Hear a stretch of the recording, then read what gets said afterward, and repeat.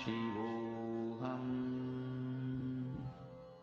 Om Nithyananda Paramashivoham Om Nithyananda Paramashivoham Om Nithyananda Paramashivoham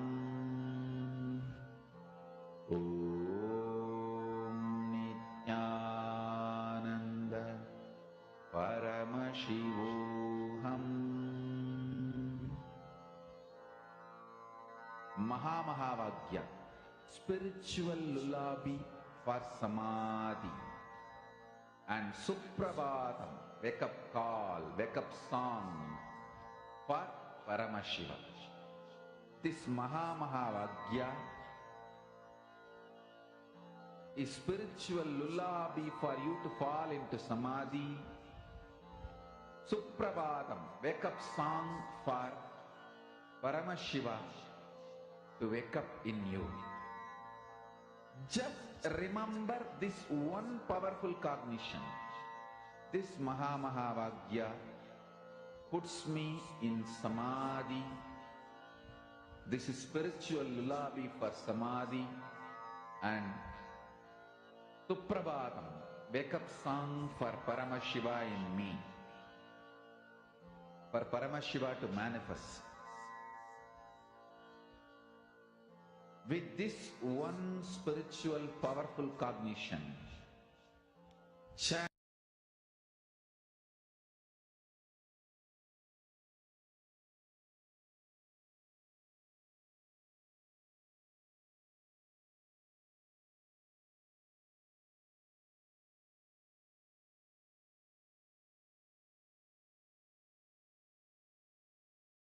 Nithyanandam, I welcome all of you here seated with us today to this Nithyananda Yoga. Today, we are going to be performing the Dvitiya Vinyasa Krama, the sequence of the 308 asanas. So I hope all of you are ready. Let's get started.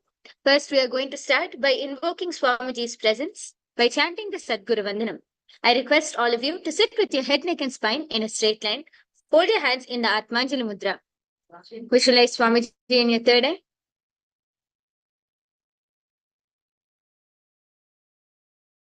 नित्यानन्दं परमसुखदं केवलं ज्ञानमूर्तिं द्वन्द्वातीतं गगनसदृशं तत्त्वमस्याधिलक्ष्यम् एकं नित्यं विमलमचलं सर्वधी साक्षिभूतं भावातीतं त्रिगुणरहितं सद्गुरुं तं Namami.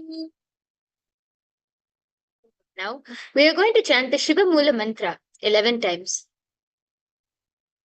Om Ham Haum Shivaya Namaha. Om Ham Haum Shivaya Namaha. Om Ham Haum Shivaya Namaha. Om Ham Haum Shivaya Namaha. Om Ham Haum Shivaya Namaha. Om Ham Haum Shivaya Namaha. Om Ham Haum Shivaya Namaha. Om Ham Haum Shivaya Namaha. Om Ham Haum Shivaya Namaha. Om Ham Haum Shivaya Namaha. Om Ham Haum Shivaya Namaha. We are now going to perform the Tattvachmanam, the ritualistic cleansing. Now please take the Panchapatram and Uddharni and take one Uddharni of water from the Panchapatram and pour it onto the center of your right palm. Then, along with the chanting of the mantras, drink the water from the palm 3 times. Om Atma Tattvam Shodhayami Swada. Om Vidya Tattvam Shodhayami Swada. Om Shiva Tattvam Shodhayami Swada. Om Ham Hridayaya Namaha. Please wash your hands. Now, with the base of the thumb, wipe the lower and upper lips. Then, touch the lower and upper lips with the index, middle and ring fingers together. Then wash your hands.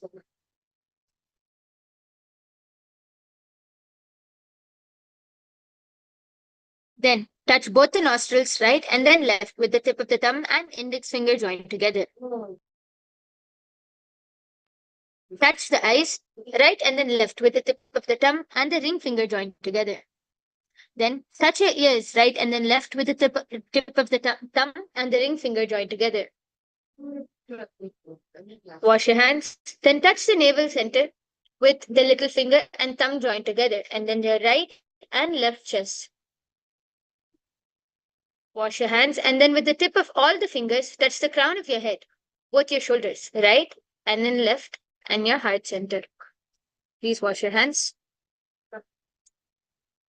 We are now going to chant the Sankalpa. We are now going to do the conscious declaration. So I request all of you to place your right hand on top of your left and place your hands on your right thigh. ममोपात्त समस्त दुरित क्षयद्वारा भगवत् श्री नित्यानंद परमशिव प्रीत्यर्थम श्री नित्यानंदेश्वरी परमशिव शक्ति समेत श्री नित्यानंदेश्वर परमशिव प्रीत्यर्थम च शुभे शोभने मुहूर्ते अद्य ब्रह्मणः द्वितीय परार्थे श्री श्वेतवराह कल्पे वैवस्वत मन्वन्तरे अष्टाविंशतितमे नित्ययुगे प्रथमे पादे जम्बूद्वीपे भारतवर्षे भरत खंडे मेरोः दक्षिणे पार्श्वे शकाब्दे अस्मिन् वर्तमाने व्यवहारिके प्रभवादीनां षष्ट्याः संवत्सराणां मध्ये शोभकृतनाम संवत्सरे उत्तरायणे श्रीलक्ष्मी वेंकटेश्वर ऋतौ सिंहमासे शुक्लपक्षे चतुर्दश्यां शुभदितौ पानवासरयुक्तायां पूर्व फल्गुनी नक्षत्र गंड योग वनिज कर्ण एवं गुण विशेषण विशिष्टायां अस्यां शुभदितौ श्री कैलासोन्नत द्वादशांत श्यामला पीठारूढ़ श्री मीनाक्षी सुंदरेश्वरा भिन्न स्वरूप परशिव पुत्र रत्न कुमार गुरुमन्य तुल्यावतार श्री पार्वती स्तन्यपान लप्त दिव्य ज्ञान विश्रुत सकल निगमागम सारभूत द्राविड वेद प्रवक्तृ श्रीमत् परम शिव करुणा समधिगत मुक्तामय चतुरश्रया नगीयमान छत्र चामर श्री छिन्न काहलादि समस्त बिरदावल्यलंकृत ज्ञान विज्ञान चक्रवर्ती सर्वजन संघ सत्यो निर्वाण दीक्षा व्याप वर्ग वर्ष विश्राण जीमूत परमत कलभकेश शैव सिद्धांत स्थापनाचार्य श्री राजाधिराज पांड्य महाराज गुरु क्षपन शाक्यादि महांधकार निवारण ज्ञान बानु वीक्षणा निर्हार ध्वजोच्छेदन पूर्वक श्रीमद ऋषभध्वज स्थापक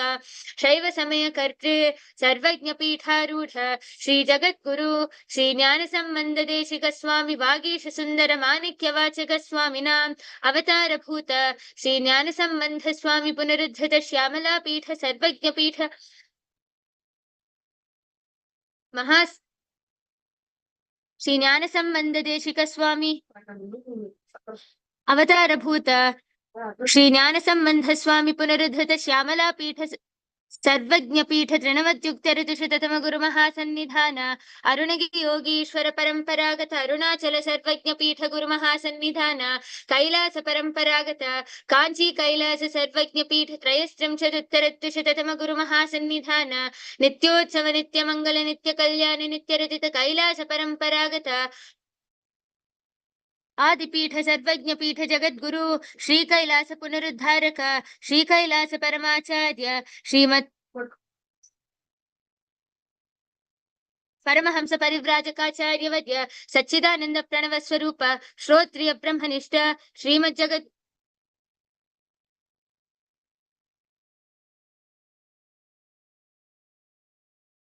जगत गुरु श्री भगवत श्री नित्यानंद परमशिव श्री ज्ञान संबंध देशिक परमाचार्य स्वामिनां प्रीत्यर्थम तेषां पादारविन्दयोः भक्ति सिद्ध्यर्थम गुरुकृपा कटाक्ष सिद्ध्यर्थम क्षेम स्थैर्य वीर्य विजय आयुरारोग्य ऐश्वर्य ज्ञानाम् अभिवृद्ध्यर्थम धर्मार्थ काम मोक्ष चतुर्विध फल पुरुषार्थ सिद्ध्यर्थम समस्त दुरितोपशान्त्यर्थम समस्त मंगलावाप्त्यर्थम भगवत श्री नित्यानंद परमशिव प्रसादेन सकुटुम्बस्य ज्ञान वैराग्य जीवन मुक्ति प्राप्त्यर्थम भगवत श्री नित्यानंद परमशिव कृपाकटाक्षेण पूर्ण आरोग्ययुक्त दृढगात्र योगिक शरीर सिद्ध्यर्थं परमशिवशक्ति आविष्करणार्थं सकुटुम्बस्य ज्ञानवैराग्य जीवन मुक्ति प्राप्त्यर्थं नित्यानंद योगाभ्यासं करिष्ये. Now, please take the water from the Panchapatram and rinse your hand. Om Apaupasprisya.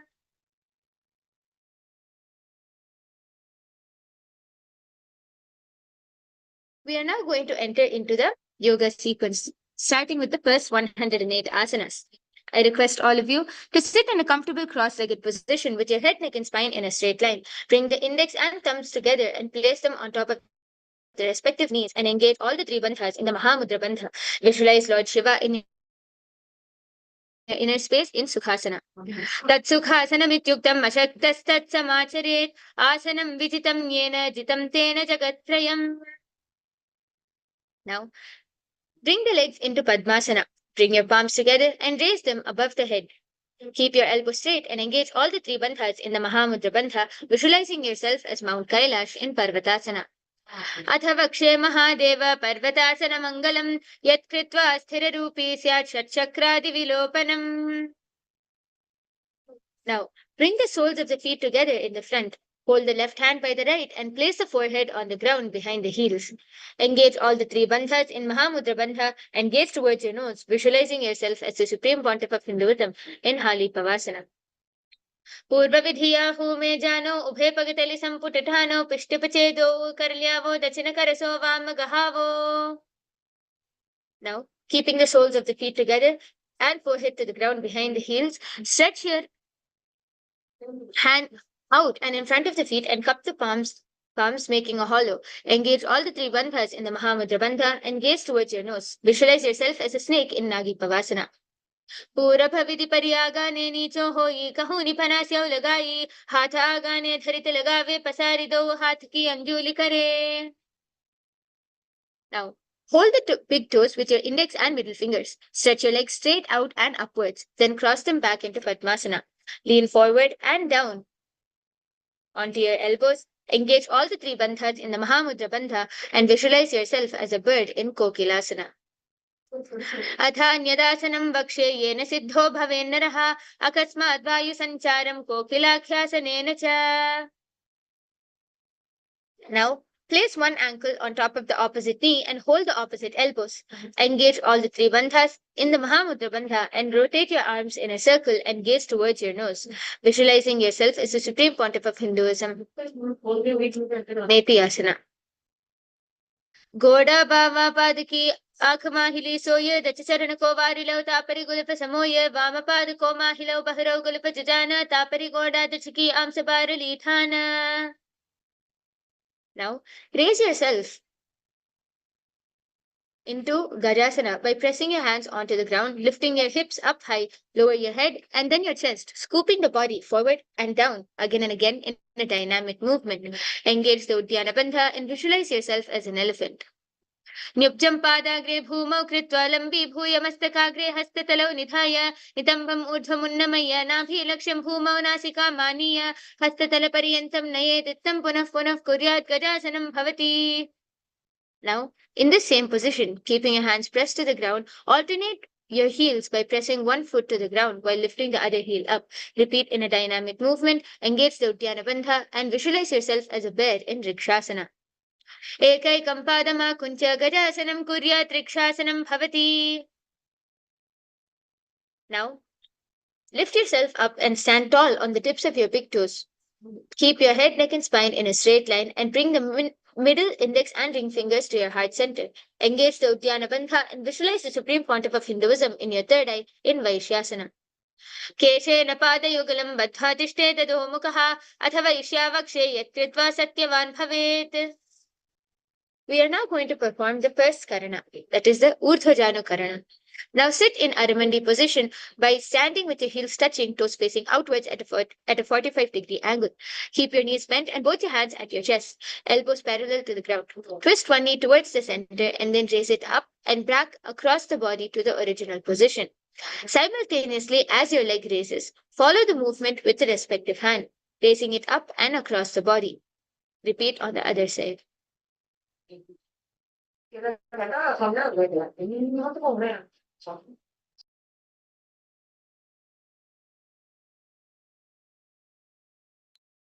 Now, interlace your fingers from outside in and hold on to your knee, pulling it up and in towards your chest. Keep your spine straight and engage all the three bandhas in Mahamudra Bandha. Visualize yourself caressing a baby in Balalingasana. Ekam janu urasya lingya sthatavyam balalinganam bhavati. Now, take one foot and pull it behind you towards your buttocks, holding it with both your hands. Keep your head, neck, and spine in a straight line and engage all the three bandhas in the Mahamudra Bandha. Visualize yourself as the Supreme Pontiff of Hinduism in Padapittanasana. स्थित्वैकस्मिन् पादतले कराभ्यां वेष्टयेतनं पृष्ठे संस्थाप्य यत्नेन पादपीडनमासनम्. Now, with the respective hand, holding on to the sole of the foot from the inside, extend your opposite hand forward and kick and raise your back leg behind, leaning forward, engaging the mula bandha. Visualize yourself as Lord Nataraja in Natarajasana. उत्तानपादं क्रौञ्चं च मरीचिं वीरभद्रकं नटराजं त्रिकोणं च सुप्ताङ्गष्टप्रसारणे. Now, let's repeat Balalingasana on the other side. Ekam janu urasya lingya sthatavyam balalinganam bhavati. Pull your leg back towards your buttocks in Padapittanasana. Sthitvaikasmin padatale karabhyam veshtayetanam prishthe samsthapya yatnena padapidanamasana. Now kick and stretch your leg back while leaning forward in Natarajasana. उत्तानपादं क्रौञ्चं च मरीचिं वीरभद्रकं नटराजं त्रिकोणं च सुप्ताङ्गष्टप्रसारणे. Now we're going to perform the second karana, the Ardharechita karana. From the Aramandi position, keep your left hand at your chest and extend the opposite arm out wide like a pendulum and bring it back towards your chest in the Karihasta. As your arm swings, move your fingers one by one inwards towards the palm and then outwards, starting with your little finger and so on. Place your right hand over the nose and uncross your ankles and repeat it on the other side.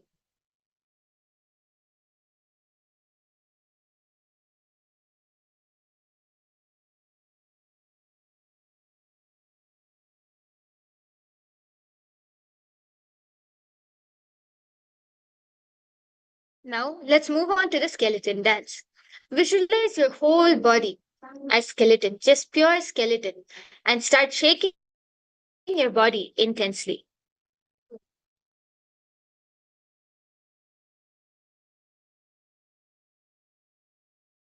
Intensely shake your whole body, visualizing it as the skeleton.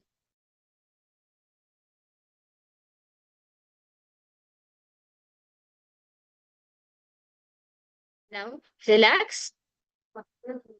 All of you can relax. Slowly walk up and down, catch your breath.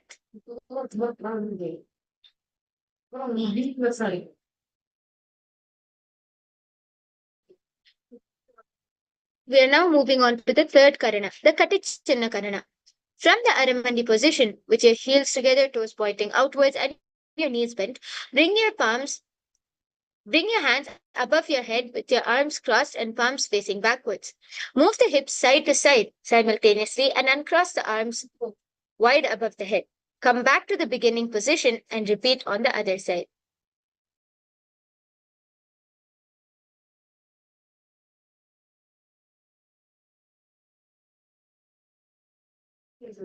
Now, stand tall on the tips of the toes and raise your hands above the head beside the ears.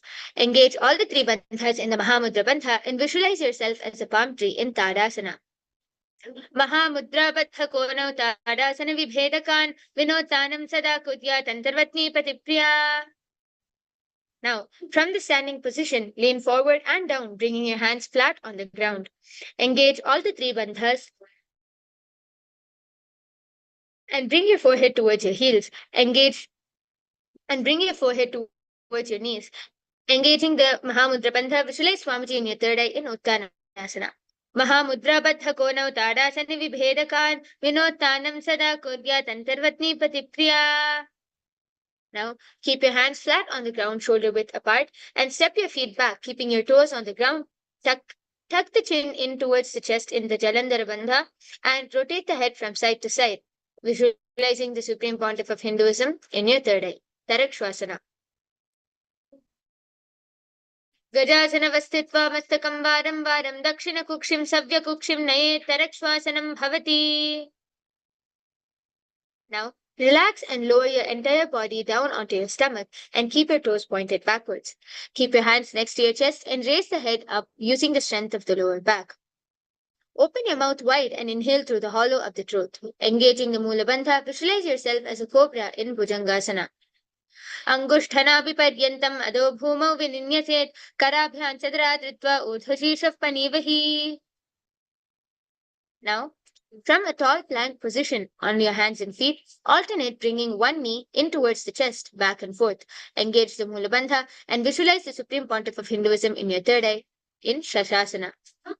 Gajasana samsthitau janudvayamakuncha varam varam kartavyam Shashasanam bhavati. Now, from this same position, simultaneously jump and place one foot between your two hands and alternate with both your legs in a dynamic movement. Engage the mula bandha and visualize yourself as a chariot in Rathasana.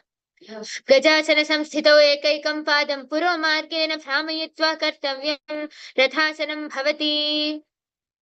Now, keep one foot flat on the ground, toes pointing forward and your knees bent at a 90-degree angle. Extend your other leg back, keeping the knees straight and toes pointed out at a 45-degree angle. Raise your arms up and parallel beside the ears. Pull your stomach in and up in the Uddiyana Bandha and gaze towards your third eye, visualizing yourself as Lord Veerabhadra in Veerabhadrasana. Vasishtamata kaundinyam urdhagukkutameva cha ashtavakramatotthanam mayuram setu bandhanam. Now repeat Veerabhadrasana on the other side. Vasishtamata kaundinyam urdhagukkutameva cha ashtavakramatotthanam mayuram setu bandhanam. Now stand tall and bring one foot to the inner thigh. Bring your palms together and raise them up and above the head, keeping your elbows straight. Pull the stomach in and up and gaze forward, engaging the Uddiyana Bandha. Visualize yourself as a tree in Vrikshasana. वामोर्मूलदेशे च याम्यं पादं निधायतु तिष्ठेत् वृक्षवद् भूमौ वृक्षासनमिदं विदुः. Now, stand tall and place one foot at the opposite hip. Bring your palms together in front of your heart center in the Namaskara Mudra, engaging the Mula Bandha. Visualize yourself as Lord Garuda in Garudasana. Garudasanamavakshe yena dhyanam stiram bhavet sarvadoshati nirmukto bhavati mahabali. Now, repeat Vrikshasana on the other side. Placing your leg on the inner thigh, bring your hands up and above the head in Vrikshasana. Vamormula deshe cha yamyam padam nidhayatu tishtet vrikshavat bhuma vrikshasanamidam viduhu. Now, repeat Garudasana.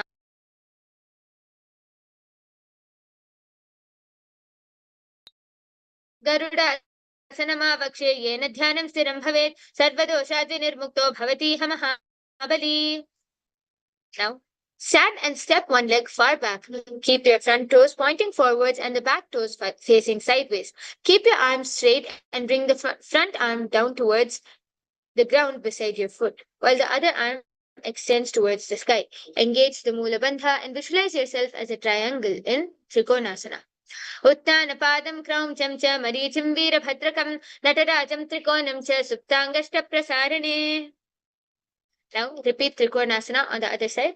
Uttana padam kraum cham cha marichim veerabhadrakam natarajam trikonam cha suptangashta prasarane. Now lower yourselves. Now we are going to perform the Nikuttaka Karana. Having stood on the forepart, the heel is made to fall on the ground. And sitting in the Aramandi position, alternate both your heels by raising them up and down with your palms in front of your chest with your fingers spread out, alternating them simultaneously along with your feet in Nikuttaka Karana.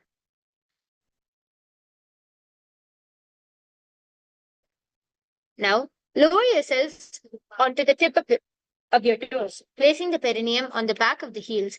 Keep your knees and palms together, engaging the Mula Bandha. Visualize yourself as Swamiji, as the Supreme Pontiff of Hinduism in Angushthasana.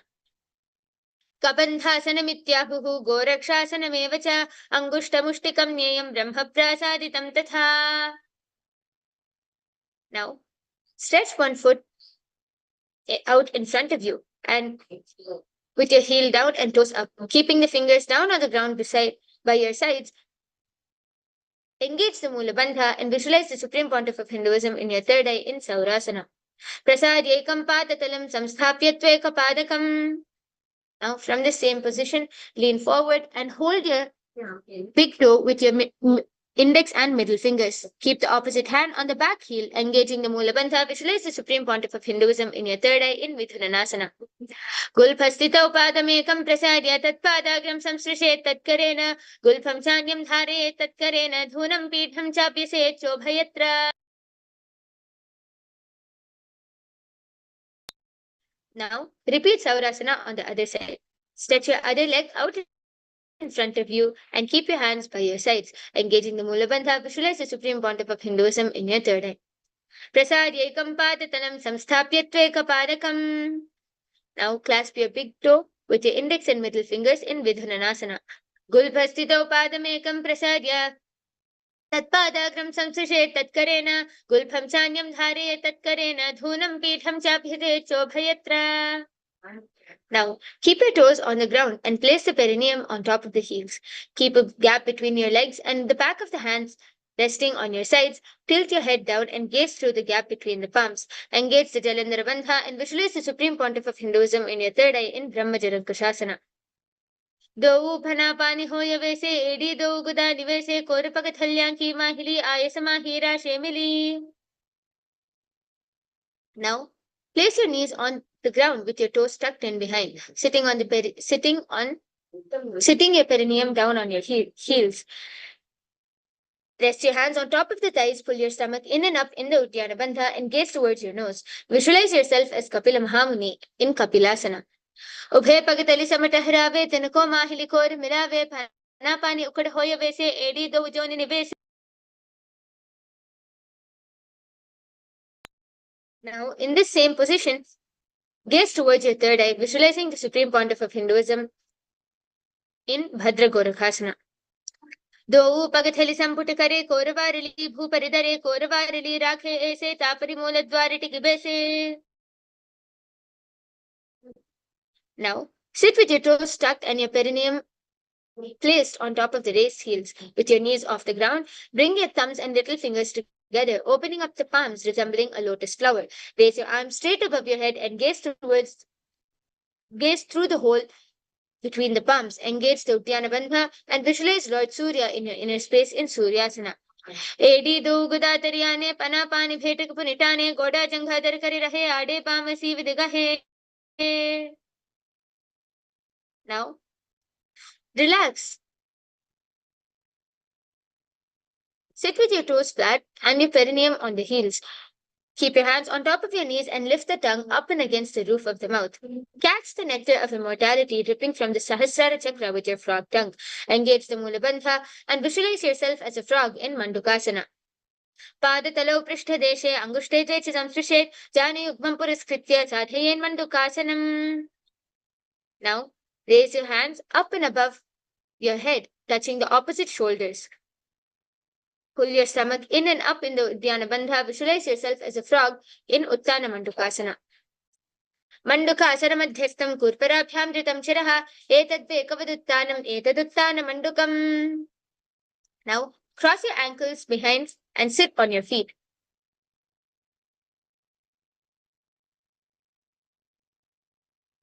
Keeping your knees wide, fingers spread on top, open your mouth wide and stick out the tongue and exhale forcefully. Gaze at the tip of the nose and repeat this several times while engaging the Mula Bandha and visualize yourself as a lion in Simhasana. Dakshinam savyagulphena dakshinena tathetaram hastau chajanvo samsthapya swangulischa prasadicha. Now, sit on the heels under the perineum and keep your knees wide. Cross your hands behind your back and hold your big toes. Engaging Jalandhara Bandha, gaze towards your nose and visualize yourself as the Supreme Pontiff of Hinduism in Bhadrasana. Gulpau cha vrishanasya vritkamena samahitaha padanguštau karabhyancha dritva cha prishtha deshataha. Now, Squat and keep your feet flat on the ground and your knees open wide. Bring your arms in and around the back and interlace your fingers behind. Gaze towards your nose, engage the mula bandha and visualize yourself as a crow in Kakabhajan asana. प्रथमे Vesak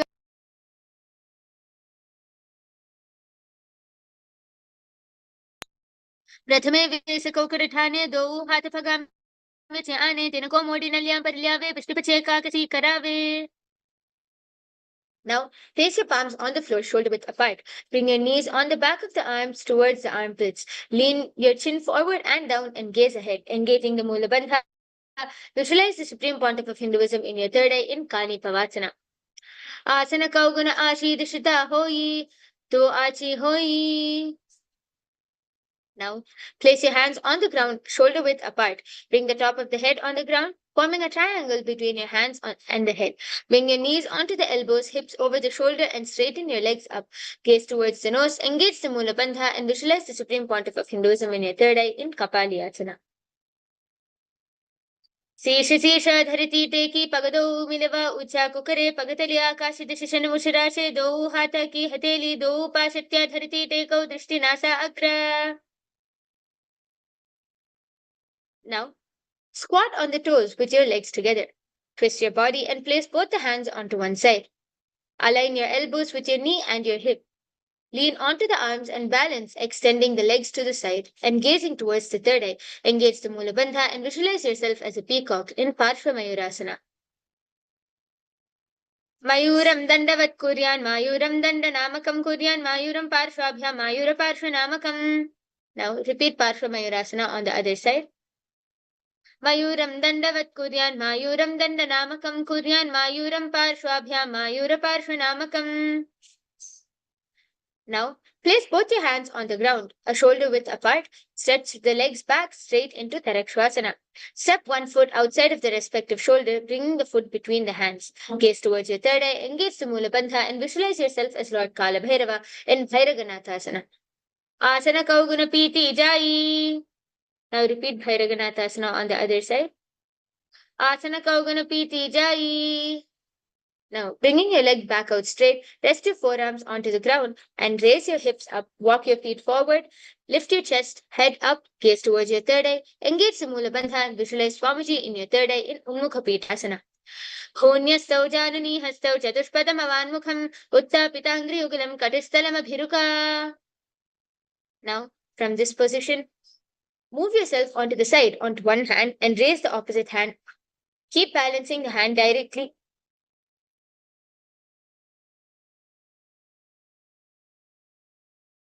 Keep balancing the hand directly beneath the shoulder. Raise your hips and gaze towards the sky, engaging the Mula Bandha. Visualize yourself as Sage Vasishta in Vasishtasana. Urdhva Kukkuta Vasishtam Marichihalamachikam Parivrittim Chodharasya Vividham Dhanurasanam. Repeat on the other side. Urdhva Kukkuta Vasishtam Marichihalamachikam Parivrittim Chodharasya Vividham Dhanurasanam.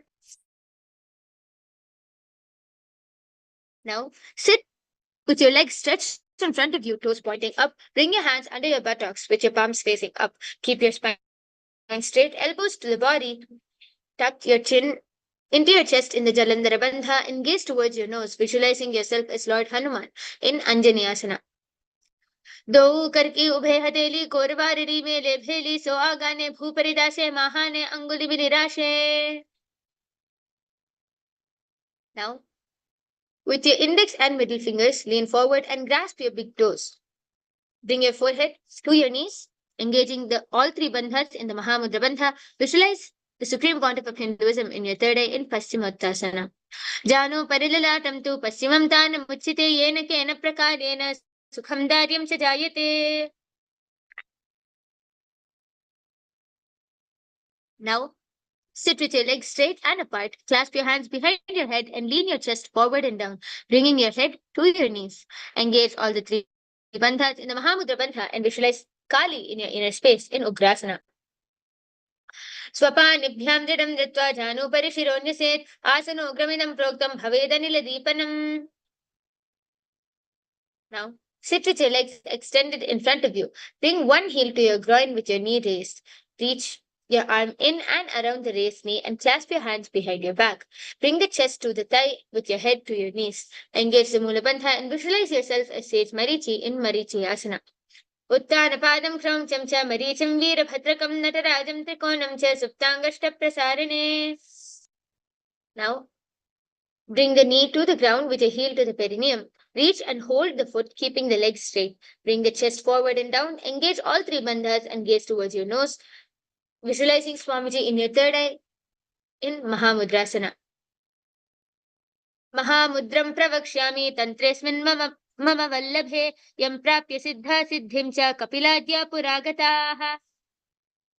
Now, repeat Marichyasana on the other side.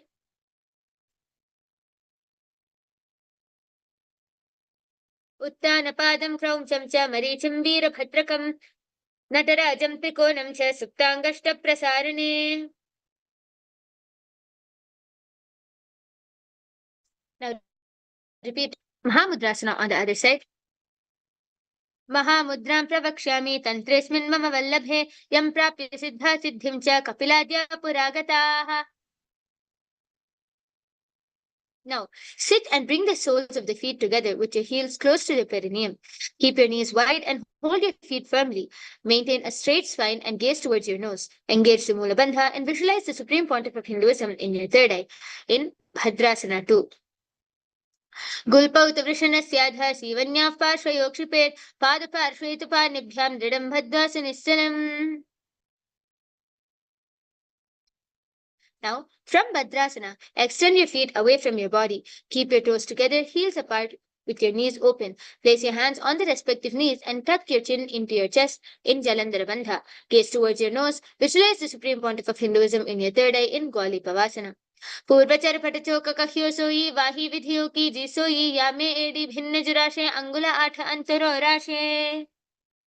Now, sit and keep the soles of the feet together and your heels close to the perineum. Hold the soles of the feet and lean forward and down. Bring your forehead to the knees and gaze towards your nose. Engage Mula Bandha and visualize the Yoni Mandala in your third eye in Joni Asana.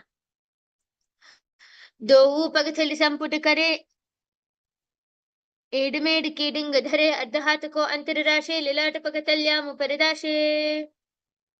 Now, sit and keep your heels together, toes apart and knees wide. Lean forward and down and extend your hands out wide with your palms facing towards the ground. Bring your forehead to the ground behind the heels and gaze towards the nose. Engaging the Mula Bandha, visualize the Supreme Pontiff of Hinduism in your third eye in Meditative Pavasana. Purabha vidhi paripakitali samputa shole yedi mili rashe yedya somahili kani aguldo atire lilat dhariti lagave.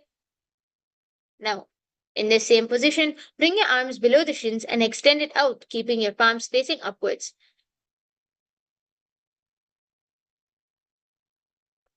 Bring your forehead to the ground above your feet, bringing your toes near the throat. Engage the Mula Bandha and visualize Lord Surya in your inner space in Siddha Samadhi Asana.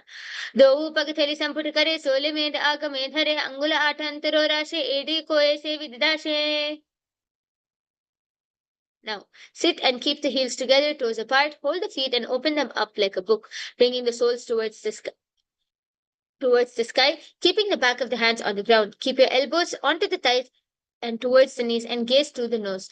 Engaging the Mula Bandha, visualize the Supreme Pontiff of Hinduism in your third eye in Sinaki Pavasana.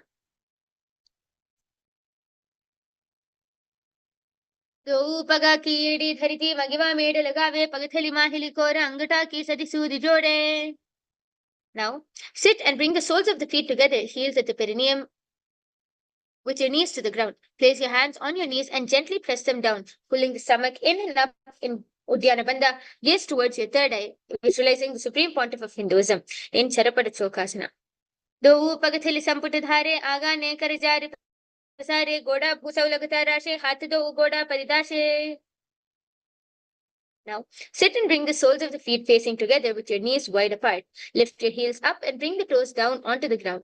Keep the knees on the ground. Pull your stomach in and up in the Uddiyana Bandha and place your hands on the knees in Bindu Mudra. Visualize yourself as Lord Kalabhairava in Bhairavasana. Gulpau sampide chanyonam vikrameno titam shanai janvo parshvagatau hastau dandavat Bhairavasanam. Now, sit with one heel at the perineum. Lift and hold the other foot, pulling the sole of the foot onto the chest. Gaze towards your third eye and hold the breath in the Muladhara chakra, visualizing the Supreme Pontiff of Hinduism in your third eye.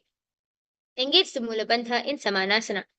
Samanasana siddhamantradi sadhanat ekapadamaro dattva guhyonyalinga vatrake. Now, sit and place one leg on top of the respective shoulder. Raise the other foot upwards and straight. Keep the hands on the ground by your sides and gaze towards the third eye. Engage the Mula Bandha and visualize the Supreme Pontiff of Hinduism in your third eye in Apanasana. केवलं पादमे कञ्च स्कन्धे चारोप्य यत्नतः एकपादेन गगने तिष्ठेत् दण्डवत् प्रभो. Now, sit with one heel at the perineum. Lift and hold the other foot, pulling the sole of the foot onto the chest. Gaze towards your third eye and hold your breath in the Muladhara chakra, repeating Samanasana on the other side. Samanasana vakshe siddhamantradi sadhanat ekapadamaro dattva guhyonyalinga vatrake. Now repeat Apanasana on the other side, placing your leg on top of your respective shoulder. Raise the other leg upwards and straight. केवलं पादमे कञ्च स्कन्धे चारोप्य यत्नतः एकपादेन गगने तिष्ठेत् दण्डवत् प्रभो. Now bring your legs back and cross one leg over the other, aligning the knees at the center of the body. With your feet by the opposite hips, place both your hands on top of the stacked knees. Gaze towards the nose, engage the Mula Bandha and visualize the face of a cow in Gomukhasana. Savye dakshina gulpam tu prishtapashre niyojaye dakshinepi tatha savyam gomukham yatha. Now, from Gomukhasana, hold the big toes with your index and middle fingers. Relax your shoulders and pull the stomach in and up in Uddiyana Bandha. Gaze towards the nose, visualize yourself as Rishika Anusuya in Anusuyasana. दक्षिण गोड़ो नीचो ठाने वावोटा के ऊपर आने गोड़ा संधि मिलावे भारी आधा पदपनी दे संधि पसारी. Now, from Gomukhasana position, interlace your fingers behind your back and lean forward and down. Bring the chin over the knees and touch the nose towards the ground. Gaze towards your nose, engage the Mula Bandha and visualize yourself as Rishika Anusuya in Anusuyasana 2. दीवना गोड़ा की सिंधी उपरिडावा गोड़ा की सिंधी मिलाई राशे गोड़ा से ओले पगथल्यालो आडबाई सुधाराशे. Now, sit on the ground with one heel pressed against the perineum and keep the opposite foot on the ground in front of the other. Keep your spine tall, chest out and hands on the respective knees. Gaze towards the nose, engage the Mula Bandha and visualize yourself as Lord Garuda in Garudasana 2. Rao पगमोडी AD माहिलो गुल्प मूल द्वार नीचे दे बेसे जीमनी पगतली धरती टेकी गोडो उचो भौराशे.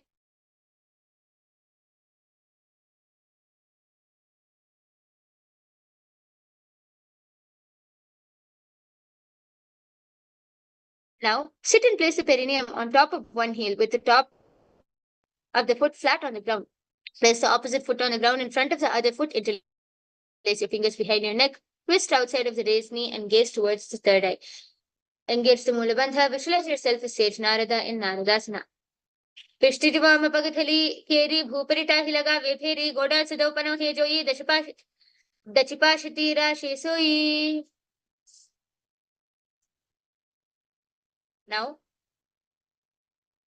place one foot on top of the opposite thigh and wrap your respective arm around the knee, holding on to the opposite shin.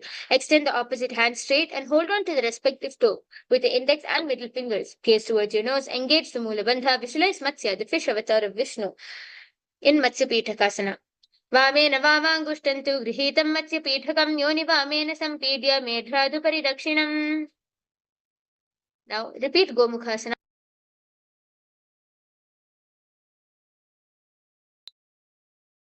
सव्ये दक्षिणगुल्पं तु पृष्ठपार्श्वे नियोजये दक्षिणेऽपि तथा सव्यं गोमुखं यथा. Now repeat Anusuyasana on the other side. Grasping your big toes with your index and middle finger, visualize yourself as Rishika Anusuya.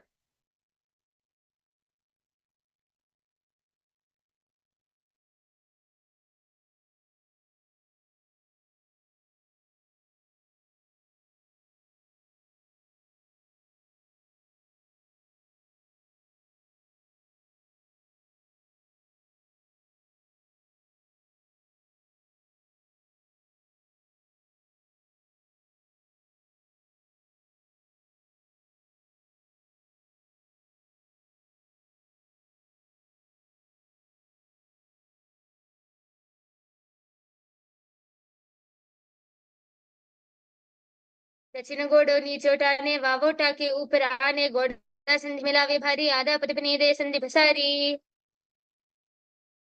Now repeating Anusayasana 2 on the other side. Interlace your fingers behind your back and lean forward and down. Bring your chin over the knees and touch the nose towards the ground. Engage the mula bandha. Visualize yourself as Rishika Anasuya in Anusayasana 2. Dhimana goda ki संधि उपरिड़ा व गोड़ा की संधि मिलाई राशे गोड़ा से ओले पगथल्यालो आडवा ईसु धाराशे.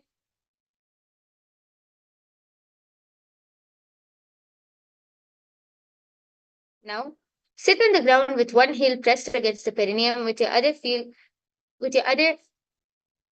foot on the ground in front of the other. Keep your spine tall, chest out on the hands and hands on the respective knees in Garudasana 2 on the other side. Davo pagamodi mahilo gulpa mula dwari niche de pese jimani pagatali dhariti tekel godo ucho bhaurashe. Now repeat Naradasana on the other side, interlocking your hands behind your neck, twist and place your elbows outside of the raised knee. पिष्टिजुआ में पगथली केरी भूपरिटा हिलगा वेपेरी गोड़ा सदोपनो हे जोई दशपाश तीरा शेसोई. Now repeat Matsya-Pitrakasana on the other side. वामेन वामाङ्गुष्टन्तु गृहीतं मत्स्यपीठकं योनि वामेन सम्पीड्य मेढ्राधुपरि दक्षिणम्. Now place one foot on top of the opposite thigh. Place the opposite foot on the ground on the far side of the opposite thigh. Twist and bring your elbows outside of the raised knee. Keep your raised arm by the neck and turn your head back and gaze towards the third eye, engaging the Mulabandha. Visualize yourself as Matsyendranatha, the great sage in Matsyendrasana. उदरं पश्चिमाभासं कृत्वा तिष्ठति यत्नतः नम्राङ्गं वामपादं हि दक्षजानुपन्यसेत्. Now twist and bring the elbow outside of the raised knee and extend your hand down to the front, keeping the opposite hand at the respective ear. In Kubasana, visualize yourself as a camel engaging the Mula Bandha. Asana Kaukana Jolo Jaye. Now, place both your hands on the ground in Matsyendrasana 2. Matsyendrapitham Jatarapyadiptim Prachandarukbandala Khandanastram Abhyasatak Kundalini Prabodham Dandasthiratvam Hidadati Pumsam. Now repeat Matsyendrasana on the other side. उदरं पश्चिमाभासं कृत्वा तिष्ठति यत्नतः नम्राङ्गं वामपादं हि दक्षजानुपरिण्यसेत्. Repeat Kubasana on the other side. Asana Kaugana Jaye. Now Matsyendrasana 1. Matsyendrapitham Jatarapyadiptim Prachandarukmandala Khandanastram Abhyasatak Kundalini Prabodham Dandasthiratvam Hidadati Pumsam. Now sit and place the feet on top of the opposite thighs. Place your palms on the respective knees. Engage all the three bandhas in Mahamudra Bandha and gaze towards your nose, visualizing yourself as Lord Shiva in Padmasana. Asanam Dvividam Proktam Padmam Vajrasanam Tatha Urdhvorupari Datte Ube Padatale Yatha. Now sit and place the feet on top of the opposite thighs. Cross your arms and hold on to the toes with the index and middle fingers. Gaze towards your nose. Engage the Mula Bandha. Visualize yourself as Goddess Parvati, the divine consort of Paramashivoham in Padmasana 2. Uttanau charanau kritva uru samstho prayatnatah uru madhye tatotano pani kritva tatadrisho. Now sit and place the feet on top of the opposite thighs. Place your palms on the ground between the two thighs and lift your body up, engaging the Mula Bandha. Visualize yourself as a rooster in Kukutasana. Padmasanam susamsthapya nanurvorantare karau niveshya bhuma va tishtet vyomasta Kukutasanaha.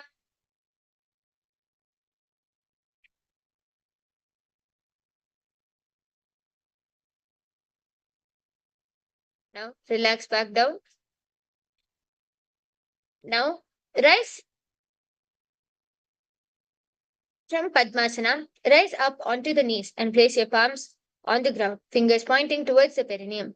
Keep your elbows together and press against the navel. Then lean forward and find balance and extend your knees up off the ground, engaging the Mula Bandha. Visualize the Supreme Pontiff of Hinduism in your third eye in Baddha Keki asana. भरामवष्टभ्य करध्वयेन तत्पूर्वरिस्थापितनाभिपार्श्वः उच्चासनौ दण्डवदुत्थितः खेमायुरमेतत् प्रवदन्ति पीठम्. Now Keeping your elbows together and pressing against the navel center, lean forward, find your balance, and extend your legs straight and up off the ground. Engaging the Mula Bandha, visualize yourself as a peacock in Mayurasana. अथ वक्षे महादेव मयूरासनमुत्तमम् भूमौ निपात्य हस्तौ द्वौ कूर्परोपरि तेहकम्. Relax. Lay down on the stomach with your feet pointing outwards and the forehead on the mat. Interlace your fingers behind your neck and hold. Engaging the Mula Bandha, visualize yourself as a crocodile in Makarasana. अध्याचशेते हृदयं निधाय भूमौ च पादौ च प्रसाद्यमानौ शिरश्च Ditwah करदण्डयुग्मे देहाग्निकारं मकरासनं तत्. Now, laying down on the stomach, place your hands on the ground beside your chest. Raise your legs up, bringing the thighs off the ground. Engage the Mula Bandha. Visualize yourself as a locust in Shalabhasana. अध्याचशेते करयुग्मवक्षो भूमिमवष्टभ्य करयोस्तलाभ्यां पादौ च शून्ये च विदस्ति चोध्वं वदन्ति पीठं शलभं मुनीन्द्राः. Now, lay down on the stomach and bring your hands to the feet. Pull the feet down towards the ground outside of the hips. Engage the Mula Bandha and visualize yourself as a camel in Ushtrasana. अध्याचशेते पदयुग्मव्यस्तं पृष्ठे निधाय पिधृतं कर आकुञ्चयेत् सम्यगुदरास्य गाढं मुष्ट्रं च पीठं योगिनो वदन्ति.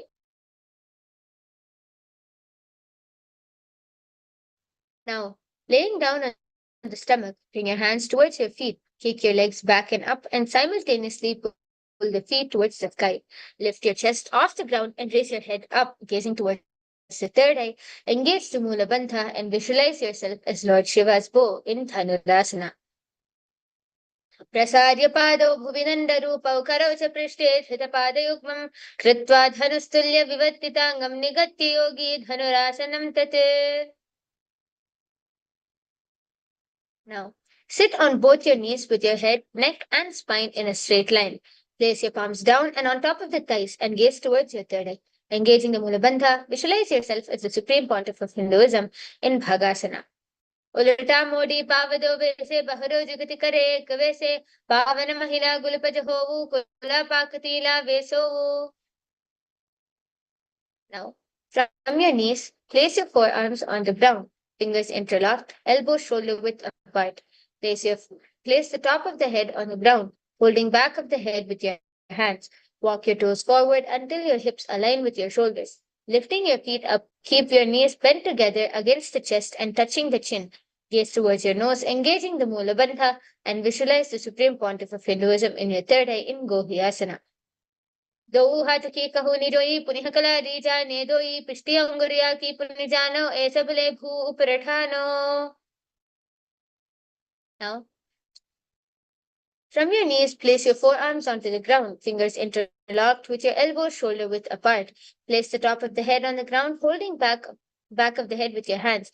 Lift the feet up and stack your hips on top of the shoulders and lift your legs straight in Shirasasana. Viparitam mandalam choditeha viditam hinaha dandasanam dvida proktam viparitopaveshane. Now, sit, relax, and bring your feet back down. Sit with your hands behind your calves and stretch your legs all the way up. Bring your forehead to the knees and come to a vertical position with your legs. Engage the Mula Bandha and visualize the Supreme Pontiff of Hinduism in your third eye in Phodyasana. दो हाथ पग बाहर आने गोडा तरे काग सीठाने अंगुष्ठ पिंडली लगता धरे चरण उबे आकाश दिफी करे. Now, sit and extend your legs out and up at a 45-degree angle. Bring your hands behind and hold your opposite shoulders. Keep your chest upright with your legs straight, toes pointed. Hold the breath and gaze towards the third eye. Engaging the Mula Bandha, visualize yourself as a mace in Parigasana.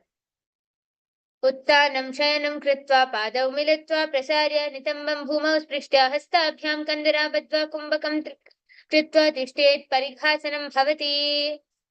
Now, sit and extend your legs up and out at a 45-degree angle. Bring your elbows down onto the ground beside your hips. Keep your chest upright, legs straight, toes pointed. Engage the Mula Bandha and visualize yourself as a Buddha in Naukasana. उत्तानं शयनं कूर्पराभ्यां भूमिम् अवष्टभ्य हस्तौ नितम्बं निधाय शिरहूरु जङ्घापादान् दण्डवद्धारयेत् नौकासनं भवति. Rudrasana. Sit and lift the feet up. Scoop your hands under the heels and pull the feet up towards the chest. Keep your spine upright and gaze towards your nose. Engaging the mula bandha, visualize yourself as Lord Rudra in Rudrasana. पगथेली संपुट करि हाथस्यो पग ऊंचाई पगा का अंगूठा दर दो लेवु परली काने तालबे लगावे. Now, relax and lay down on your back with your feet flat on the ground. Place your palms down and your fingers just touching the back of the heels. Lift your hips up high, pressing the feet into the ground. Tuck in your chin towards your chest in Jalandhara Bandha and gaze towards your nose, visualizing Supreme Pontiff of Hinduism in your third eye in Unmukha Pitasana 2. ऊर्ध्वे च जाननी कृत्वा शयित्वोत्थमुखं तथा उत्थाप्य हस्तौ तिष्ठेतु पीठ उन्मुखनामके.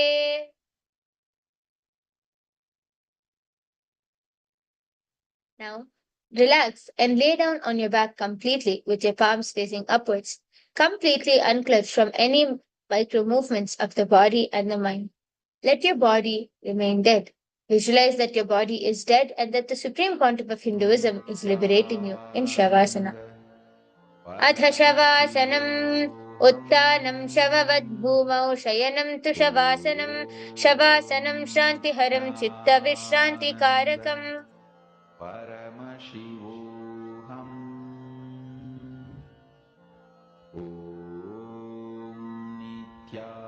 Nithyananda Paramashivoham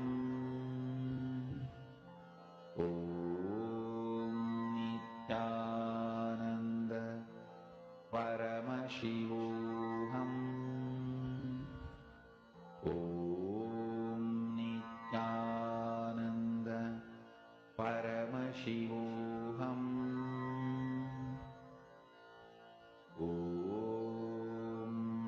Nithyananda Paramashivoham Nithyananda Paramashivoham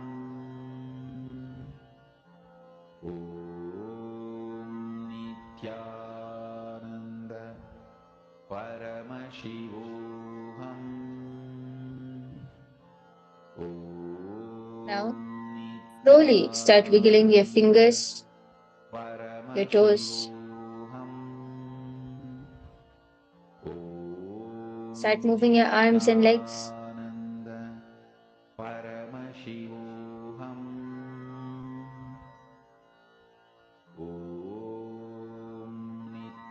Then roll side to side and rolling on your right side, rock yourself up into a seated position. Nithyananda Paramashivoham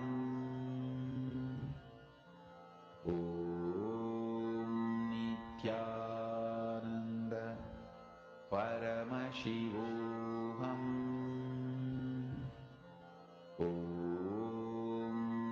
Nithyananda Paramashivoham. Congratulations, everyone. You have successfully finished the first 108 asanas. We are now going to have a short break before continuing with the Dvitiya Vinyasa Krama. Please drink some water, ensure you're hydrated, and come and settle back down.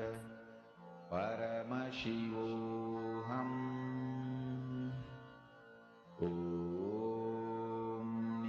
Nithyananda Paramashivoham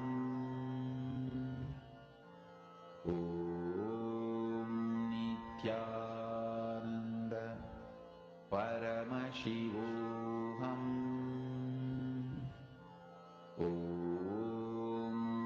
Nithyananda Paramashivoham Nithyananda Paramashivoham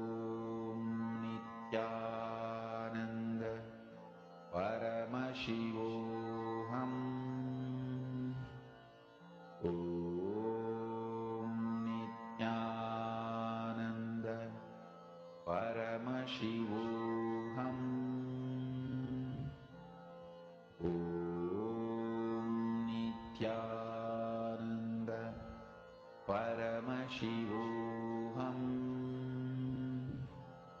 Om Nithyananda Paramashivoham Om Nithyananda Paramashivoham Om Nithyananda Paramashivoham Om Nithyananda Paramashivoham Om Nithyananda Paramashivoham Om Nithyananda Paramashivoham Om Nithyananda Paramashivoham Om Nithyananda Paramashivoham Om Nithyananda Paramashivoham Om Nithyananda Paramashivoham Om Nithyananda Paramashivoham Om Nithyananda Paramashivoham. Nithyanandam, everyone. I request all of you to come and settle back down now. We are going to be entering into the second set of the asanas. I request everyone to come and settle down on your yoga mats and we can get started. Sit with your legs in a cross-legged position. Place your hands on your knees with your index and thumb together, engaging the mula bandha. Visualize the Supreme Pontiff of Hinduism in your third eye in Yathasanishtasana. Paryankam tat samakyatam yata samstham yata stitihi. Now, sit in the cross-legged position with your hands on your knees with your thumbs and index touching. Take a long, deep inhalation and hold. Then take prolonged inhalations and exhalations. Engaging the mula bandha, visualize the Supreme Pontiff of Hinduism in your third eye in Samasana. Idanim garbhininam yogabhyaso yata laghughu. Now, place the left foot against the genital region. Place your right foot over top the left. With your hands facing downwards on top of the knees, gaze towards the nose. Engage the mula bandha and visualize yourself as a sage being liberated by the Supreme Pontiff of Hinduism in Muktasana. Nipetya Shivinim Sukshmam Dakshine Ratagulpataha Vamam Yamyena Gulpena Muktasanamidam Bhavet. Now, maintain the same position as Muktasana and switch your gaze to your third eye. Engaging the mula bandha, visualize the Supreme Pontiff of Hinduism in your third eye in Siddhasana. Sthanum yamiten driyo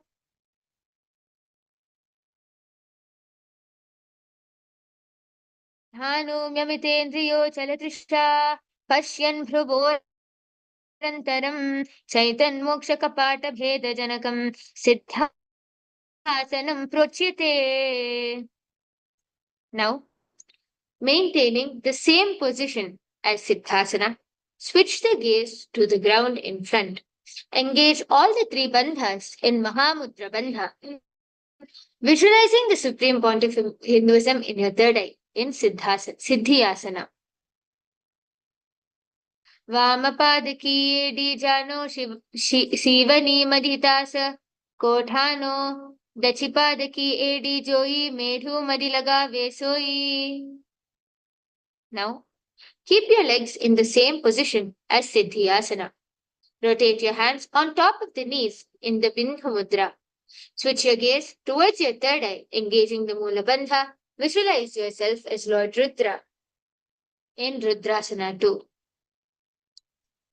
वामचरण परिदक्षिण राखे एक जुगति आशा विदिधा के वाम पगथले माहिली खोर दक्षिण के जू बाहर दीवोर. Now, maintain the same position as Rudrasana 2. Switch your gaze towards your nose, engage the Mula Bandha, and visualize yourself embodying tranquility and unshakable nature in Santadhunasana. Asana kauguna manake chalchalatam me. Now, maintain one heel on top of the other. Bring your hands towards your navel, cupping one palm over the other, resembling a lotus flower. Engage the Mula Bandha and visualize the Supreme Pontiff of Hinduism in your third eye in Siddhasana 2. Rijukaya samasina Siddhasana mudiritam prasarya bhuvi padau tu dodbhayam mangushtamadarat. Now, maintain one heel on top of the other, little fingers beneath the bottom lip. Place your ring fingers above your upper lip. With your middle fingers closing the nostrils, place your index fingers over the eyes, and lastly, your thumbs closing the ears. Engage the Mula Bandha and visualize that your Sankalpa is manifesting through the womb of creation in Bandha Yoni Asana. यत्र मध्ये महादेव बद्धयोन्यासने शृणु यत्कृत्वा खेचरो भूत्वा विचरेदीश्वरो यथा. Now, place one foot on top of the thigh and the other foot under the opposite thigh. Touch the thumb and index fingers together on top of the knees. Engaging the Mula Bandha, visualize yourself embodying the space and state of bravery in Virasana. एकं पादमथैकस्मिन् विन्यस्योरुणि संस्थिता इतरस्मिन् स्थिता चोरं वीरासनमुदीरितम्. Now, place your left heel on the right side generative organ with your toes under your thighs. Place your right foot on your left leg with your toes by your knee. Keeping your hands on your knees. Place your hands on your knees with your thumb and index fingers touching. Gaze towards the third eye. Engage Mula Bandha and visualize the great sage Valmiki in Valmikasana. Dava pagaki pagathali puni edi hai joi vana dishi medra dachina ani laghave soya. Now, keep your legs in the same position with your left heel pressed against the perineum with your right foot on your thigh. Switch your gaze towards your nose, engaging the Mula Bandha. Visualize the yoni representing the symbol of the creative energy of the universe in Joni Mudrasana. Bamapadaki pagathali jahi mahili kori joni taha dharive se ulato pavajumori. Now, keep your hands and feet in the same position and switch your gaze towards your third eye. Engaging the Mula Bandha, visualize the Yoni Mandala in Yoni Asana. Yonyasanam parvatena yogam yoga phale nilam tatkala falalantavad khecharo yavadevahi. Now, sit and bring the soles of the feet together, holding your feet with both your hands. Bring your knee down towards the ground and gaze towards your nose. Engaging the Uddiyana Bandha, visualize Lord Veerabhadra and your inner space in Bhadrasana 3. Okay.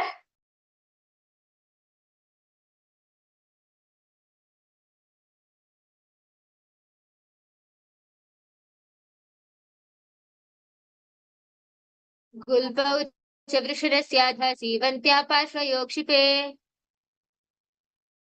Now,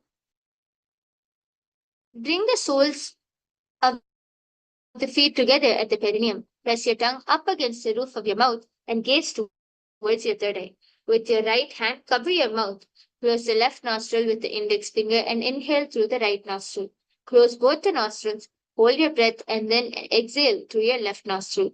Repeat on the other side, engaging the mula bandha. Visualize yourself as an aghori in Aghorasana. पूर्व कहो भिष्ट का जोई वाही विधि जो कीजे सोई. Now, bring the feet together in front, with your toes together and heels apart. Place your elbows on the heels, rest your chin on the palms, gaze towards your nose and engage Uddiyana Bandha. Visualize yourself as a female elephant drinking water in Kaneri Pavasana. ग्वाली पवासन कह्यो हे जैसे या हुमे जाने विदिथे से. Now, sit with your knees raised, arms between the thighs and the calves. Interlace your fingers with your feet off the mat. Engage Mula Bandha and visualize the Supreme Pontiff of Hinduism in your third eye in Parasana.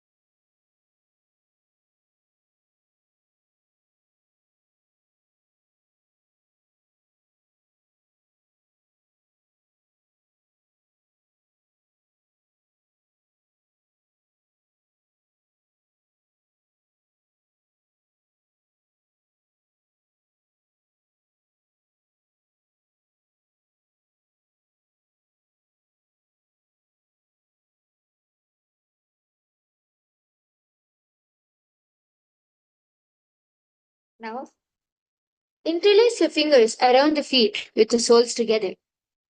With with the toes in the groove of the throat, with your heels touching your chest, with your chin on your hands, gaze towards your nose, engaging the Mula Bandha, and visualize yourself embodying the state and space of a king in Gopi Chandasana.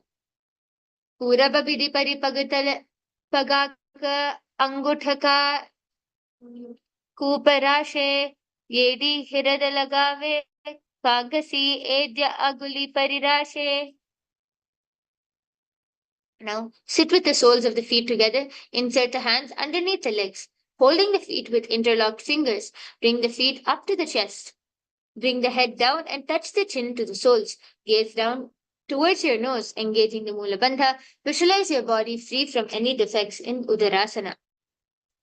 Dovu Pagathali Sambhudithane Ube Hastakari Uradahithane. Now, sit with your feet together, arms under the legs. Raise your feet up to your face. With your fingers interlocked, place your palms over your forehead, engaging the Mula Bandha. Visualize yourself excelling in everything in Visishtasana. Dovu Pagathali Jodi Samput Kare, Hath Dovu Pagabichi Ani, Tale Karibarilya, Ve Kuhanya Mahili Samadhi Rashe. Now, from a seated position, lift both your legs over top your respective shoulders. Bring your arms underneath your legs and up, interlacing your fingers around the back of the neck. Engage Mula Bandha and visualize yourself as a cobra in Bhujasana. Shirasanam tu Vigneyam Kakshasanam atah param Grivasanam cha paramam Bhujasanam Mihochyate. Now, Maintain a seated position and raise your legs up. Bring your elbows under your knees and wrap your arms around your back with your palms clasped. Gaze towards your nose. Engage the mula bandha and visualize yourself as a beautiful, auspicious goddess in Kalyanasana. दो हाथ बगाम बिछि आने तिनको गोडनी चेठाने बहुरी पाखत्या बहरिल्यावे पुनः द्युगति ऐसे ठहरावे. Now, with your right knee on the mat, place your right foot flat and the perineum on the raised heel. Raise your left leg over top of the right and bring the left heel to the right hip. Place the hands on the opposite knees, engaging the Mula Bandha. Visualize Swamiji removing all crisis in your life in Sankatasana. वामपादं चितेर्मूलं सन्न्यासधरणीतले पाददण्डेन याम्येन येष्टयेद्वामपादकम्. Now, from Sankatasana, slide your left heel to your left hip. Keep your right knee on top of the left and place both your hands on the right thigh. Engage the Uddiyana Bandha and visualize a cow in your inner space in Dhenukasana. Anusagi Nagara Panchadam Vrishilgalyamni. Now, place your right foot on the left thigh and place your left foot on the right knee. Bring your left hand behind the back and hold your right thigh. Place your right hand on your left thigh. Twist your body and gaze to the third eye. Engaging the Mula Bandha, visualize Swamiji, the Supreme Pontiff of Hinduism, in Machandrasana. Vamajanghaga Paradachithane Vamahastapishta Disha Ane. Now, from Machandrasana, untwist and hold on to your respective big toes. Lean your forehead so it touches the ground and the chest should touch the knees. Engaging Mula Bandha, visualize the Supreme Pontiff of Hinduism in your third eye in Machandrasana 2. Prathamaji Mano Charana Jujoyi Vamajangagapari Rakhe Soyi. Now, maintain your feet in the same position. Interlace your fingers and place on top of your knee. Engaging all the three bandhas in Mahamudra Bandha, visualize the Supreme Pontiff of Hinduism in your third eye in Guru Asana.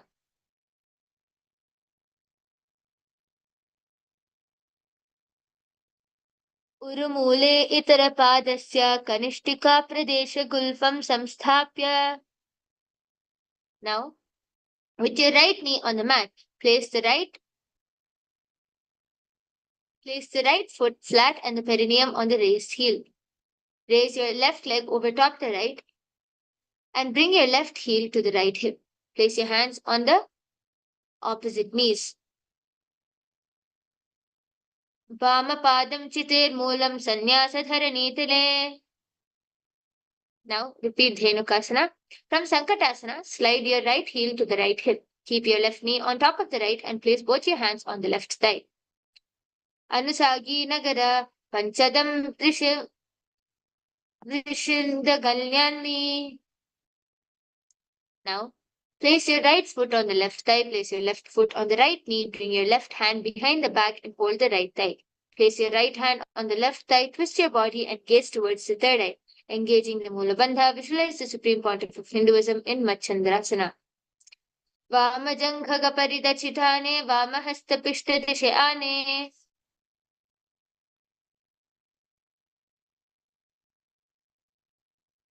Now, from Machandrasana, untwist and hold on to the respective big toes. Lean your forehead so it touches the ground and your chest should touch the knees. Engage Mula Bandha and visualize the Supreme Pontiff of Hinduism in your third eye in Machandrasana 2. Prathamaji Mano Charana Jajoyi Vamajanghaga Parirakhe Soyi. Now, maintaining your feet in the same position, interlace your fingers and place them on top of your knee in Guru Asana. Udumule Itara Padasya Kanishtika Pradesha Gulfam Samsthapya Tadeva Janu. Now, sit with your feet flat against the ground, knees against your chest, with your hands holding your opposite knees. Keep your thighs together with your spine straight and tongue pressed against the roof of the mouth. Engage Mula Bandha and visualize the Supreme Pontiff of Hinduism in your third eye in Pashvasana. Padatale Bhumau Nidhaya Janani Urasi Nidhaya Viparita Hastabhyam. Now, from a seated position, place the feet flat on the mat. Wrap your arms around your legs and hold the opposite wrists. Place your chin onto your knees and gaze towards the nose. Engaging the Mula Bandha, visualize being in an abode of bliss in both Shokasana.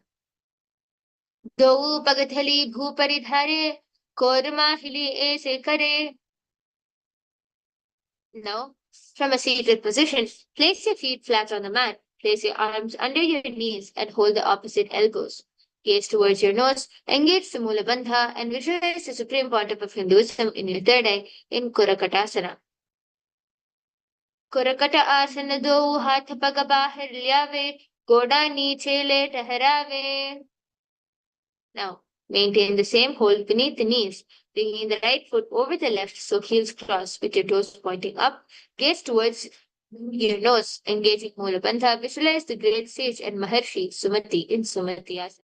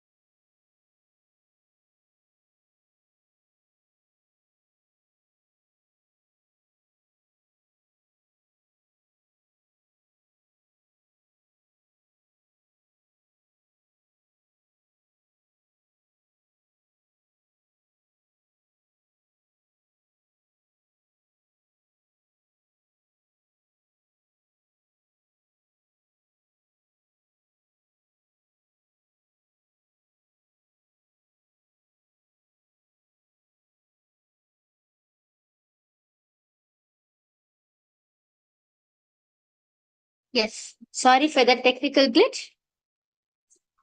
Let us now continue with the yoga. The next asana we are going to be starting with is Dandasana. Now, extend your feet out straight in front of you. With your arms raised straight above the head, interlace your fingers with your wrists pointed outwards. Engage all the three bandhas in the Mahamudra Bandha and gaze towards your nose, visualizing the Supreme Pontiff of Hinduism. Idanim garbhininam yogabhyaso yata laghu. Now, sit with your legs straight. Hold your big toes with your index and middle fingers. Chest forward and down with your head to your knees. Inhale through the left nostril and exhale through the right. In Nadi Shodhana. Engage the Mula Bandha and visualize the Supreme Pontiff of Hinduism in your third eye in Arambhasana.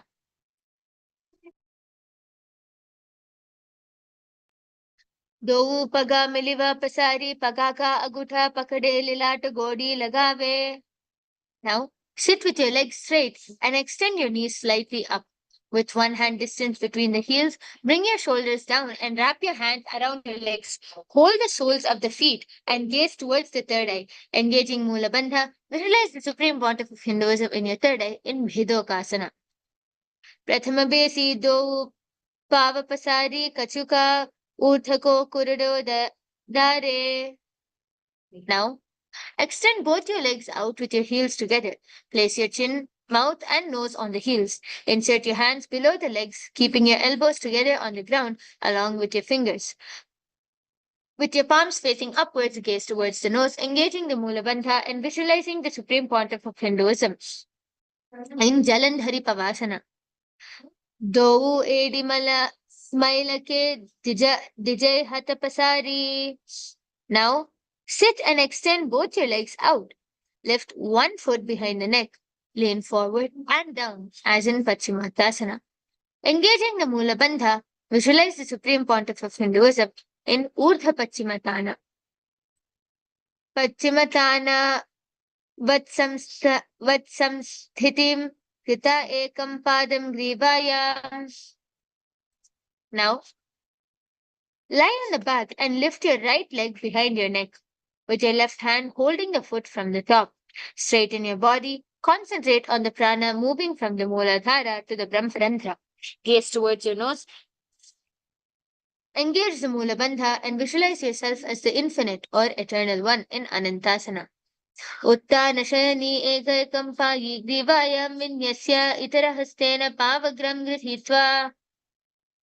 Now, from Anantasana, rest on the elbow of the hand holding the foot.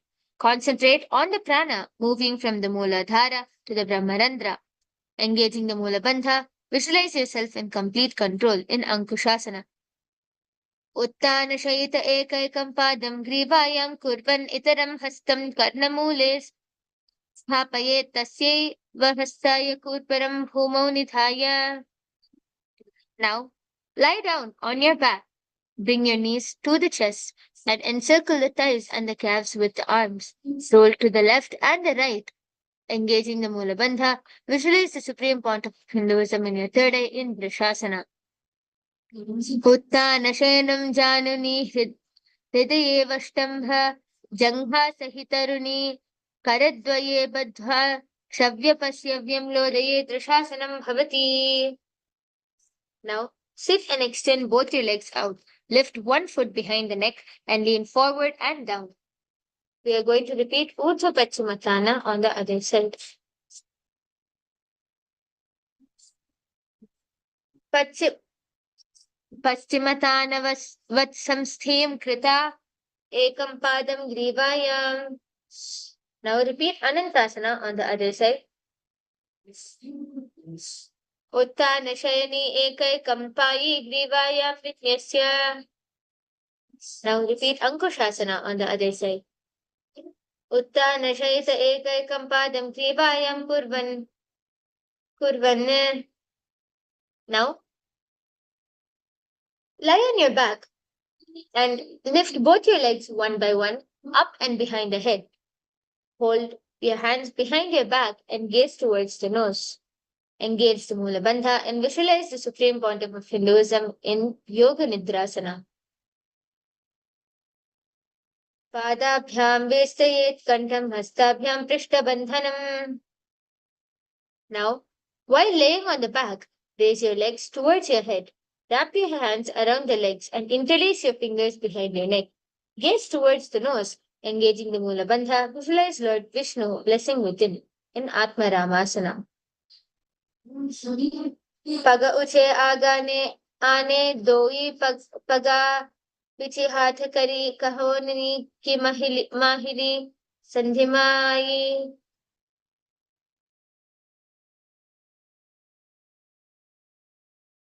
Now, lay on your back with your knees to the chest and soles facing up.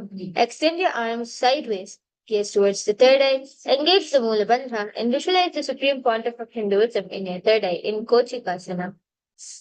दो हाथ चिदासा करे चिरसो उबल सपा करे पग उचाय आगाने आने बखरी जुगति ऐसे कवि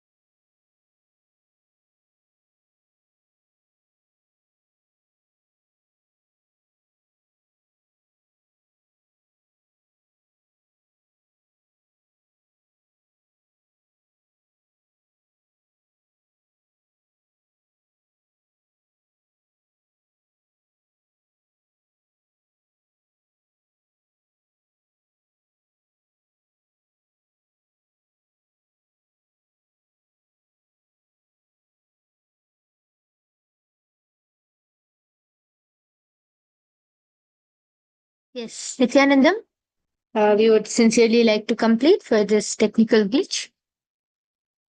We are now going to continue from Jatara Parivritti Asana.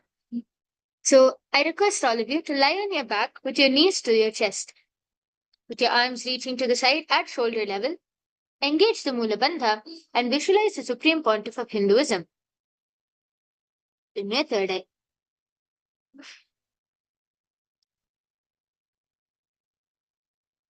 परिवृत्ति कुक्षिभागे त्रिधा हि परिकीर्तितः बद्धकोणं सुप्तकोणं ऊर्ध्वकोणं मताभि च. Now, keep both the knees bent to one side in the same position. Bend both your knees and keep it bent.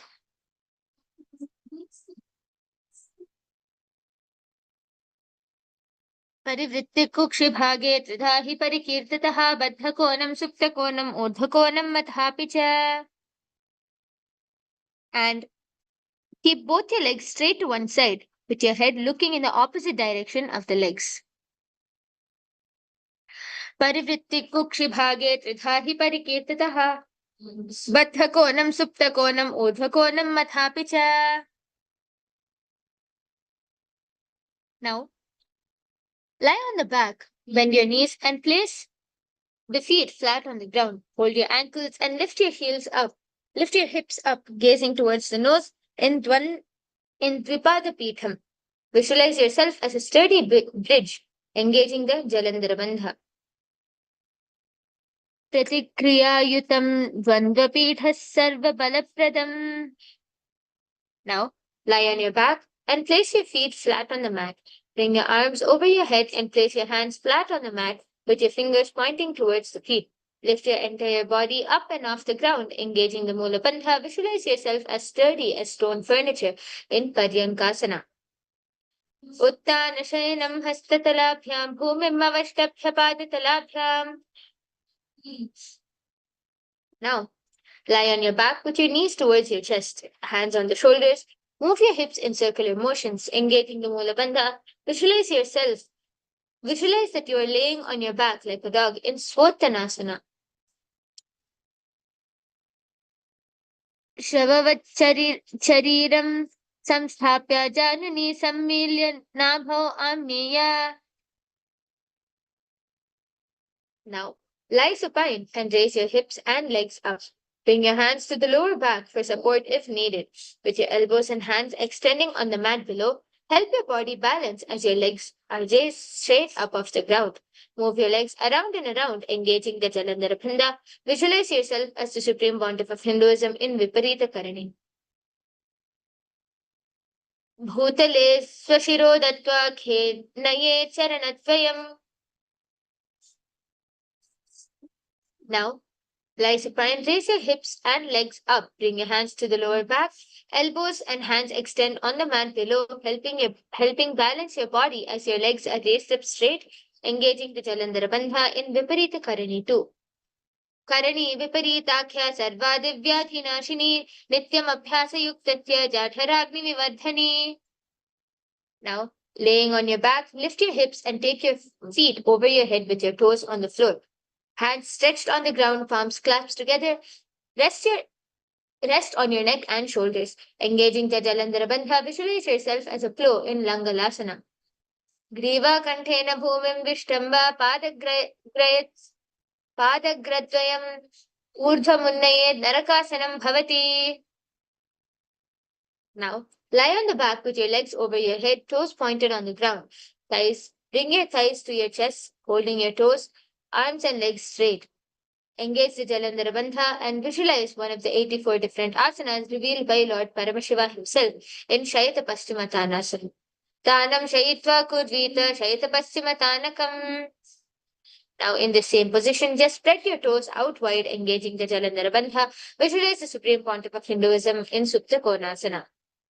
Parivritti Kukshibhage Tridha hi Parikirtitaha Baddhakonam Suptakonam Uthagonam Mathapicha. Now, in this same position, take hold of your ankles, keeping your knees straight. Roll backwards onto your back ensuring that your legs are straight. Engage the Jalandhara Bandha and visualize yourself as a chakra, a wheel. It's Chakrasana. Shavasana Dvau Padau Kudyan Mastaka Tah Parau Vitkamena Tata Shighrametat Sarvasya Sadhanam. Now, lying on your back with your legs vertical, hold your big toes in the Prana Mudra with your index and middle fingers. Open your legs wide apart.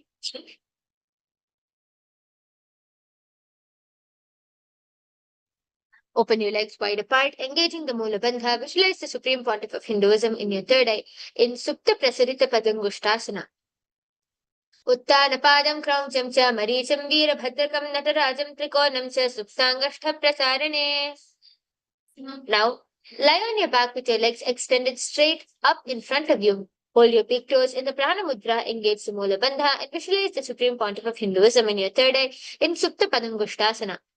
Uttanapadam Krauncham Cha Maricham Veerabhadrakam Natarajam Trikonam Cha Suptangashta Prasarane. Now, from Supta Padangushtasana, move your legs in Padmasana. Lay on your back and hold your opposite elbows over the head. Gaze towards your nose, engage the Mula Bandha, and visualize Matsya, the fish avatar of Lord Vishnu, in Matsyasana.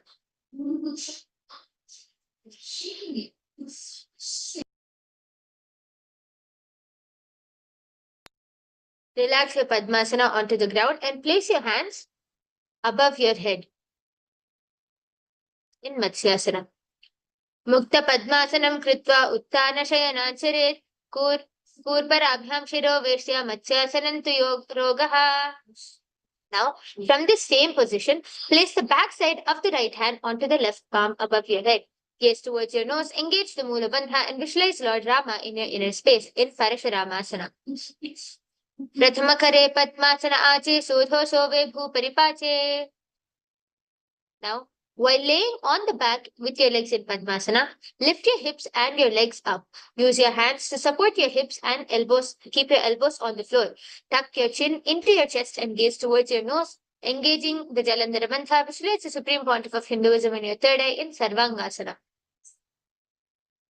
Athava Kshetra Samkshepat Sarvangasana Muttavam Yatkritva Yoga Nipano Vidyapi Pandito Yatha. Now, lay on your back with one foot on the opposite thigh. Lift your other knee towards your head and extend both your arms straight and hook your fingers forward. Gaze towards your third eye, engage the Jalandhara Bandha, and visualize yourself as a scorpion in Vrishchikasana.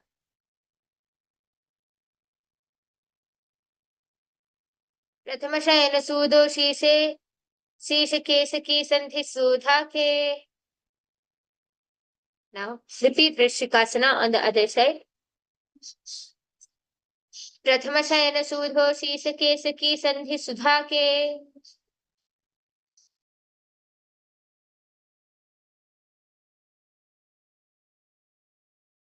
Now, lie on your back and interlace your fingers around your neck. Lift both the feet off the ground, extending one leg straight and the other knee towards your chest.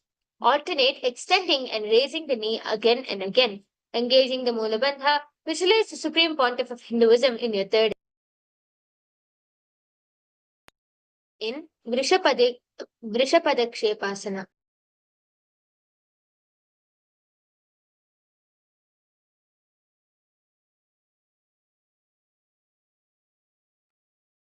Uttanam Shayanam Kritva Anulibhi Kandhara Badhva Kurparo Militva Nitambena Bhumim Sprishta Ekam Padam Prasadya.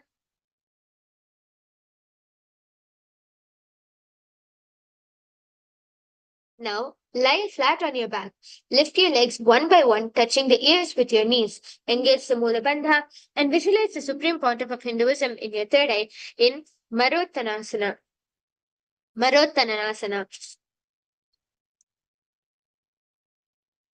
Swotanava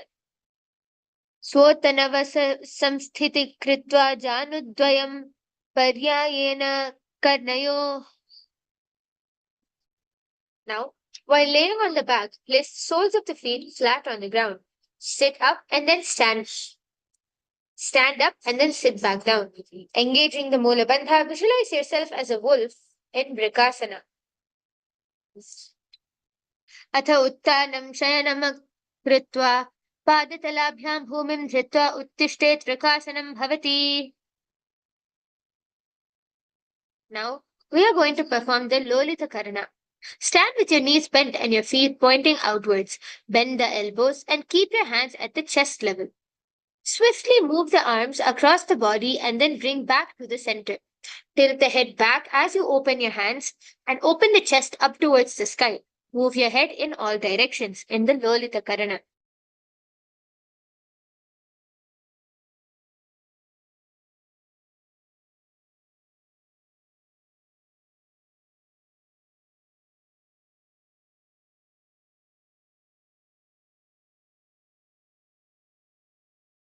Now, lay on the back.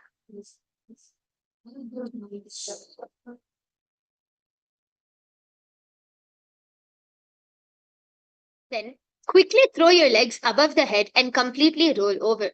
Finish in a prone position and repeat in a dynamic movement. Engage the Mula Bandha, visualize the Supreme Pontiff of Hinduism in your third eye in Lutasana.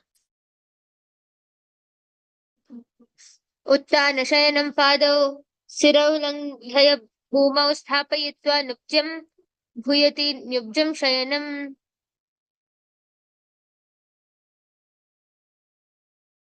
Now, lie on your belly with your toes extended, hands on the ground by your shoulders. Contract your lips, making a flute-like sound, whistling while inhaling.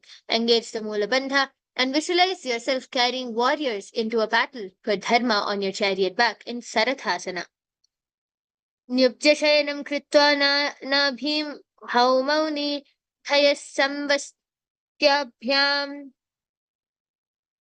Now, place your palms on a mat in a plank position. Jump your leg forward and back between your arms. Engage the Mula Bandha and feel yourself go beyond the body and the mind in Dehal Yullanghanasana. हस्तद्वयं बद्ध्वा तन्मध्या चरणद्वयम् उत्तानैवे बहिरानीय अतन्यये देहल्युङ्घं नं भवति.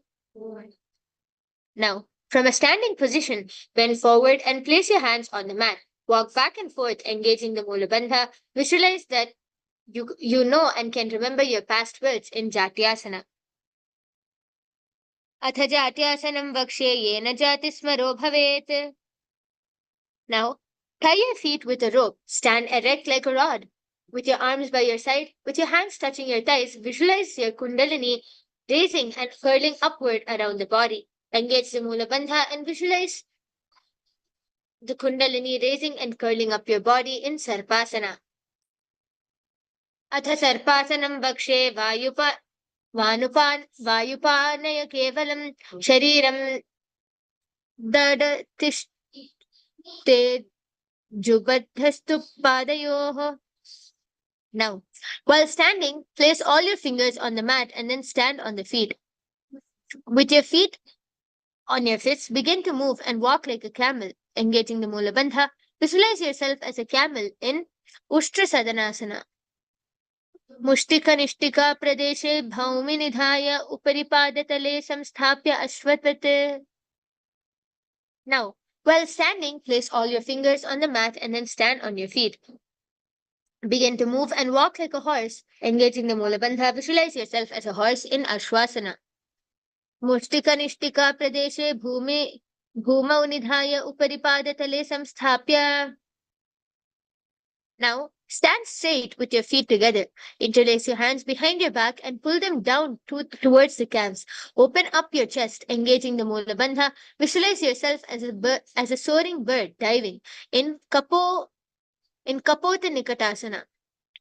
पादतले भूमौ निधाय पृष्ठभागेन हस्तौ जङ्घपर्यन्तं नीत्वा कपोटनिकं भवति. Now, we are going to perform the next Karana. Stand tall with your palms together in the Namaskara Mudra. Gently bend the knees and keep your toes pointing outwards. Simultaneously, open up the palms and raise one heel off the ground, slightly lowering the waist and the shoulder of the respective heel, and visualize that you're holding and offering a bouquet of flowers to Paramashiva. In the Tala Pushpa Putam Karana.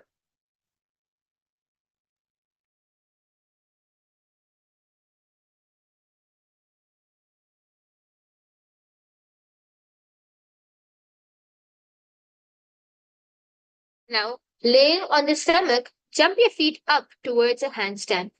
Bring your palms together. Bring your palms together, forming the horn of a rhinoceros. Engage the mula bandha and visualize yourself as a rhinoceros in Khadgasana. Rujasaratamasana kritva padatalabhyu. Now, sit down all the way or as low as you can to the ground. Stand up and do this in a dynamic movement. Engage the mula bandha and visualize the supreme pontiff of Hinduism in your third eye in Uttanottanam. Punaf punaf Utthayatvayam asitvayam iti uttanottanam bhavati. Now, stand up straight and raise your arms over the head and jump repeatedly. Engage the mula bandha and visualize yourself as a mace in Musalasana. Saralam sthitva urdhvam bahu nayet varam mudanam kritva nayet musalasanam bhavati. Now, from a standing position, pull the sole of one foot towards your belly. With the other leg, sit down and stand up. Alternate both the sides. Engage the mula bandha and visualize the supreme pontiff of Hinduism in your third eye in Uchchir Saka. Hastadvayena thitva tishtet.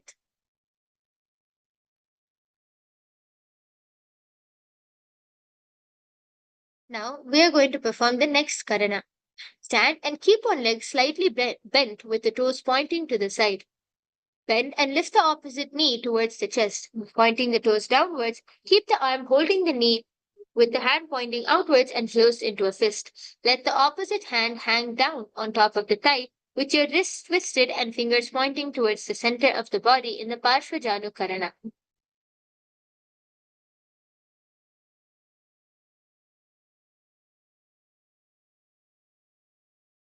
The next is Tandavasana.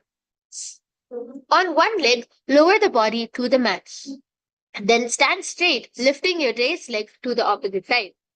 Engage the mula bandha and visualize yourself dancing fiercely as Shiva in Tandavasana. Ekena padena sthatavyam Tandavasanam bhavati.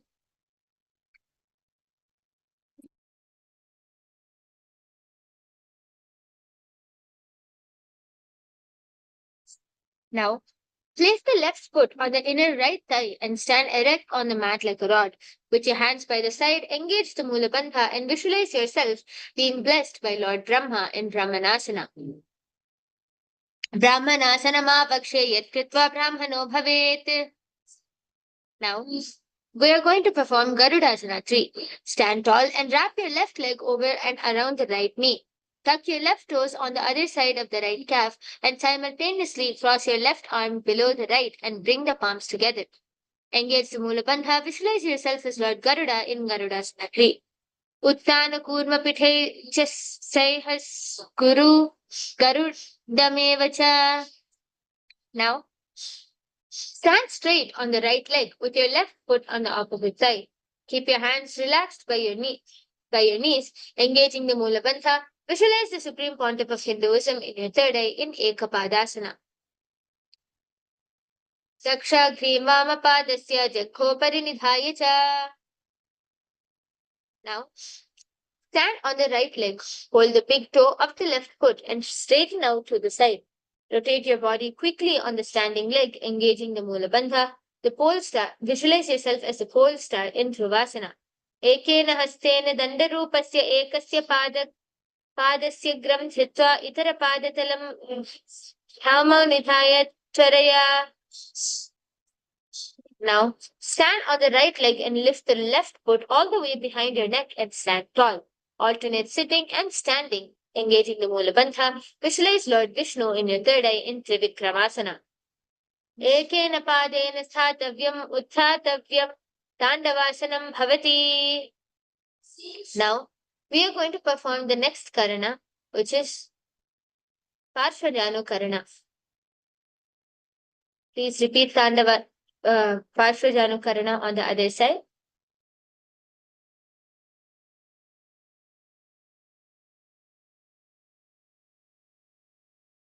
Now, We are going to repeat Tandavasana on the other side. Lower yourself on one leg all the way down to the mat and then stand up straight. Ekena padena sthatavyam Tandavasanam bhavati. Once again, we're going to repeat Brahmanasanam on the other side. Place your right foot on the inner thigh and stand erect like a mat on the mat like a rod, with your hands by the side. In Brahmanasanam. Brahmanasanamavakshe yatvitva brahmano bhavet. Now, with your opposite leg, stand tall and wrap your other leg over and around the opposite leg. Tuck your toes on the other side of the calf and simultaneously cross your arm below the other and bring your palms together. Engaging the mula bandha, visualize yourself as Lord Garuda in Garudasana 3.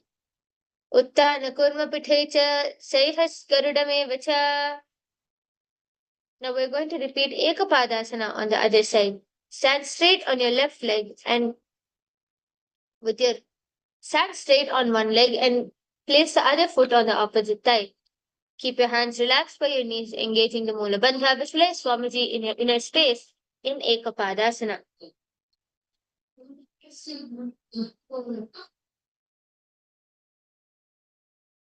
Rakshaghrīmāmapadasya jangho parinidhāya cha.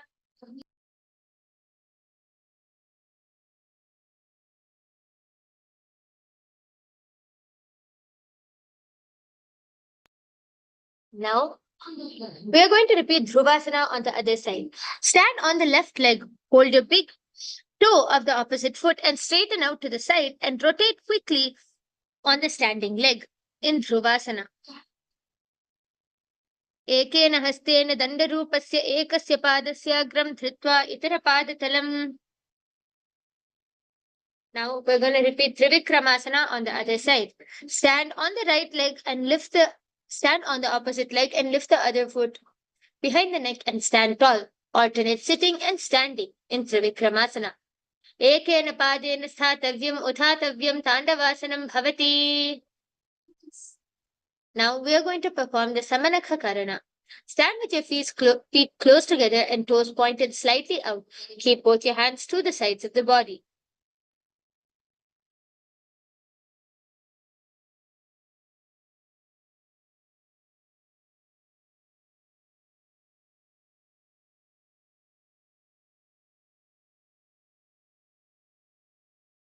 Now, stand erect and then bend forward. Bring both your hands underneath your knees and make a finger lock. Sit in a squatting position and let the finger lock touch the navel. Engage the Mula Bandha and visualize the great Saint Gorakhnatha in Gorakh Jalyasana. Pratham hyubau hoya bahurini chopani hobe dou karidon dou janghagamadi niki vidhi pauche. Now, insert your hands between your thighs and your calves, then wrap your hands around your butt and squat down and hold your hands behind. Keep your chest upright, engaging the Mula Bandha. Visualize the Supreme Pontiff of Hinduism in your third eye in Kanchyasana. Uru madhyathastau niveshya nitambam dhritva padatalabhyam bhumimavashtabhya tishtet Kanchyasana bhavati. Now, bring your feet together and sit in a squatting posture with your heels touching the perineum. Hold the hands at the back and sit upright. Gaze at your navel center, engage the Mula Bandha and visualize Bhagavan Kala Bhairava, the Lord of Time in Bhairavasana. Dou pagaki thalyaki mahili kor milai panapani ukadamadu vese. Now squat all the way down to the ground. Keep your feet together, toes apart, and bring your elbows up close to the head and your palms joining over the back facing downwards. Gaze towards the nose, engage the Mula Bandha and visualize a bowl, one of Mahavishnu's 10 incarnations in Varahasana. Pagataliki mahili kori milai bhanabani ukadabese. Now, with your heels touching, bring your hips to the same level as your knees. Let your hands hang down, fingertips touching the toes or the mat in front of you. Engage Mula Bandha and visualize yourself as the Supreme Pontiff of Hinduism in Tripritasana.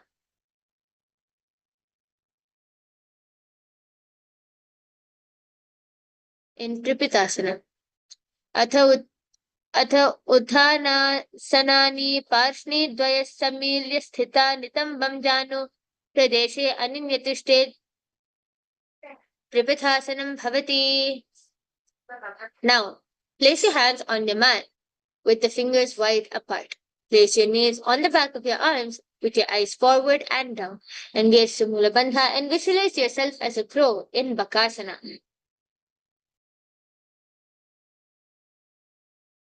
Hastabhyam mavanimavashtabhya janut dvayam nabhau sammilya janghaurani.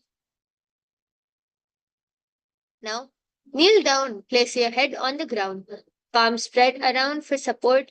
Raise your body on the head and bring your legs into Padmasana. Engage the Mula Bandha and visualize the Supreme Pontiff of Hinduism in your third eye in Sustaka Kapali Asana. Asana Kaugana Kapala Acho Hoyi.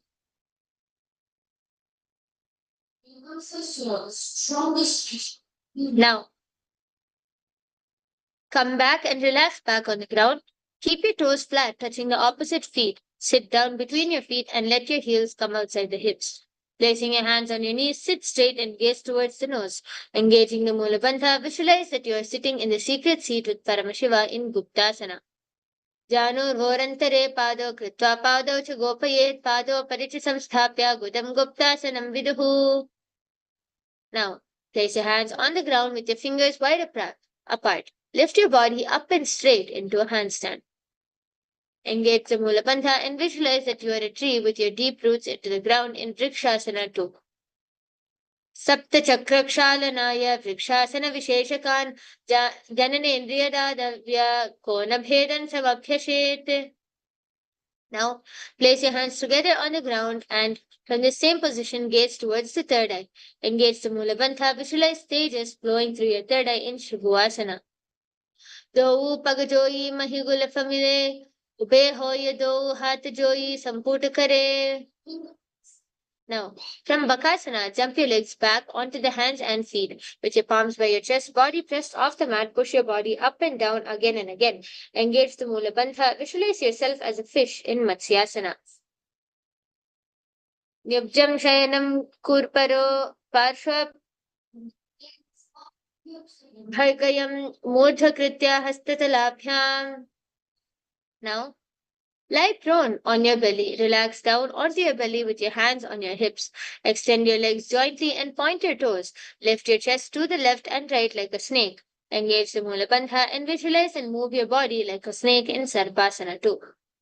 Nyabjam Shayanam Kritva Hastau Nitambam Samsthapya Padau Dighe Kritya Sanmi Layan Urasha Gantavyam Sarpasanam Bhavati.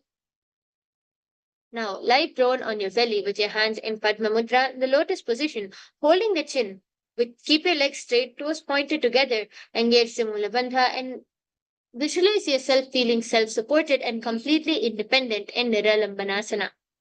Karabhyam pankajam kritva tishtet purparaya sudhi mukhamunnamanutchayai Niralambanamasana.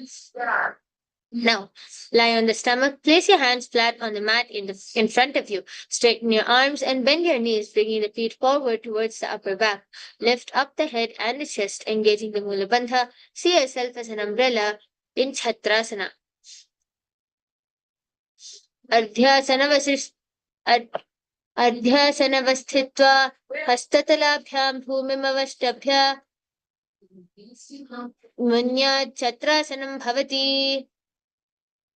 Now sit on your knees with the tops of your feet flat on the mat. Bring your butt onto your heels and stretch your arms in front, placing your palms down and forehead on the mat. Engage the Mula Bandha and visualize that you are a weapon of Indra, symbolizing indestructibility in Vajrasana. Idanim Gadhininam Yogabhyaso Yatalaghu. Now, from Gajasana, alternate striking the ground with your hands. Engage the Mula Bandha and experience yourself as powerful as a ram in Meshasana. Gajasana samsthito ekekam bahum bhumau tadayet Meshasanam bhavati.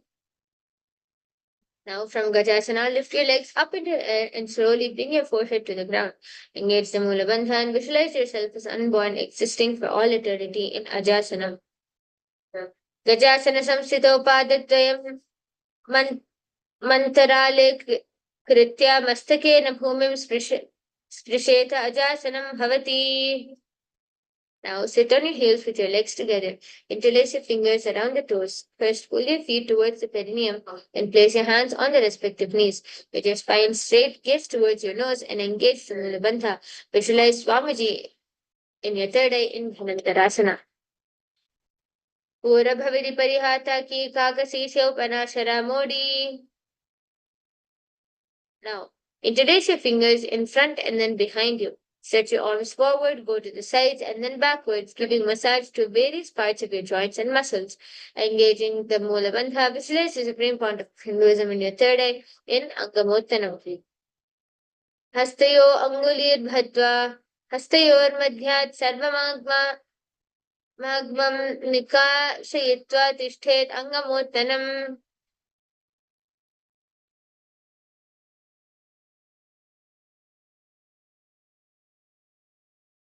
Now, sit on your heels in Vajrasana with your feet turned out to the sides. Rest your thighs and knees onto the ground with your spine straight and hands on the knees. Engage the Mula Bandha and visualize yourself as Lord Garuda flying Lord Vishnu and Devi Lakshmi on his back in Garudasana 4. Jango Rubhyam Dharam Pidya Sthirkayo Dvijanuna Jano Parikaratdvandva Garudasana Muchyate. Now, sit with your legs folded back, knees wide in front of the buttocks on the ground. Gaze towards your third eye, engage the Mula Bandha and visualize yourself residing in the blissful space of a temple in Ananda Mandirasana. अथ वक्षे वीरनाथ आनन्दमन्दिरासनं यत्कृत्वा अमरो धीरो भवत्येवेह साधकः. Now, with your knees wide, sit on your ankles with your hands under your knees. Gaze towards your nose, engage the Uddiyana Bandha and visualize yourself as a frog in Mandukasana 2. Prishtham Sampidya Gulpabhyam Janvamge Savalyakriti. Now, keep your toes on the mat and with your heels up and together, place your perineum on the heels. Place your palm on the ground, spread your fingers wide apart with your thumbs touching and with the base of the hand touching the toes. Gaze towards the nose, stick your tongue out and exhale. Engage the Mula Bandha and visualize Narasimha, one of the 10 avatars of Vishnu, in Narasimhasana. दो फना पानी होय वैसे AD मेरी रगुड़ा निवैसे सुमसागिरा सुमशरीर नीकाट Hirawe NASA अग्र दृष्टि कोल्यावे. Now, sit on the toes and place the perineum on the heels. Separate the knees sideways and place on the ground. Make a hollow of your palms and place on your mouth. Keep your thumbs under the teeth and close the lips. Gaze towards the nose. Inhale through the Pingala Nadi and exhale through the mouth. Engaging the Mula Bandha, visualize yourself as Devi presiding over all and any minuscule fears you have. Engaging in the Bhishrakasana.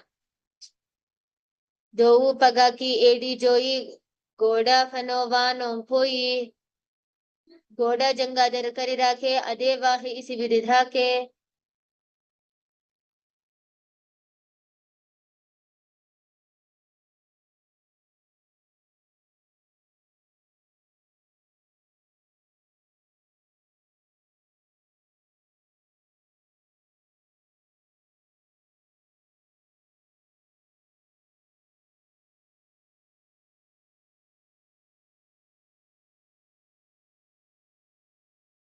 Now, with your soles together, top of the feet on the ground, sit on your heels and bend your elbows, bringing your fingers to your armpits. Imitate as if a monkey is scratching, gazing towards your third eye. Engage Mula Bandha and visualize yourself as a playful monkey in Makadasana. Do Pagathali Samputa Ane Tenaki Pishti Bhumi Paritane Muladwari Etiam Parilyave Muda Hatha Ucha Taharave. Now, stand on your toes with the soles of your feet together, sitting on the heels. Keep your knees wide apart and off the floor. Hold your elbows behind your back and gaze towards your nose. Visualize that you're embodying a strength like a diamond for yourself and your Sangha in Vajra Sangharasana. Prathamavan Prathamafanapanihoya Vese Dou Ediguda Nivese Goda Uphara Ke Thire Ade Vayupasare Thire. Now keep your toes down and ankles crossed behind and sit on the heels. Place your palms on the mat to the sides. Engage the Uddiyana Bandha and visualize perfect health beyond any and all physical and mental ailments in Khanjanasana. Khanjanasana vakshe yat kritva susthiro bhavet. Now, with your toes flat, cross your feet and place the perineum on the back of the heels. Keep your knees wide and on the floor. Rest your hands on the knees, engaging the Mula Bandha. Visualize a turtle and a stable body and mind living for hundreds of years. Engage in Kurmasana. Gulpau Chavrishana Syadho Vyatkamena Samahitao Rijukaya Sirog Divam Kurmasana Mritirmama. Now, wrap it with your toes flat, cross your feet and place your perineum on the back of the heels. Gaze towards your nose, engage the Mula Bandha and visualize the Supreme Pontiff of Hinduism in your third eye in Yogasana.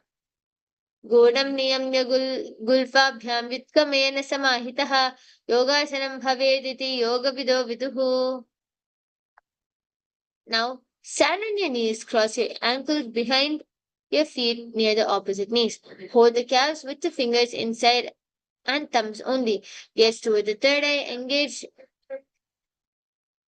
Mulabandha and visualize the Supreme Pontiff of Hinduism in your third eye in Vijogasana. Godam Vamna Ubhe Hoyi Goda Adara Khedoyi. Now, in a kneeling position, bend backwards and hold your ankles with your hands. Keep the arms straight, push your hips forward and tilt your head back. Visualize yourself as a camel in Ustrasana 2. Merudanda Granthidadya Sampidya Supine. Next is Jatyasana. With your heels together and hands on the soles or feet, slowly lean back. Bring your elbows down to the mat. Place the back of the head onto the mat and gaze towards your nose. Engaging the Mula Bandha, experience yourself as a blooming lotus in Jatyasana.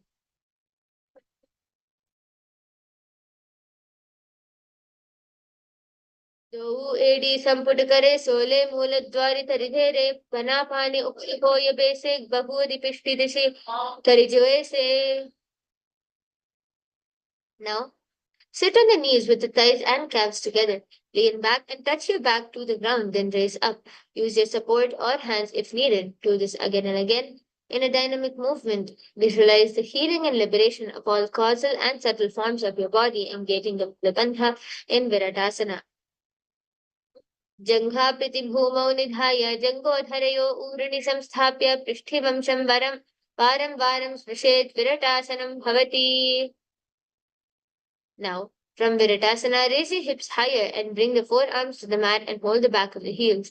Bring the head in between the feet, engaging the Mula Bandha and visualize yourself as a beautiful dove in Kapotasana. Merudanda Granthi Dhadya Sampidya Dai Sukuman Kapotoshtrasana Bhyasa Kuyan Mitahitashanaha. Now, stand upright on your knees with your toes tucked behind you. Hold your arms with the opposite hands and gaze towards your nose. Engaging Mula Bandha, visualize that you're receiving a boon from Paramashiva in Varasana. Janani Bhumau Samsthapya Hastabhyam Bahu Parasparam Dhritva Saranam Tishtet Varasanam Bhavati. Keep your knees together and your toes tucked. Lean forward and bring your elbows to the mat, with your hands holding your head. Rest your head on the hands and heels on the butt.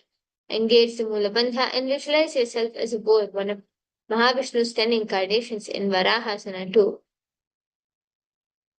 Suryam Chandram Bhedanya Sanaki Kurparo Bhumo Sthapayatva.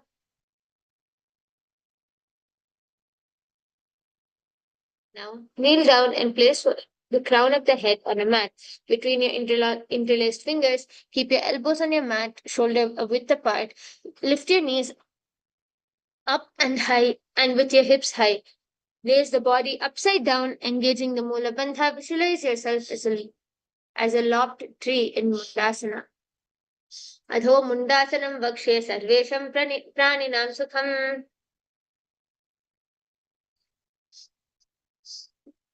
Relax back down. Kneel back down and place your head between your heels. Keep your elbows adjacent to your knees and hands with your hands holding the head. Exhale through the mouth. Engage Mula Bandha and visualize the Supreme Pontiff of Hinduism in Anusasana. Prathama Pagatali Samataherave Koramahili Ube Milave Panapane Ukadavikaribese Dovu Ediguda Nivese. Now, lie on your belly with your arms extended straight out. Lift your thighs, arms, and chest off the ground. Engage Mula Bandha and visualize yourself as a locust in Viparita Shalabhasana.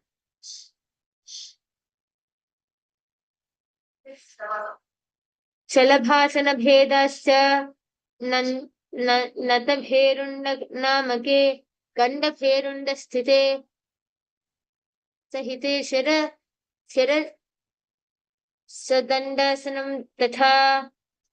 Now, lie on your belly with your arms at the side, palms down. Keep your forehead on the ground. Keep the chest on the mat and lift your legs up together, engaging Mula Bandha.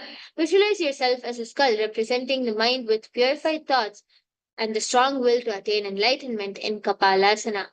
Kapalam bhumau nidhaya urudhvam padau nyet kapalasanam bhavati.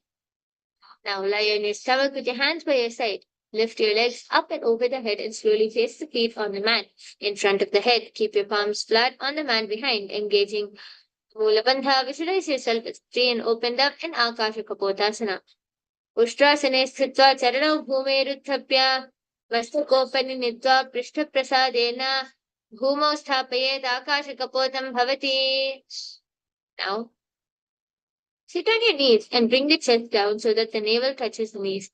Keep your hands flat on the mat and forearms on the ground. Be sturdy, engaging the Mula Bandha. Visualize yourself as a sparrow in Chatakasana. Kurparaparyantau hastau dharmavastambhajanane nabhav sankuchya tishten Chatakasanam bhavati.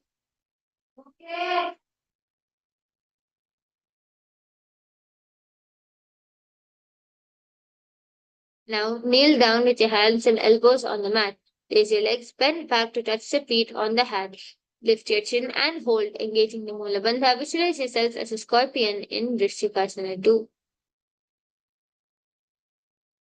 Disjiva puccha pratimang vipashne ditva sashire chibukam vidharyat kau yatreti santisthati sadhakastva vishavaham vrishchika sanyamasanam.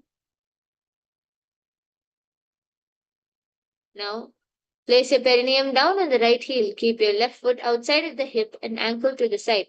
Place your hands on the mat, resembling a bull. Engage Mula Bandha and visualize yourself as a bull. Yamya gulfe pada mule vamabhage padeteram viparitam srishet bhumim vrishasanamidam bhavet. Now, from a kneeling position, place your hands flat on the mat in front. Lift your knees off the ground and cross the toes and left feet over top of right. Balance above the mat, engage the Mula Bandha and visualize Swamiji in your inner space in Lolasanam. Lolasanam sada kuryad vayulo Lola Paghatanat Sthiravayu Prasadena Sthiracheta Bhavetrutam. Now repeat Vrishasana on the other side. Place your perineum down on the left knee. Keep your left foot outside of the hip, ankle to the side, and keep your hands on the mat, resembling a bull. Engage Mula Bandha and visualize yourself as a bull in Vrishasana. Yamya gulve pada mule vamabhage padeteram viparitam srishet bhumim vrishasanamidam bhavet.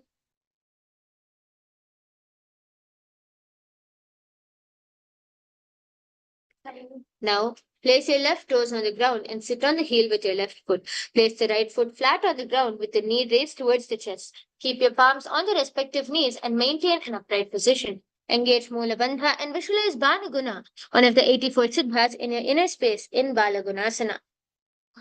Asana Kauguna Jalabika Rajayi.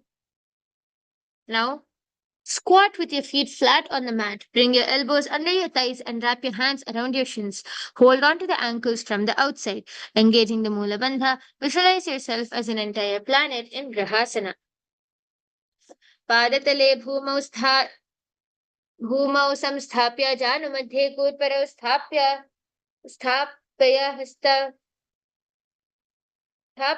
जानुमध्ये कूर्परौ. Now, we're going to repeat Balagunasana on the other side. Place your right toes on the ground and sit on the heel of the right foot.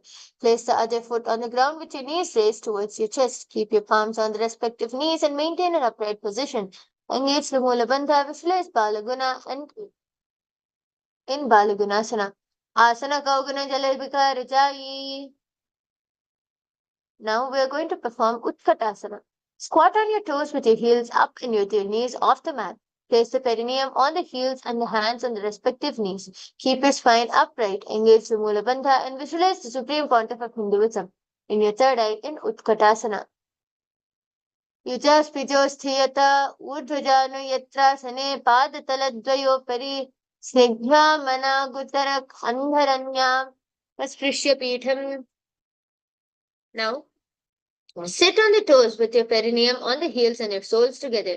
Keep the knees wide and off the ground. Hold the opposite elbows behind your back, engage the Mula Bandha and visualize Swamiji in your third eye in Vajrasankharasana 2. Prathama Panavani Hoye Jese Dovu Ediguda Nivese.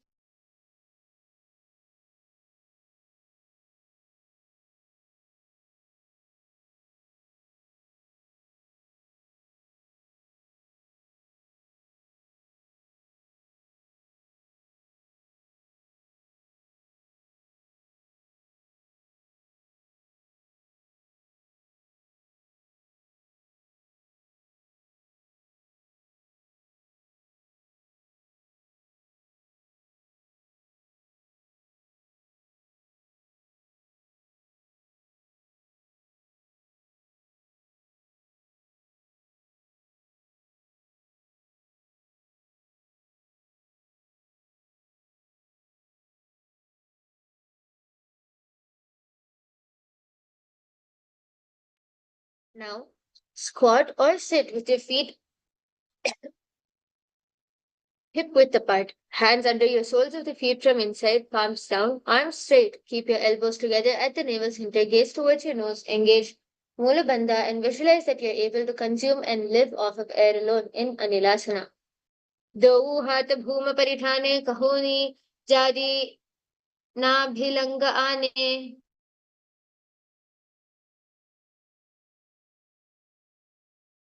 Back of your hands on the mat with your fingers facing towards the body. Step your feet on top of the hands and wrap around your feet like a shoe and then walk around. Engage Mula Bandha and visualize yourself wearing padukas in Padukasana. Hastatalayo padatale kritva tishthet gachet padukasanam bhavati. Now, place your palms on the mat. Place both your feet upwards into the air and let them fall back down. Do like this again and again. Engaging Mula Bandha, visualize yourself as a rooster in Kukutodana. Hastatale bhumau kritva padatale cha urdhvam udanam kritva bhumau patet ittam punah punah kuryat Kukutodanam bhavati. Now, place your hands on the mat. Raise your legs upwards into a handstand. Move around on the two hands, dancing. Engage the Mula Bandha and visualize yourself becoming free from all inhibitions. In Viparita Nityasana. Hastatalabhyam bhumimavashtabhya urdhapade padagre kurvan hastatalabhyam nartanam kartavyam viparita nityam bhavati. Now, Separate your feet and place one palm down on the mat with your arms straight. Bring the opposite hand to the head and be stable. Engage the Mula Bandha and visualize the Supreme Pontiff of Hinduism in your third eye in Kunjarasana. अथ वक्षे महादेव कुञ्जरासनमुत्तमं करणेकैन पादभ्यां भूमौ तिष्ठेत् शिरः करः. Now repeat Kunjarasana on the other side. अथ वक्षे महादेव कुञ्जरासनमुत्तमं करणेकैन पादभ्यां भूमौ तिष्ठेत् शिरः करः. Now sit on the ground with your feet flat and heels close to the body. Hold your respective ankles and lift your feet off the ground. Engage Mula Bandha and visualize yourself as a Kadamba tree in Kadambasana. पार्ष्णिभ्यां भूमिमवष्टभ्य हस्तद्वयेन गुल्पौ धृत्वा तिष्ठेत् कादम्बं भवति. Now sit with your heels at the perineum. Hold your knees with your hands and press them down towards your chest. Engage the Mula Bandha and visualize any excess vata releasing or balancing within your system in Pavanamuktasana. द्वयोस्तपादयोः पाणिं लाद्वा सस्तनितम्बके जानुनी वक्षसि साधुर्बभ्रातिर्करबन्धनैः. Now, sit and lift one leg behind the head. Place both your hands flat on the mat and extend your opposite leg up with the knee straight. Lift your entire body off the ground and keep your chin up. Engage the Mula Bandha and visualize yourself as a powerful streak of energy in Chakorasana.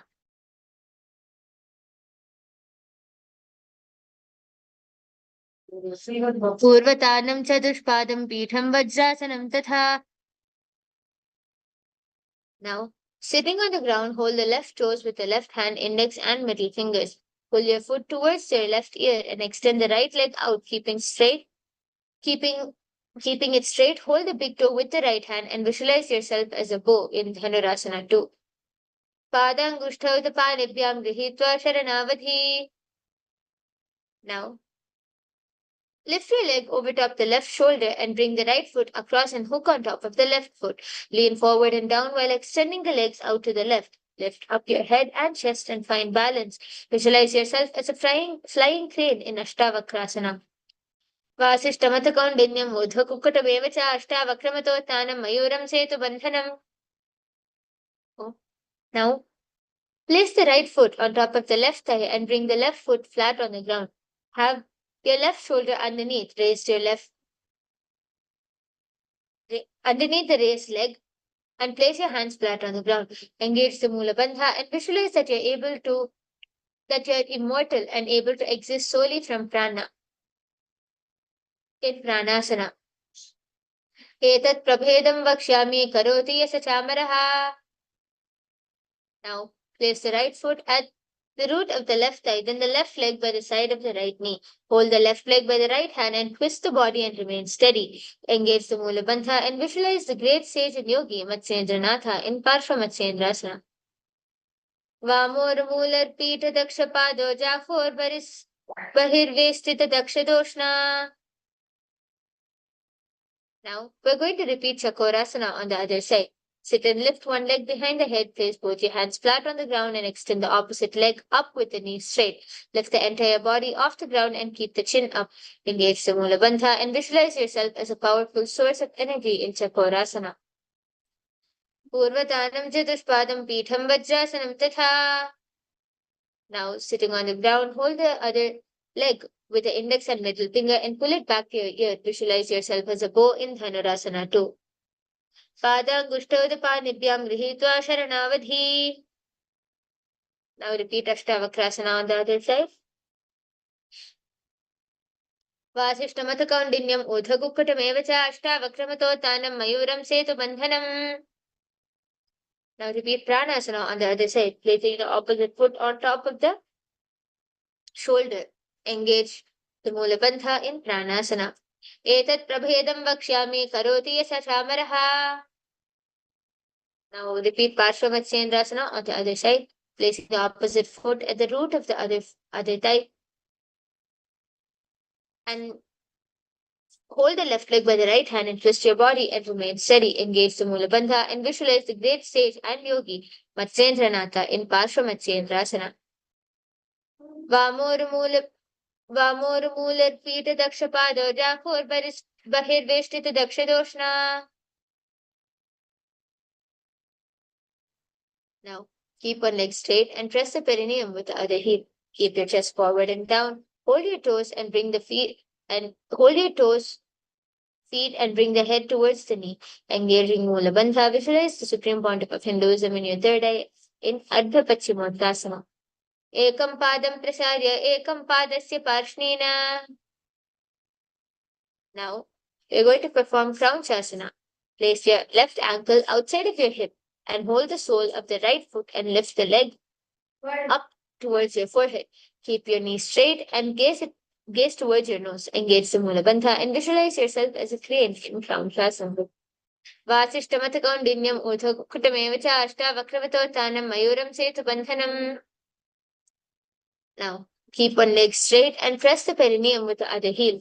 With your chest forward and down, hold your toes, feet, and bring your head towards your knee. We're going to repeat Ardha Paschimottanasana on the other side.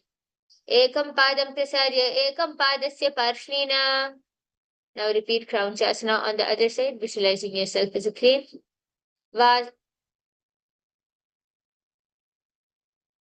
वासिष्ठमथकौण्डिन्यम् ऊर्ध्वकुक्कुटमेव च अष्टावक्रतोत्थानं मयूरं सेतुबन्धनम्.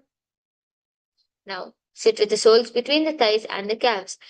With your spine straight, rest your palms on the knees, engaging the Mula Bandha. Visualize yourself embodying peace, well-being, good fortune, and prosperity in Swastikasana. जानुर्वोरन्तरे सम्यक् कृत्वा पादतले उभे ऋजुकाय समासीन स्वस्तिकं तत्प्रचक्षके. Now, keep your feet in the same position. Cover your heels with the respective hands and tuck your chin into the chest in Jalandhara Bandha. Gaze to the tip of the nose and visualize this great sage Gorakhnatha in Gorakshasana. Janurvorantare pado uttano vyakta samsito. Now, bring the left heel to the perineum and your right foot on the left thigh. Close your eyes with the index fingers and close your nose with the middle fingers. Close your ears with your thumbs and gaze towards the third eye. Meditate on Arihanta. Visualize the supreme pontiff of Hinduism in your third eye and engage the Mula Bandha in Bhagasana 2. Vama Parshno Gudam Sthapya Dakshangrim Vama Janghane. Now, place the feet on top of the opposite knees. Place your hands on the ground, palms facing up. Keep your spine straight. Gaze towards the nose. Engage the Mula Bandha and visualize the supreme pontiff of Hinduism in your third eye in Yogasana 2. Uttanau charanau kritva samsthapyo parijanuno atsano parisamsthapya chotanam karayukmakam. Now, from Padmasana, place your hands flat on the mat beside your body. Press your hands into the mat and lift the knees off the ground.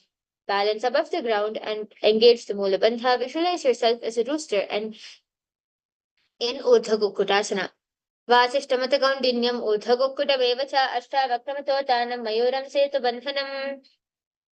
Now, from Padmasana, insert both the hands through your knees and place them on a mat. Avoid lifting the body up. Stay seated on the mat and gaze towards your nose. Engaging Mula Bandha, visualize the supreme pontiff of Hinduism in Siddhaharatilayasana. Pratamam Padmasana ko kare hastau goda sandhidhere upe hatheli bhudhari rakhe pohacha guri sandhi में धाके.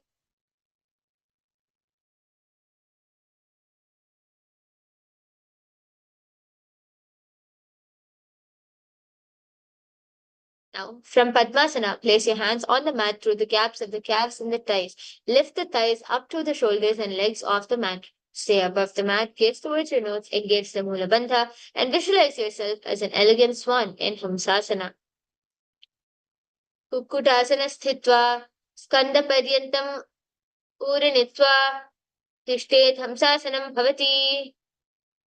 Now, from Padmasana,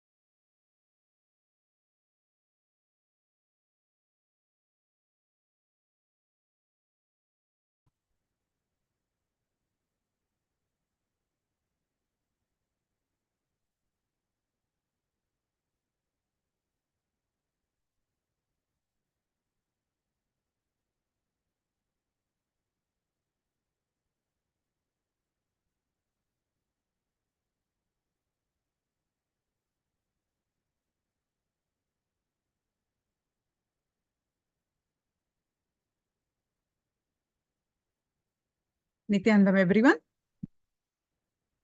Welcome to the Paramashivoham Level-1 program, Day 8 of the Paramashivoham Level-1 program. With the blessings of the Supreme Pontiff of Hinduism, Jagat Guru Mahasannidhanam, His Divine Holiness, Bhagwan Nithyananda Paramashivan's blessings, let's start our sessions with the Sadguru Vandanam. Please sit straight with your head, neck, back, straight line and chant along with me the Sadguru Vandanam. Sit with Atmanjali Mudra with the folded hands. Let's chant. Nithyanandam Paramasukadam Kevalam Jnanamurtim Dvandvatitam Gagana Sadrusham Tattvamasyadilaksham Yekam Nityam Vimalamachalam Sarvadi Sakshibhutam Bhavatitam Trigunarahitam Sadgurum Tam Namami.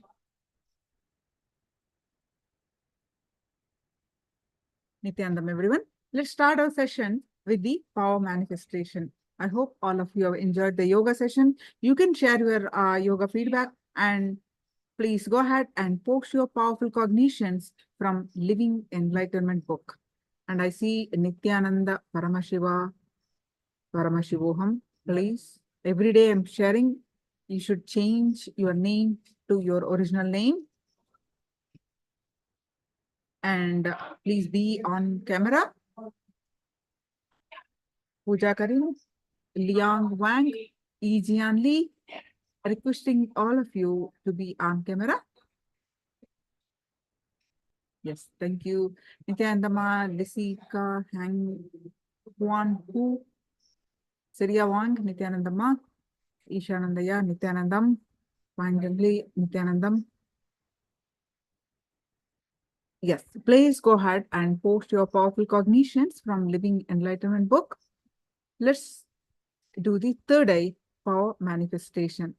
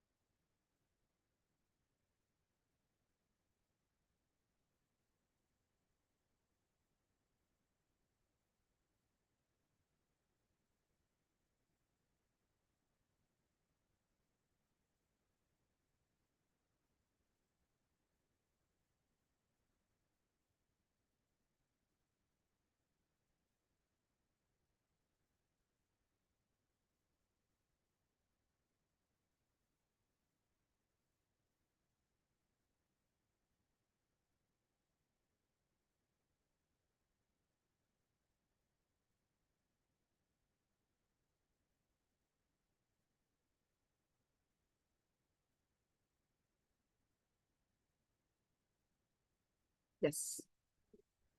Few more seconds to post your powerful cognitions.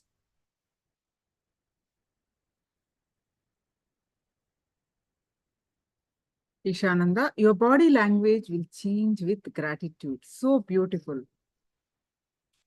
The body language will change with gratitude. Yes. Now, others also post your powerful cognitions.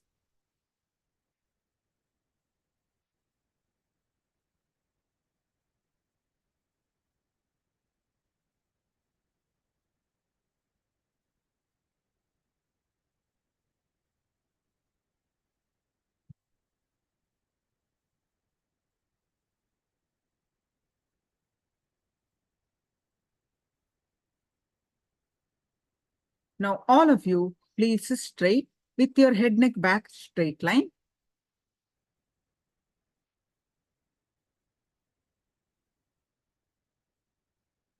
Sit in a relaxed way with restful awareness. Any thoughts that are coming on the way, just let it come, let it go. Just take deep breathing, and be sit with a deep, restful awareness. Now, bring complete awareness to your third eye and fill your inner space with Swamiji's form. Remember, Swamiji is Paramashiva in the human body.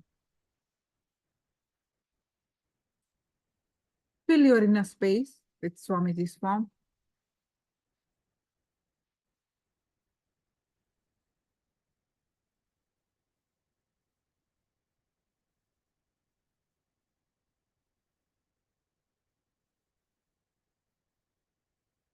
Any thoughts that are coming, let it come, let it go. Forget rest of the body. Bring complete awareness on your third eye.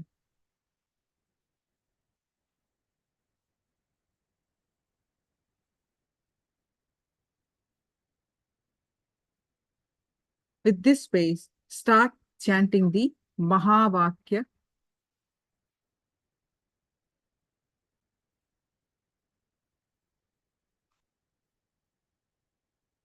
Om Nithyananda Paramashivoham. Intensely chant the Mahavakya and experience the space of oneness. With that space of oneness, scan through your third eye and manifest the power of third eye. Let's start chanting the Mahavakya. I'm going to project the picture. Make sure your eyes are tired and you start chanting the Mahavakya. Close your eyes. I'm projecting the picture now.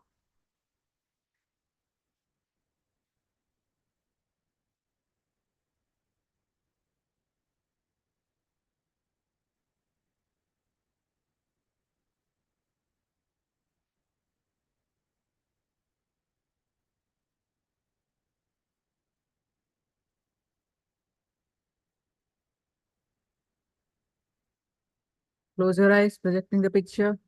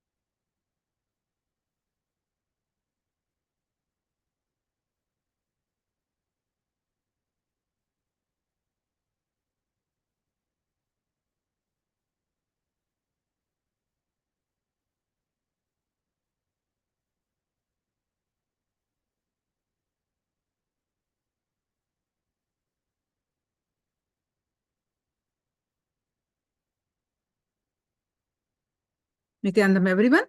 So now please go ahead and share, remove your eye bands and share whatever your third eye revealed in the chat.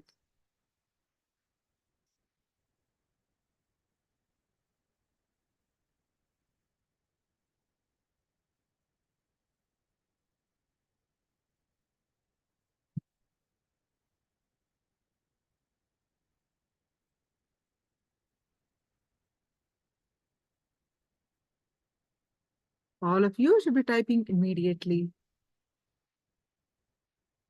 Don't think whether it's right or not. Don't bring in your mind.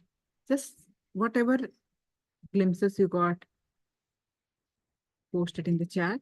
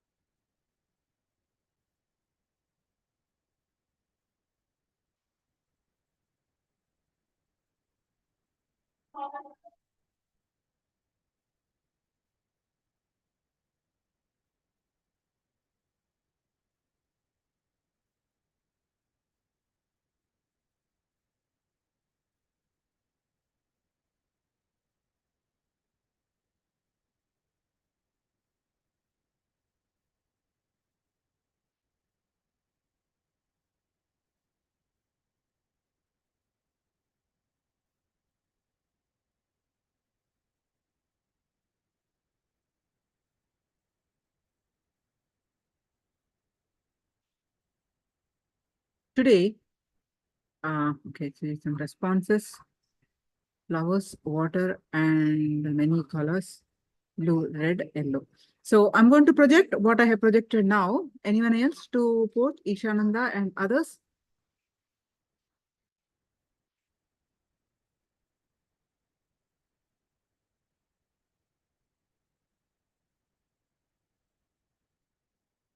This is what I projected.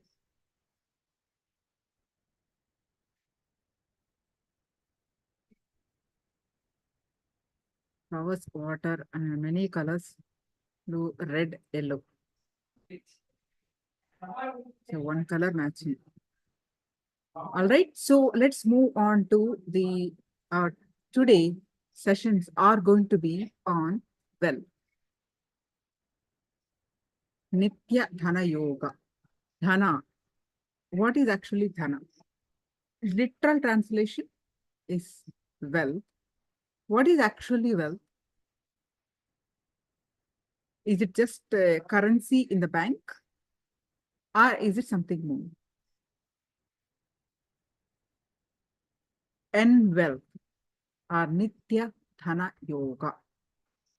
Today topic is that, and you're going to learn many, many, many powerful cognitions on what is actually wealth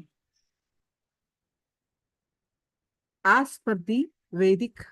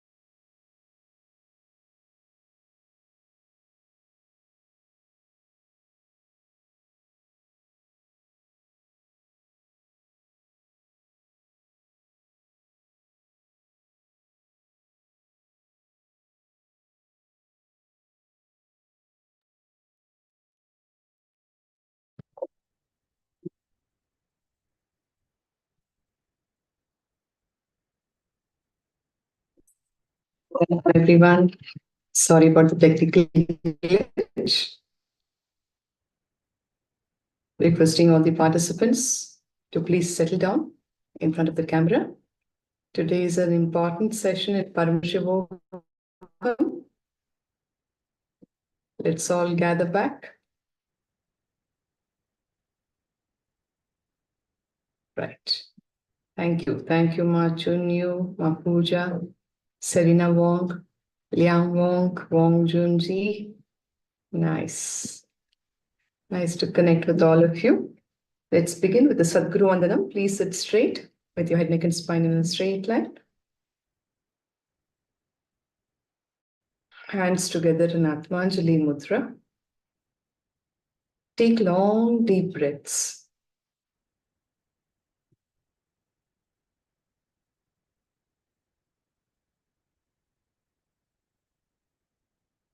Dhyanandam Paramasukhadam Kevalam Gnanamurtim Dvandvatitam Gagana Sadrusham Tattvamasya Lakshyam Ekam Nityam Vimalamachalam Sarvadhi Sakshi Bhutam Bhavatitam Trigunarahitam Sadgurum Tam Namami. Everyone. Today is an important session in Paramashivoham. For all of us, there are various dimensions to our existence, to our life itself, which includes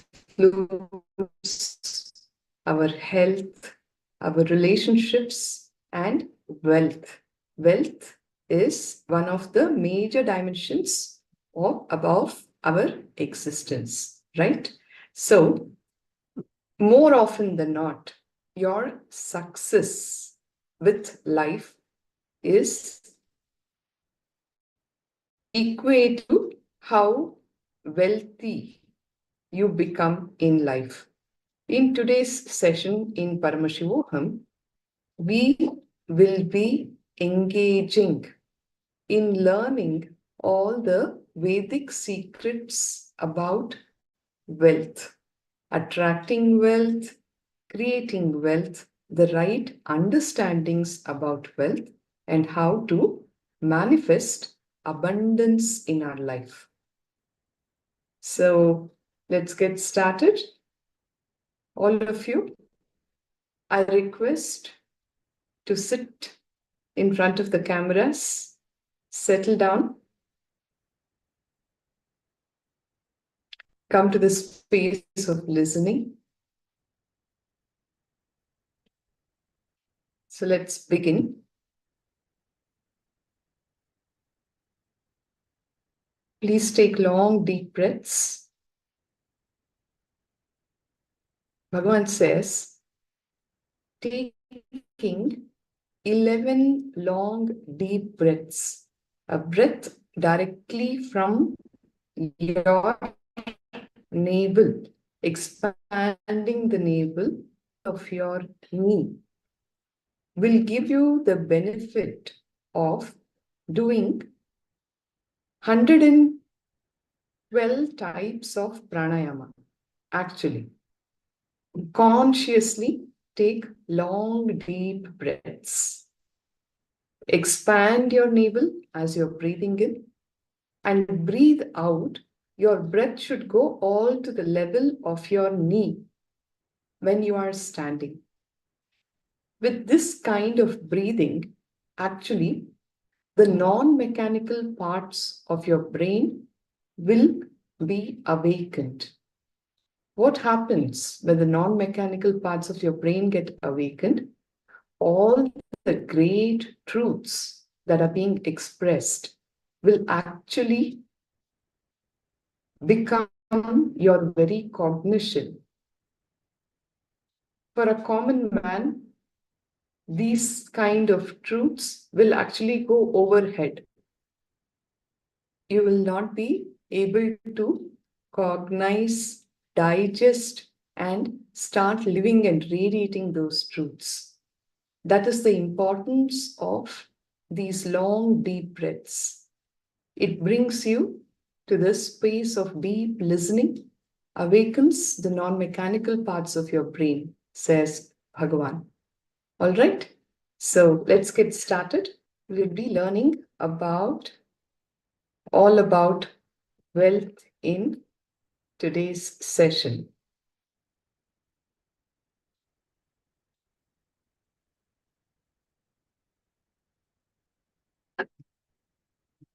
Attracting wealth in KAILASA's Paramashivoham with the Supreme Pontiff of Hinduism, Jagadguru Mahasannidhanam, His Divine Holiness, Bhagavan Nithyananda Paramashivoham.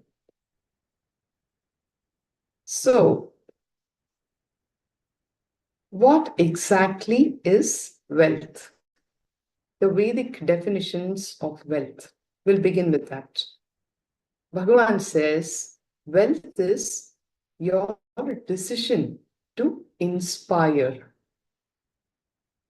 Your ability to inspire people and make people support you back in your enriching efforts. This is the core understanding about wealth. Your decision to inspire, your ability to inspire and make people support you back in enriching efforts. Please be with me. We will have deeper understandings expanding on this core cognition. Wealth is not a thing to be created or managed. It is you, says Bhagavan. Your wealth is not a thing to be created or managed. Your wealth is you. Be very clear. If you are not having wealth, the flow of your very being, your core, has some serious flaw. Please take a moment and internalize these truths. If you're not wealthy, if you're not having wealth, there is a flaw in your very being, because your wealth is not something outside of you, it is you. Wealth is your personality. If you are fully alive, you would be naturally creating and enjoying wealth. If you are not wealthy, it simply means that some part of you is still struggling for a complete expression. Many of these truths are new to all of us. So I request each one of you to please take time and internalize these truths. Wealth is you. Wealth is your personality. If you are not wealthy, it means that there is a serious flaw in your very being. If you are fully alive, brisk, enriching, you will naturally be creating and enjoying wealth. On the other hand, if you are not wealthy, it just simply means that a part of you, some part of you, is still struggling for the complete expression. In Sanskrit, the goddess who presides over wealth is called Lakshmi. The word Lakshmi means intensified goal. Lakshmi is the goddess who presides over wealth, and the translation, the word Lakshmi, means intensified goal. So Lakshmi is the quality of being intense, total in your pursuit, no matter what the goal. It doesn't really matter what the goal is, but if you are totally intense and total in your pursuit, then you are manifesting the quality of Lakshmi.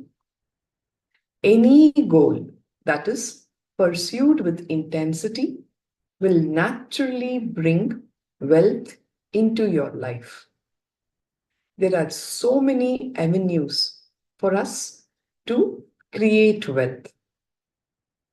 You could be an architect, you could be a lawyer, you could be a doctor, you could be a businessman, you could be an entrepreneur, you could just simply be choosing any kind of field or profession. There is opportunity in every field for you to create wealth. You could be an artist. If you are total and if you're intense in your pursuit, no matter what the goal, you will naturally bring wealth into your life. Please confirm, Amma Pooja, can you confirm if the audio plays for you when I...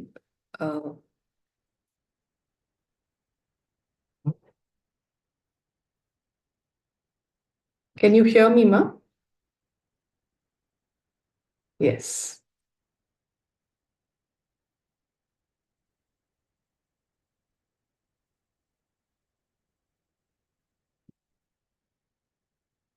Okay.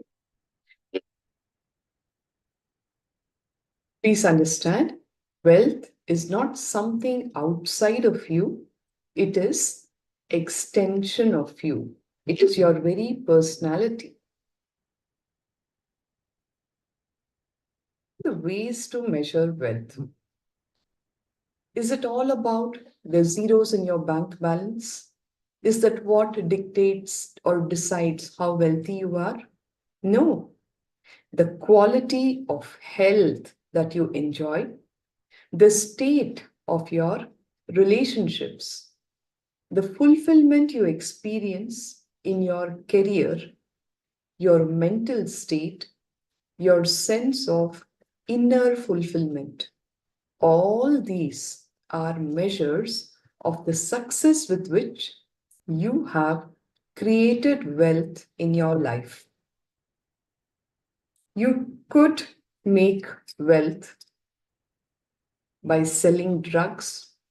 You could make wealth by selling alcohol. You could make money by stealing, by cheating on people. You might have made millions and billions with all these methodologies.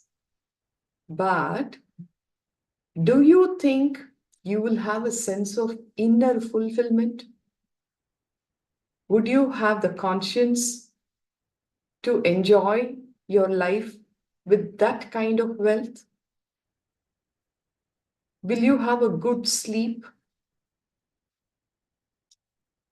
All these ways of making wealth definitely are going to impact your mental health, your day-to-day relationship issues. All of that is going to go for a toss, isn't it?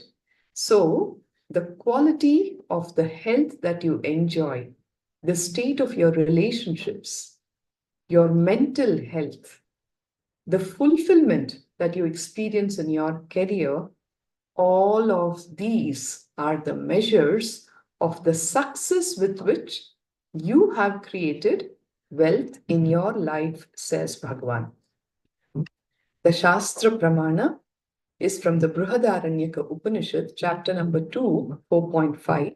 It says, Nava are vittasya kamaya vittam priyam bhavati atmanastu kamaya vittam priyam bhavati.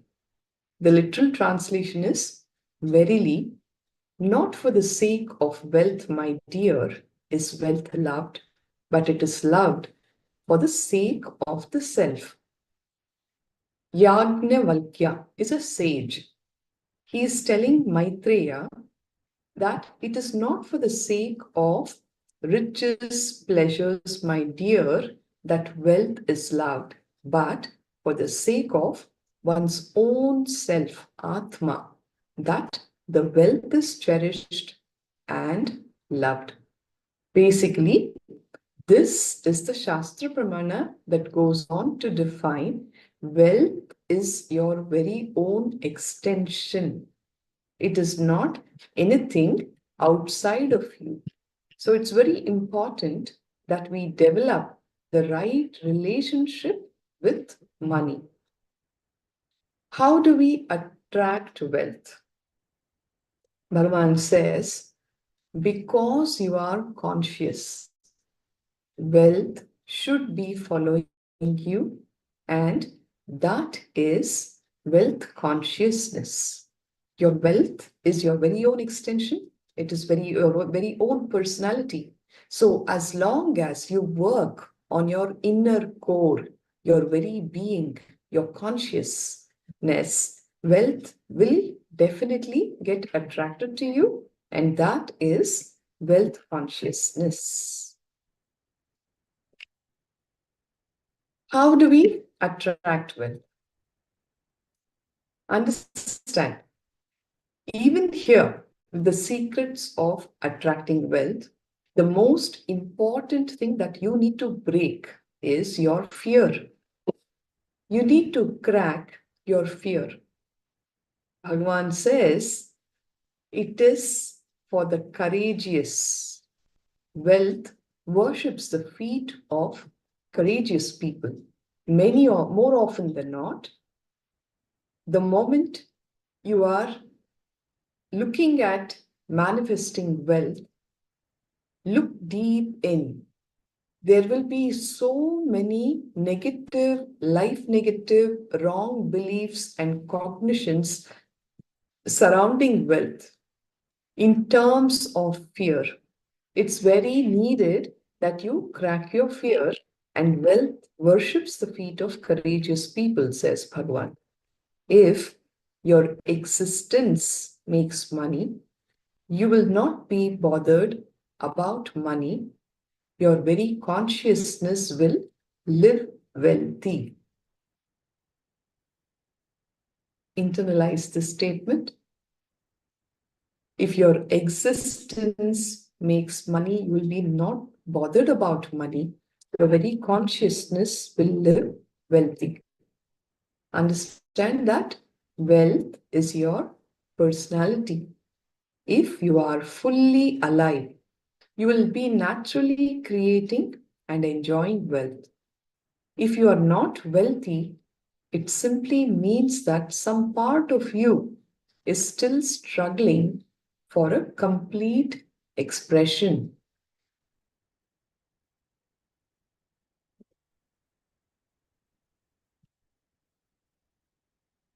Serena Wong?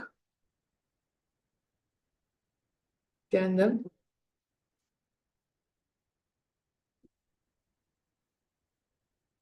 Are all of you with me on these understandings?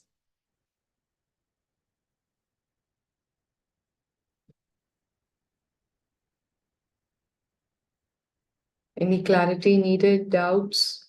Please go ahead and post. One very important cognition that we need to internalize at this stage. Please be very clear. You do not manifest what you desire, but you manifest what you believe, what you perceive as reality. You want a huge bank balance. That is your desire. But deep inside you believe it's not possible for me. I don't think it will ever happen. What happens? You manifest only your belief, not your desire.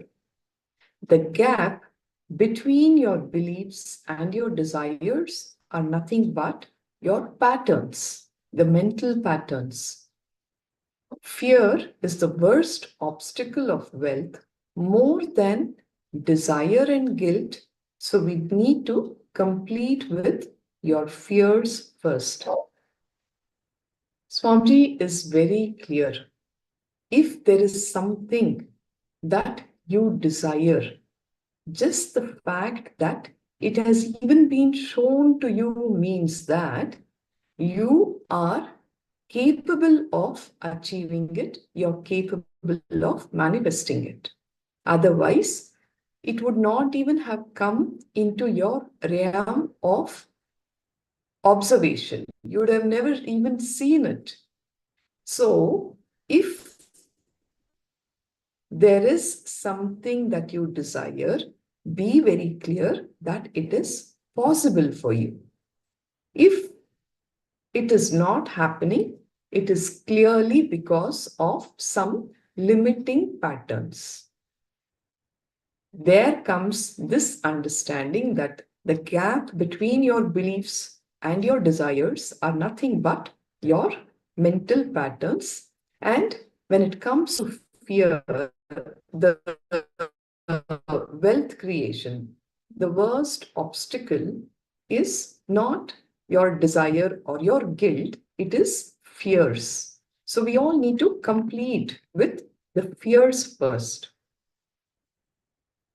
I reiterate, you do not manifest what you desire, but you manifest what you believe.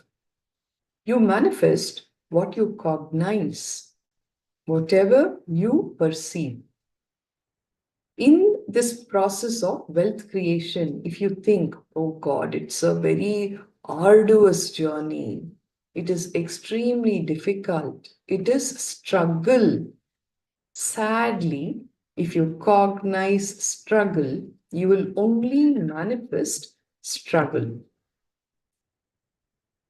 The science of wealth creation is a very clear science. It's not magic. Anything that we decide as our perception, cognition, intention, life, we become a magnetic center for that. Understand? It's a very clear science. If you cognize struggle inside you, you become a magnetic center which will continue to attract only struggle. If you cognize anything that I take up, I always fail, naturally, you become the magnetic center which will attract those kind of incidents in your life, which will reiterate your belief that you are a failure. So it is very important. Your cognitions, your perception are very important because you become the magnetic center which will continue to attract that same kind of incidents in your life. So, with respect to wealth, wealth consciousness means making a clear decision to break out of the myths and the mental patterns which impoverish us and draw us again and again into the poverty cycle.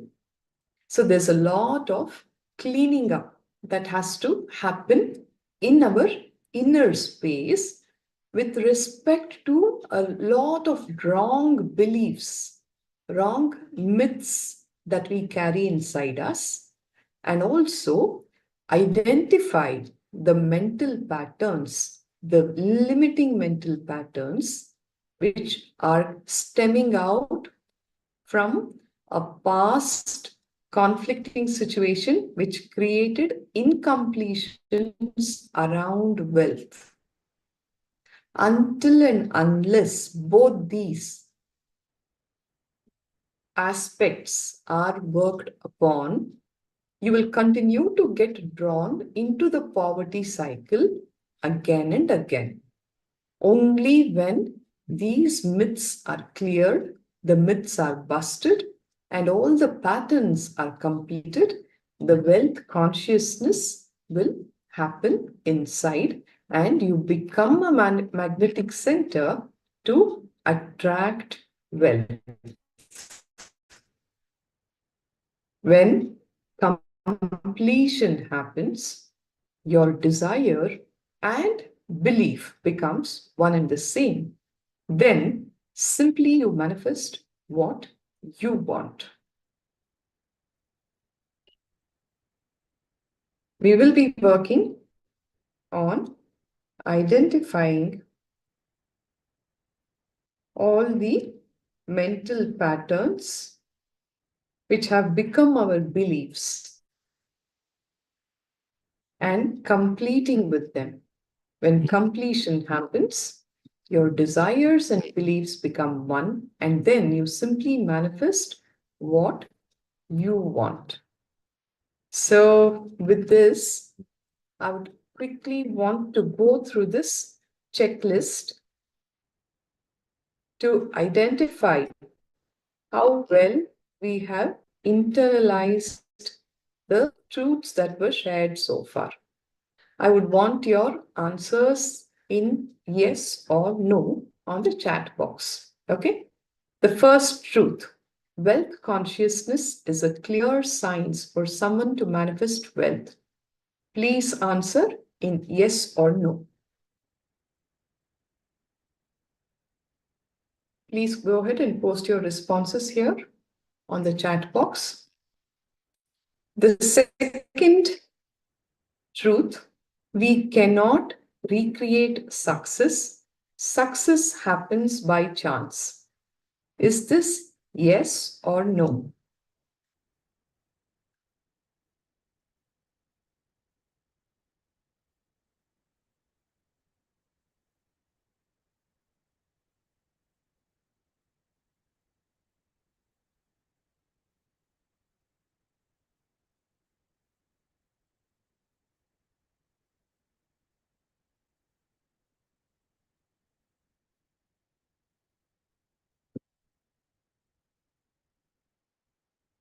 Okay.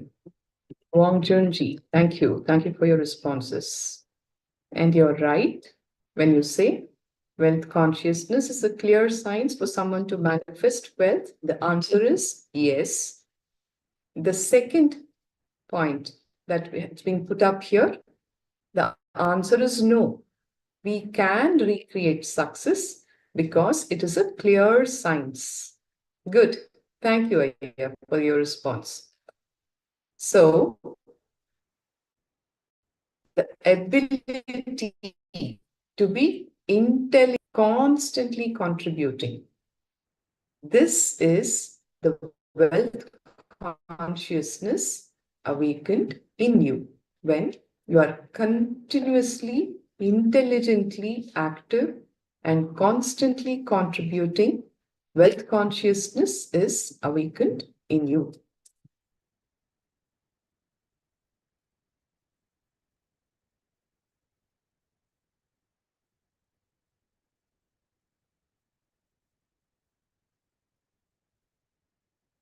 Yes.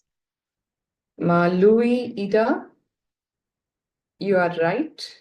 Your responses here are right. Thank you. It would be good if you could log on to the Zoom session and be here on the two-way.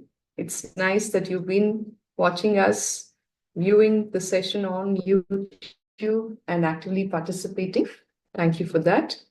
Nithyananda, Jayaprakash, Ayya, and Healing Master. It'd be good to know your name, Ayya. All right. So let us look at the wealth consciousness pramana.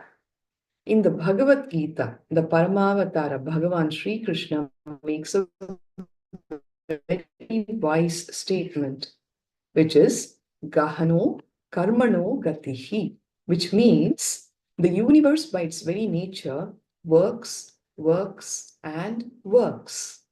The nature of the universe is to work, create, and expand. Life's flow itself is work, and wealth is a natural result of this process. Everybody wants wealth, but just lying in bed, not wanting to do much, not wanting to take up responsibility. not being intense and total in your pursuits. On the contrary, the truth of the functioning of the universe is Gahano Karmano Gatihi. By its very nature, the universe is working, creating, and expanding. Life's very flow itself is work, and wealth is a natural result of this process. So, with this, we come to the conclusion of the first session, Introduction to Wealth,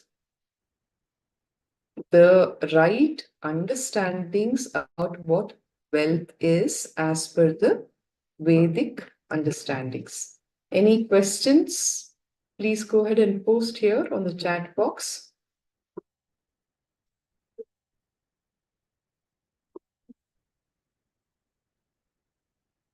Else we will be continuing.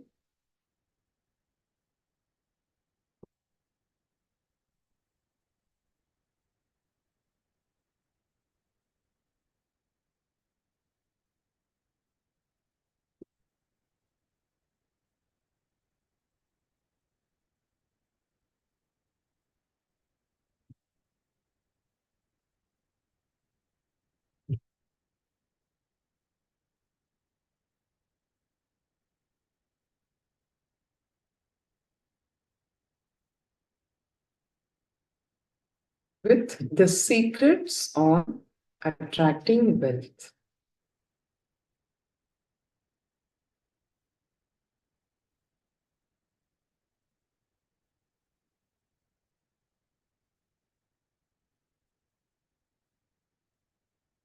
Yes, let's look at what does Hinduism say about wealth. Poverty is nothing but deciding to live without finding a solution for your problem. Internalize this statement. Poverty is nothing but deciding to live without finding a solution for your problem, says Bhagavan. The Atharvana Veda says, sorry,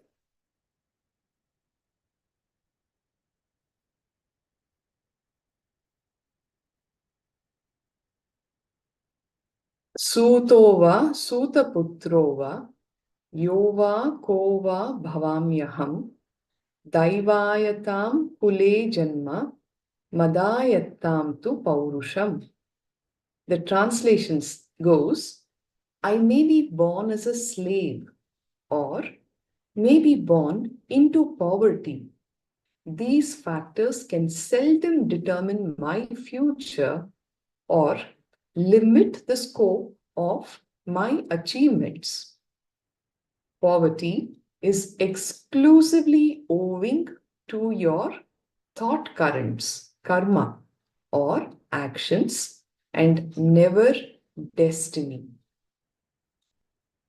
A very empowering truth from the Atharvana Veda that goes on to say, irrespective of which conditions that you are born into, you might have been born into poverty or as a slave, these factors do not determine or limit the scope of your achievements in the future.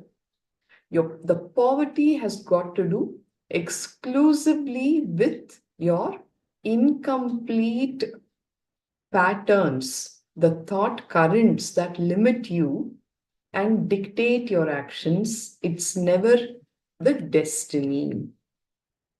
Ramakrishna Paramahamsa was Swami Vivekananda's guru. He never touched a coin in his life, saying that money would be a hindrance in the path of spiritual progress. Now, this is the Apta Pramana with respect to attracting wealth. So, Ramakrishna Paramahamsa himself never touched money, saying that money would be a hindrance in the path of spiritual progress. One day, Vivekananda himself tested his guru with a coin under his bed. Without his guru knowing, he put a coin deeper under the mattress so that he wouldn't know. Ramakrishna could not sleep and complained of something in the bed that was making him uncomfortable. It was only then that Swami Vivekananda removed the coin, and thereafter he was able to sleep.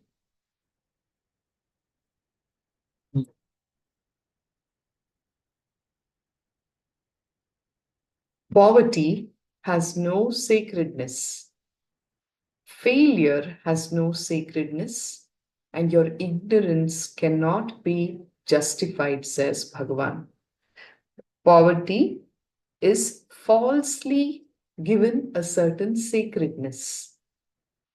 Sadly, your ignorance cannot be justified. There is no sacredness attached to poverty, and failure has no sacredness. Bhagavan is very clear about it.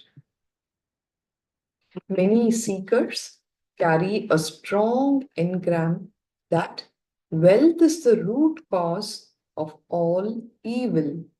It is not. Be very clear. If you have any sacredness attached to poverty, it's time you drop it. Wealth itself is not the root cause of evil. Be very clear.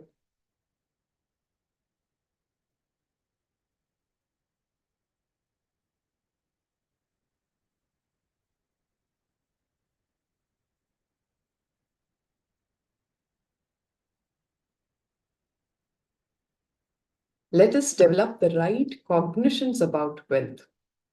Neither you must be influenced by having money, nor be influenced by not having it. Having money or not having money should not be influencing you. Money should never make you feel powerful nor powerless. If money brings powerfulness, it will lead to tremendous insecurity, which will constantly keep you in fear, and you will start hating money. Many wealthy people who have billions, who have too many zeros in their bank balance, are sadly with the powerlessness of the insecurity as to how do I hold on to this money? What if somebody steals this money? And they are so caught up with the fear that sadly the incompletion happens in terms of you starting to hate money. Get your context right about money. With the right context, energy flow will happen towards money without pain, stress, or obstacle. Without a proper context, it will cause so much pain whether money is there or not. Please do internalize all of these truths.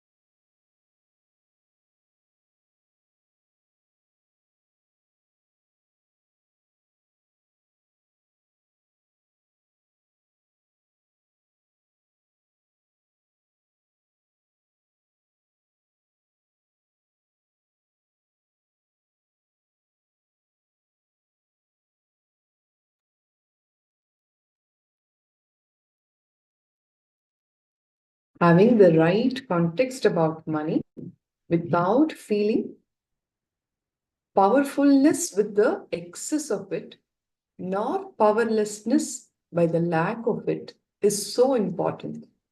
At the end of the day, understand money is just of utility value, isn't it? When money is just of utility value, have that context.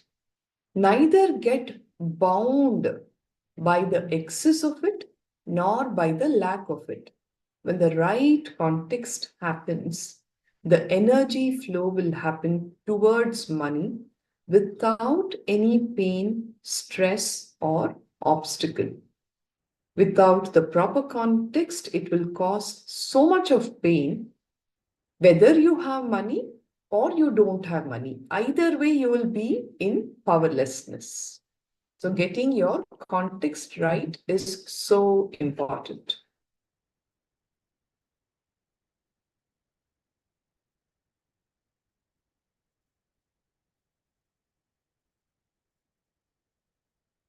Generate wealth just to share with others. Generating wealth to make myself more rich and making others rich.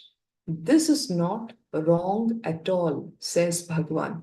See, an economy that is flowing is always good. That is real Lakshmi. If you're just making wealth to stock it up, it is Kubera. That is the word. Whereas flowing wealth, the currency has to be current, where you generate wealth not just to make yourself rich, but to make others rich. This should be the right context. Generate wealth to share with others. You feeling empty, and because of that you want wealth, you wanting wealth because of powerlessness, both will become greed, and these are the wrong cognitions about wealth. You're just jealous that your neighbor has more and you don't have enough. Or just because you're feeling empty and you want to fill that emptiness and you want wealth is a wrong cognition. You wanting wealth because of powerlessness will only become greed. Neither will you enjoy it, nor will others around you enjoy it. In both cases, you may be manifesting wealth, but it is not from wealth consciousness. It will be from a space of poverty consciousness. Irrespective of how much you have made, you will only be living a life of poverty. So now, let us get into completion with all the cognitions about wealth. Okay, I request all the participants to please do this exercise sincerely. Write down many of the patterns, incompletions, thought currents that you are having about money.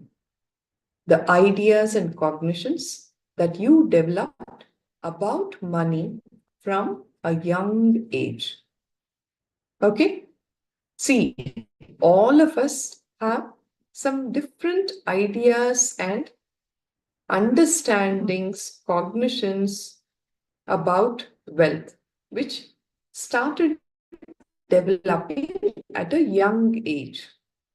Please write them all down. Could be in terms of, oh, money is hard to make. People will respect me only if I have money. Many ideas you have about money, which you picked up at a young age. When there is no money, life is only suffering. Or you may have ideas like, oh, if there is too much of money, it is a lot of responsibility. I don't want that headache. Different kinds of ideas that you have developed about money. Just go and see what were the incidents in your childhood which gave you these ideas. Too much of money makes people arrogant, so I don't want it. Could be one of your ideas,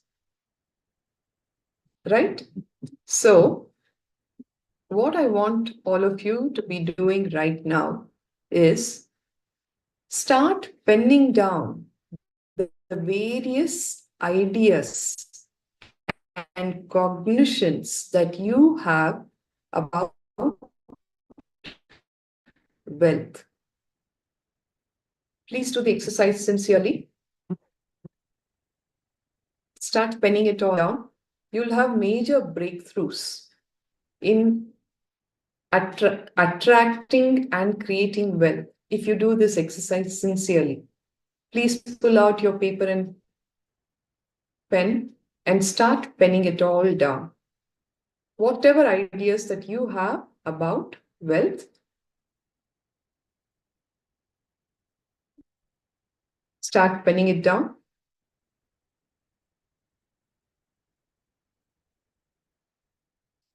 Ma Pooja, please do ensure that all the participants are getting the instructions clearly and they do the exercise, Ma.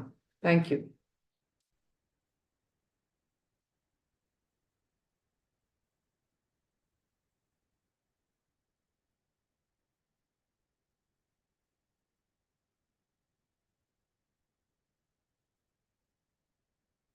In my childhood, even I had these kind of ideas that having too much of wealth makes people arrogant.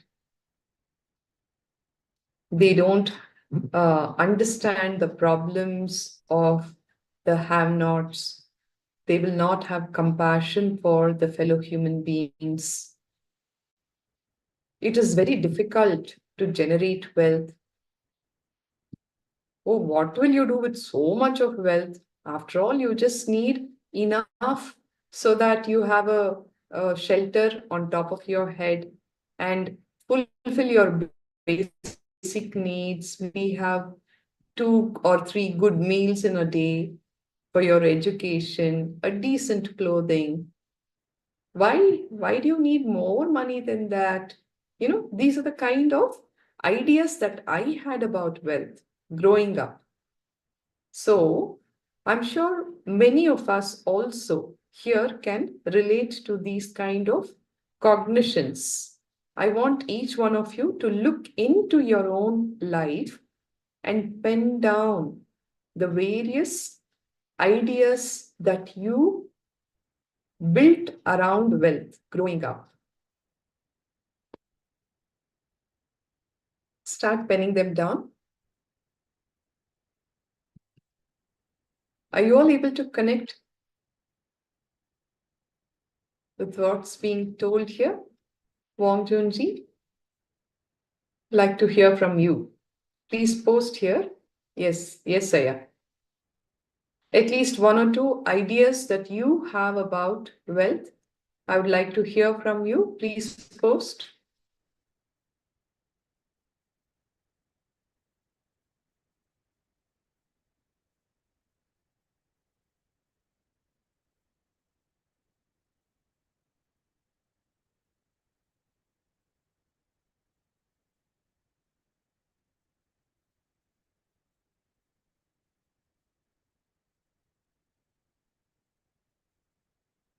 You'll have major breakthroughs with respect to wealth manifestation if you do this exercise sincerely.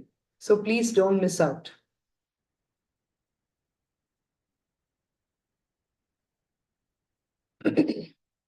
Once you have penned down the various ideas, cognitions that you have about money, go back to that incident where you formed those kind of ideas, when those cognitions started building in you, the beliefs started building in you, the ideas started building in you, those kind of perceptions started building in you. Where did you pick up those ideas from? What were the incidents that made you believe?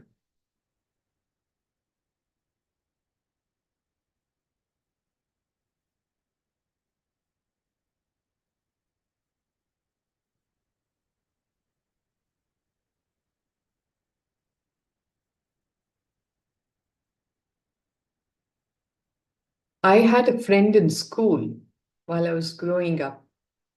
This was an incident when I was probably 8 years old. Okay. And she had an uncle who lived in the United States of America.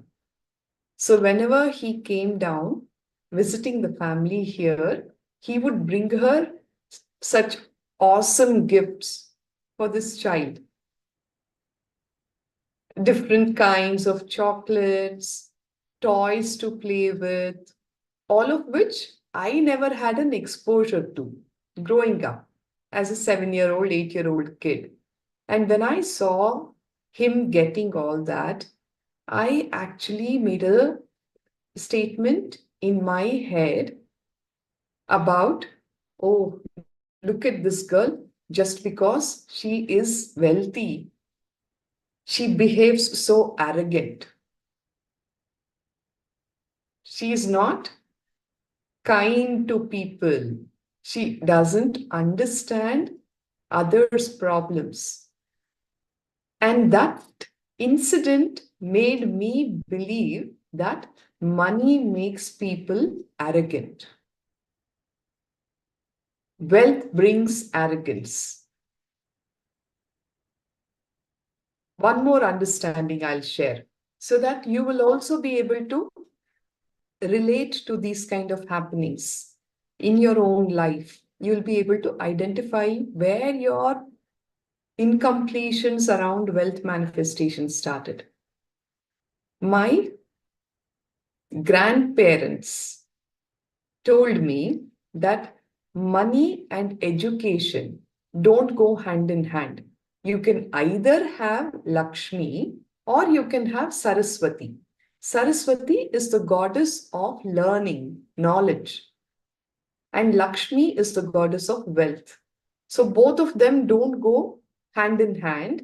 If you have Lakshmi, you cannot have Saraswati. If you have Saraswati, you cannot have Lakshmi.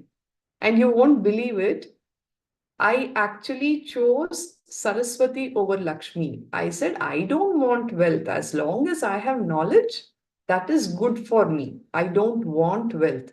These are the kind of immature cognitions that I grew up with.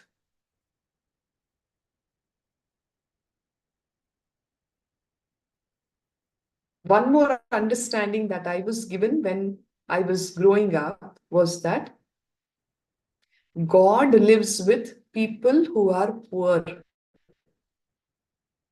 He will always be with you and he'll help you. If you are very rich, then, you will not be devoted to God. These are all the kind of wrong, silly understandings that I was given from the society, the immediate relatives, grandparents, cousins, friends, etc., which I started believing. Similarly, for all of you, I'm sure the wrong cognitions around wealth have all stemmed from certain past happenings in incidents that have happened in your early childhood, which gave you those kind of ideas. So please identify them and relive the same situation. In my case, this classmate of mine who used to get all those expensive gifts from abroad,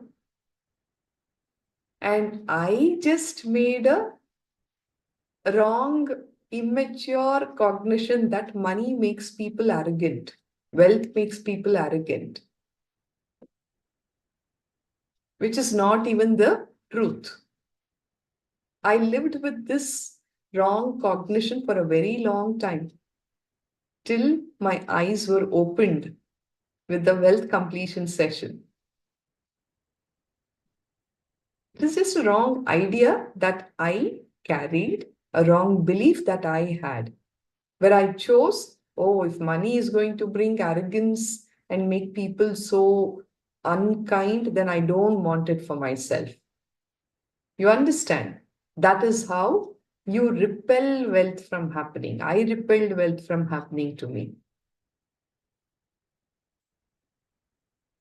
When the completion happened, wealth followed. So I want all of you to identify these kind of wrong cognitions which are coming out of limiting mental patterns, wrong belief systems. When did you pick up those kind of a cognition? Perception. Become that child and relive the same situation.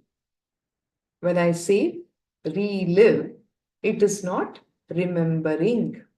It is reliving as if it is happening to you right now. Reliving is going back to that age, going back to that time. Literally, when I had to complete with this understanding, what I did is become that 7-year-old child. Sit with your eyes closed. You will be able to see the whole incident, including the dress that you were wearing, the color of the dress that you were wearing. Who are the people around you? What did that person say? How did it touch you? When the person said whatever he said, what were the statements that happened inside your inner space about yourself, about the person in front of you, about the world? You have to go through that whole emotional journey and relive all those emotions.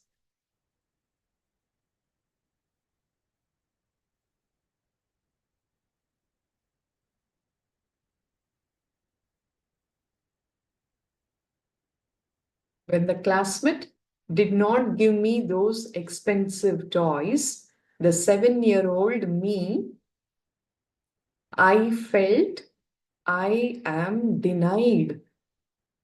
I am so unlucky. And how did I look at that girl? My God, she's so arrogant. She's so cruel.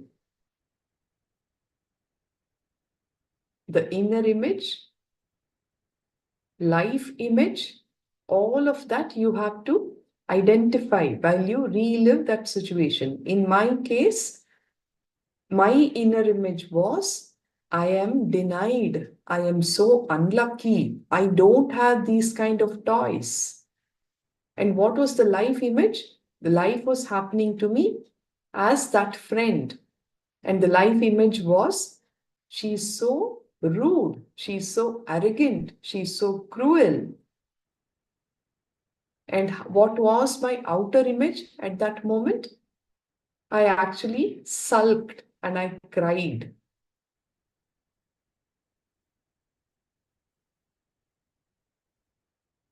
Have to become that child. Go back to that moment. Go back to that incident. relive that whole incident as if it is happening to me right now, but with the right understandings, with the right cognition. After all, it was just a toy. She was also a child, like I was. Maybe she was just possessive of that toy. She wanted to enjoy it for herself. But what did I do? I gave a wrong cognition about wealth itself, where I said, she is being so arrogant, I don't want it. Are you able to see that? Do you see how these patterns work?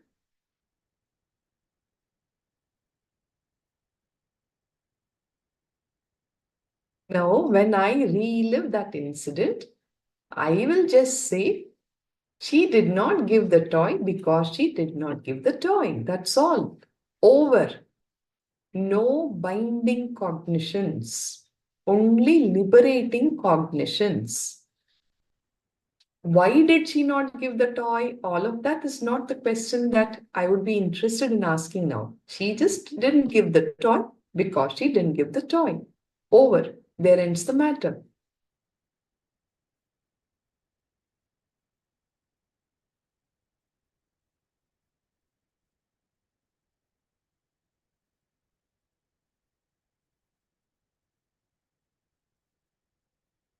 Just for that one silly incident, see the wrong cognitions that I built around wealth itself and stopped it from happening in my life. Like this, for all of you, you will be able to recognize, identify incidents which gave you the wrong understandings about having money, about having wealth, about manifesting abundance in your life. Relive and complete with those situations with the right cognition that you have now about wealth. At the end of the day, wealth is your own extension. It is your very personality. So the more and more you complete inside you, you walk out of all kinds of powerlessness. A space that is complete is a blissful space which will only attract life positive incidents and happenings which will manifest as the best health, best of wealth, best of relationships, and your own spiritual progress. Are you all able to identify? Can I have some acknowledgements here on the chat box? Have you been able to identify incidents from your childhood which has become the basis of your ideas and perceptions about wealth, which you now understand is nothing but your own pattern, which is limiting your manifestation of wealth?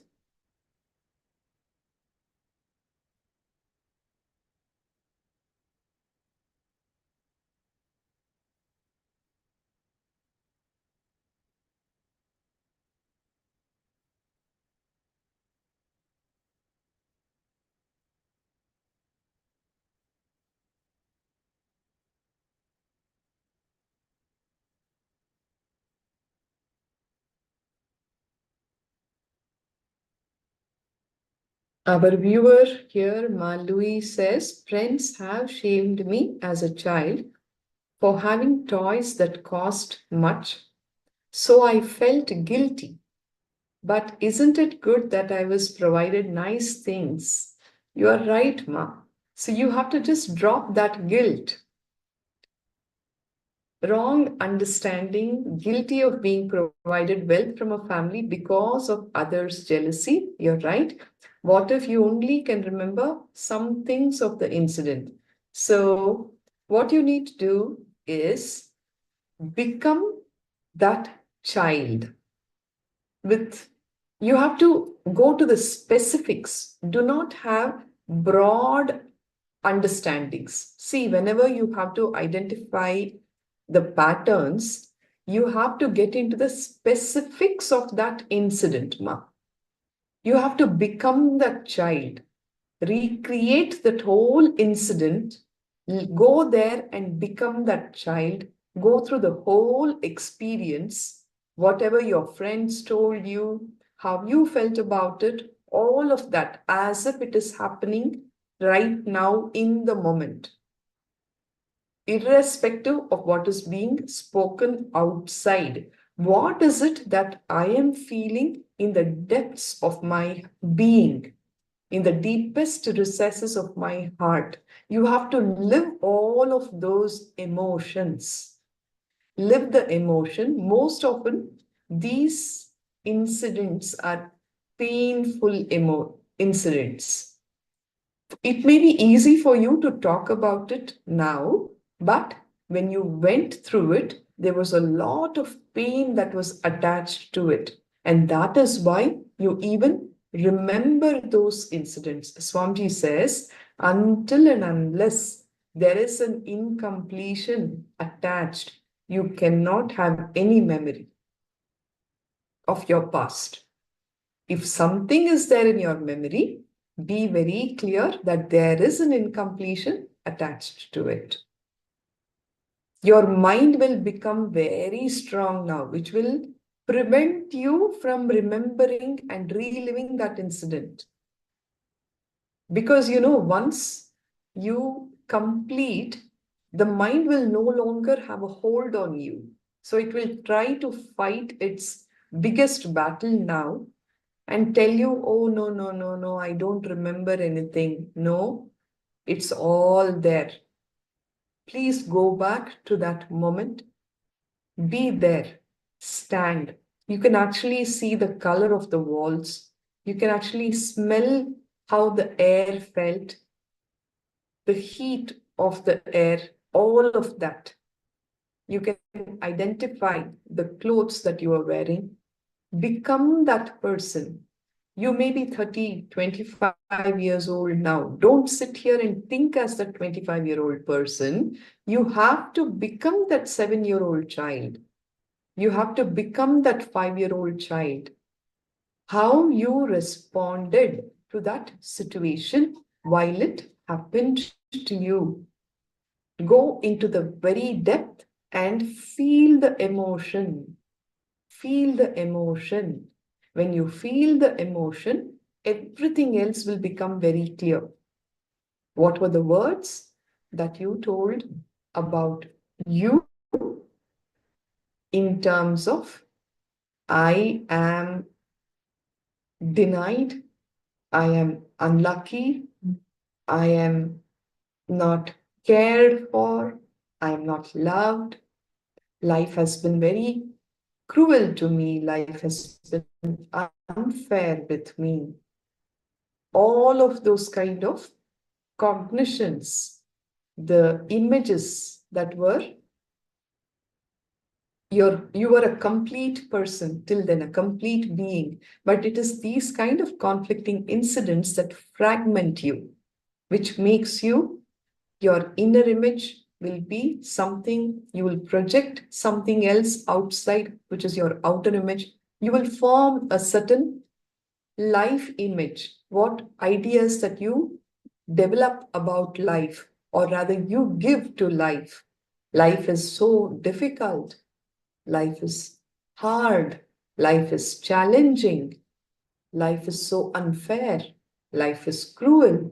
All of these kind of statements will start with these kind of incidents, usually in the very first 7 years of your life. So you need to go back down your memory lane to identify and start reliving those incidents so that you can complete them.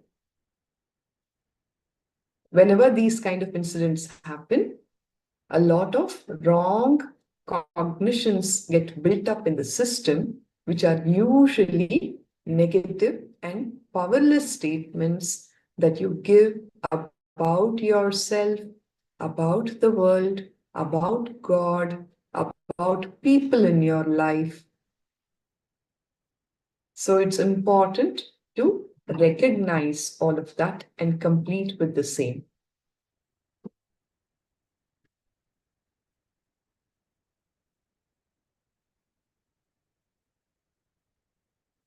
Was that good, Ma Luida?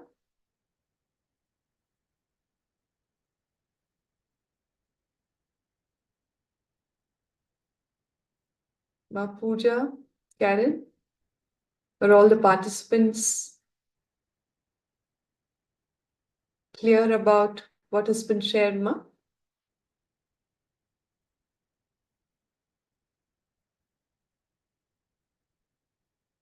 Since you're translating for them, I would like to hear from you. If they have any questions, if they need more clarity into the process of completion, please let me know.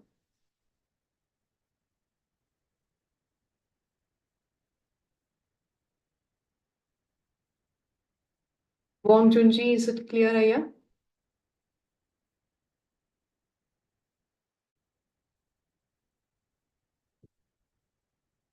All right.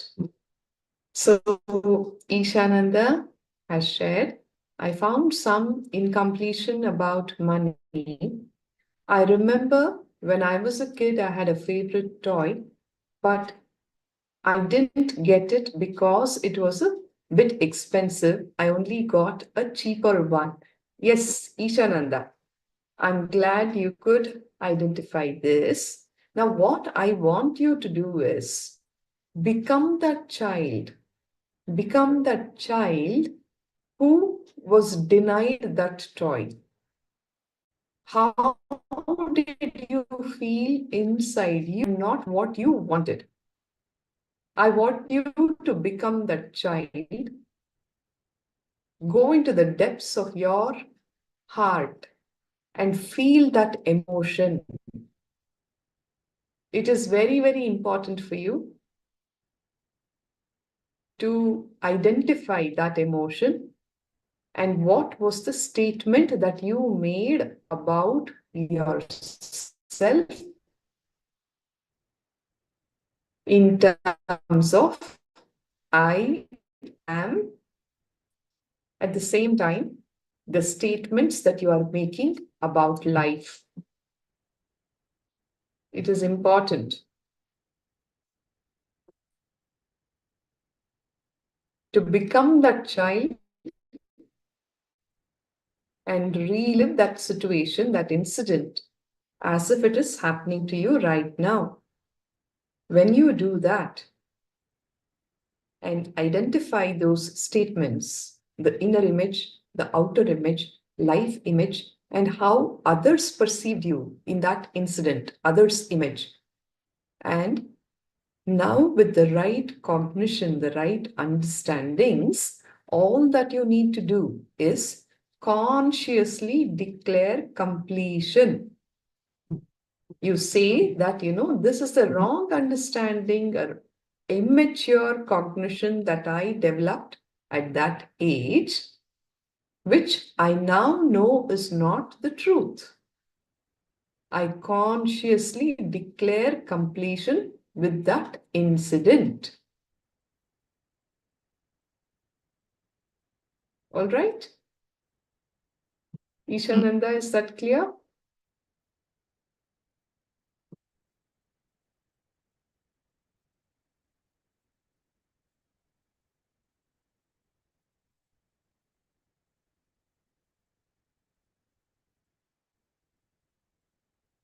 All right. So can we move on?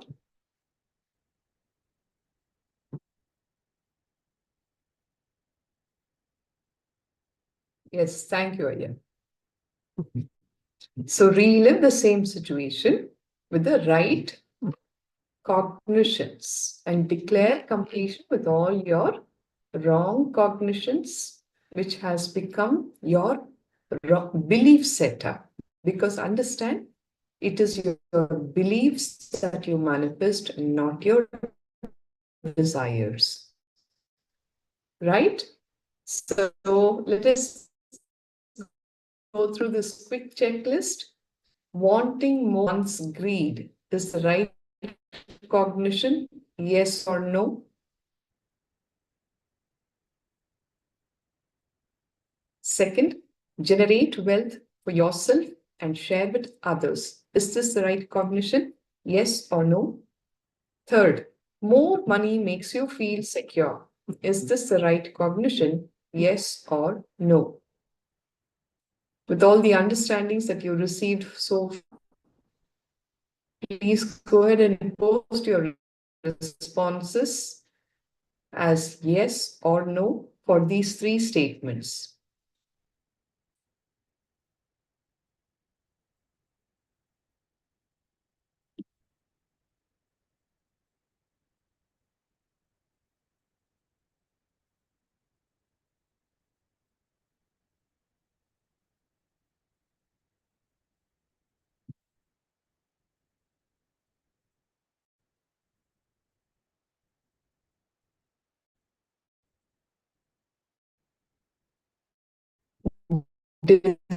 Desire is not wrong at all.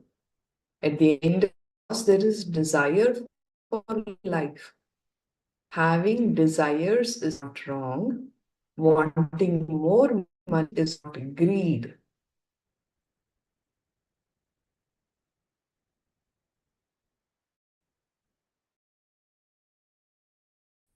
It is not the right cognition. Generate wealth for yourself and share to feel secure. Is the cognition right? No. More money from a complete spine. But sadly, more money will bring in more insecurity in people. Us to the conclusion of this session, you could actually download your own gift, your personal copy of Abundance from the Source from paramashivoham.org/gifts.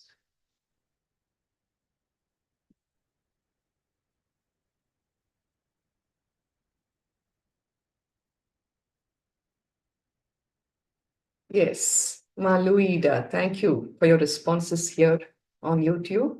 And you got it all right, Ma, which tells me that you've been listening intensely. And I'm glad about that. Any questions with respect to what was shared so far? Please go ahead and ask.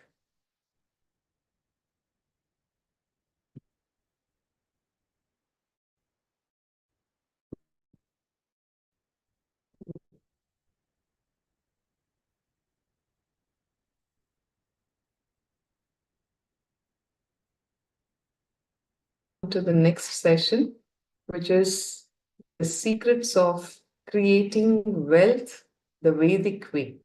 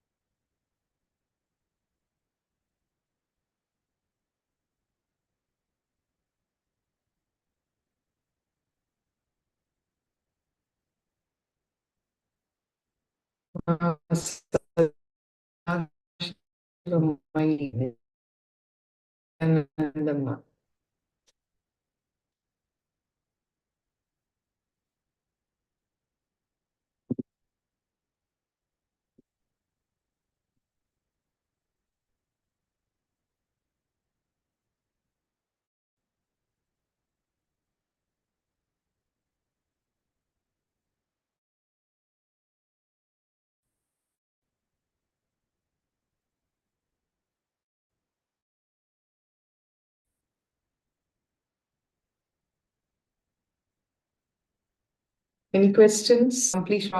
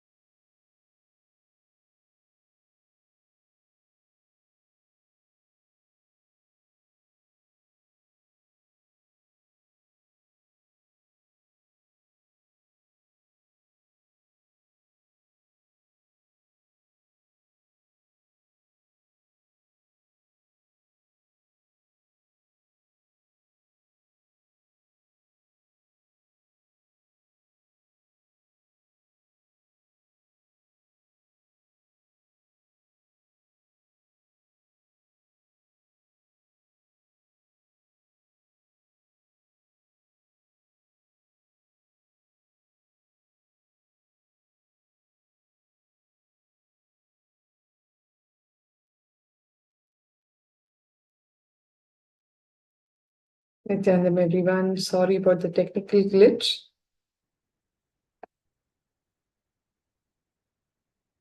Requesting all of you to please settle down. We'll enter into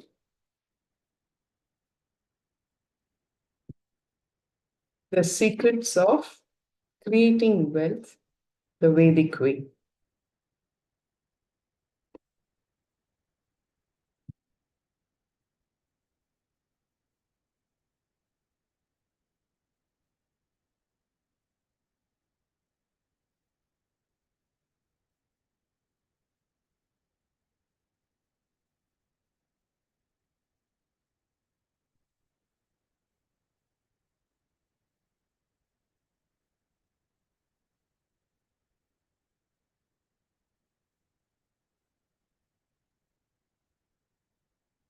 Please internalize.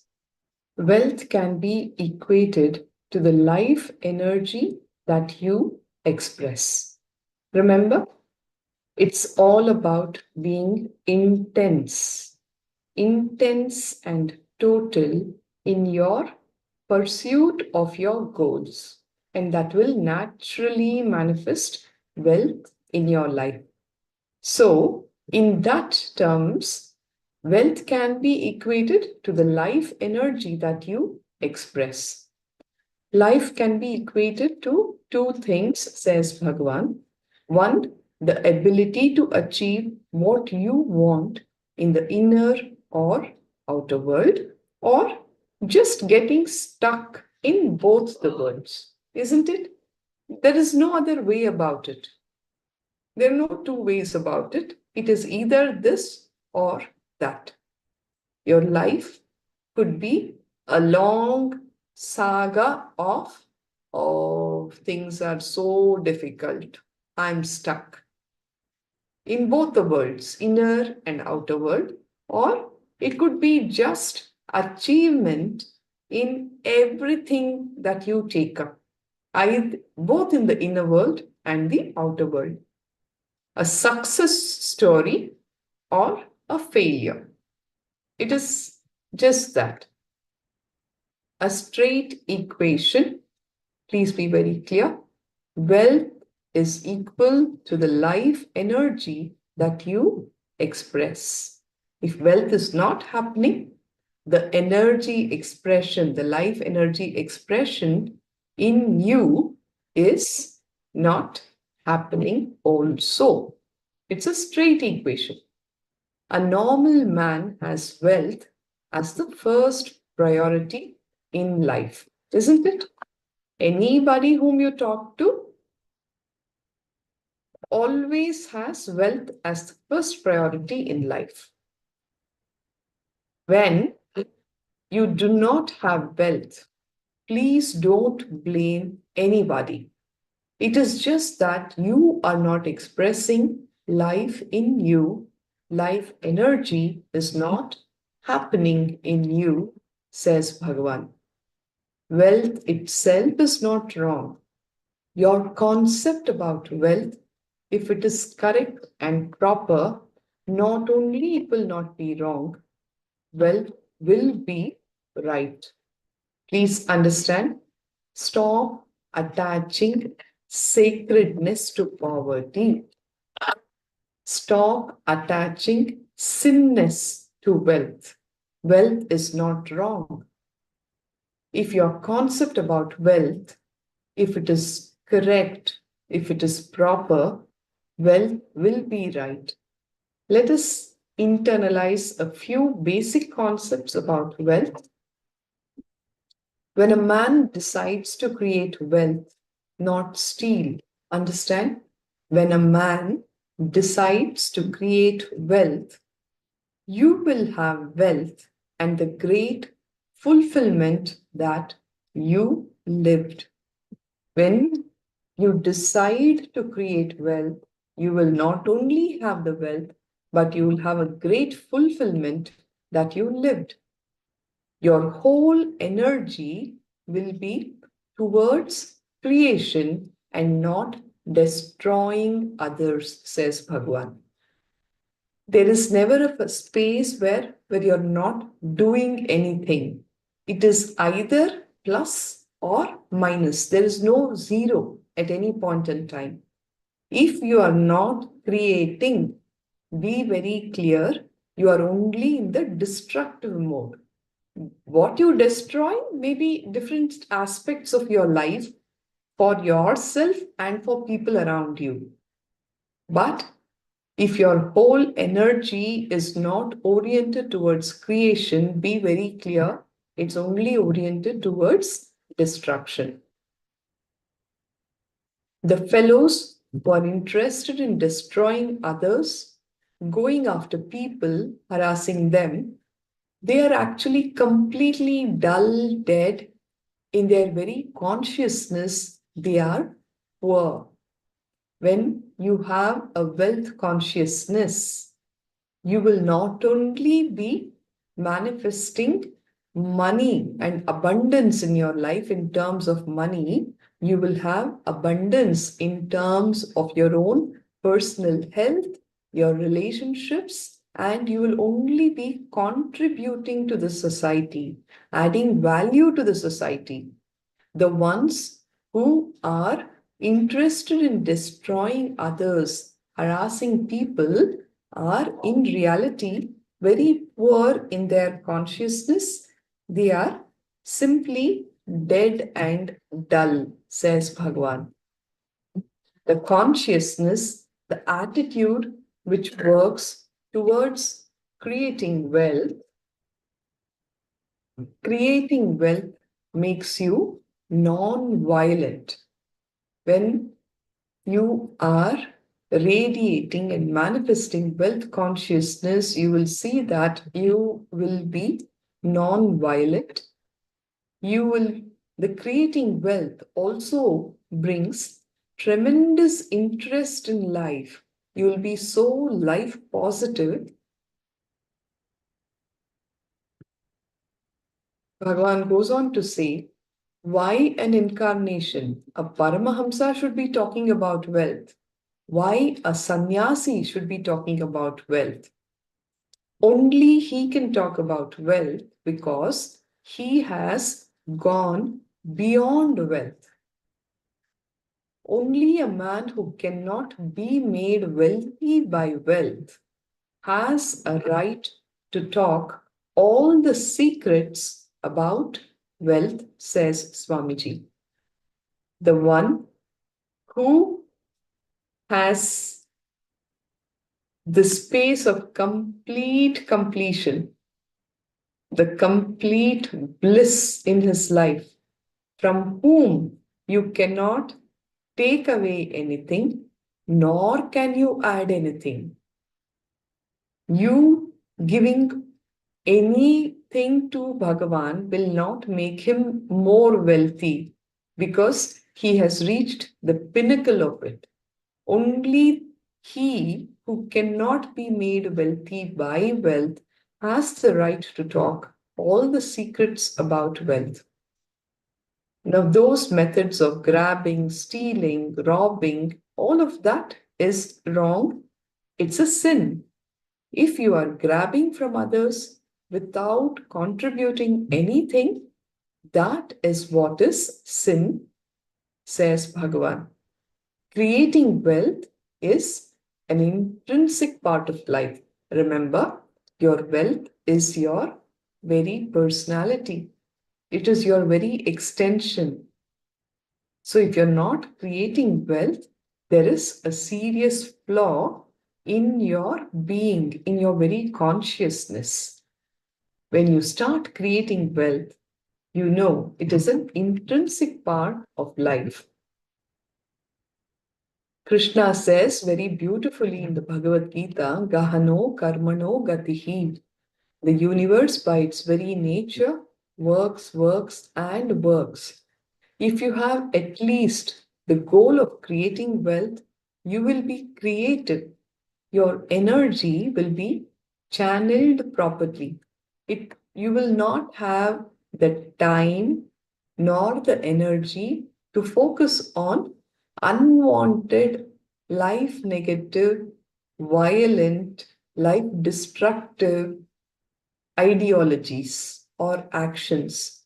You'll only get more creative and your energy will be channeled properly. The first priority should be in life for moksha, enlightenment, says Bhagavan.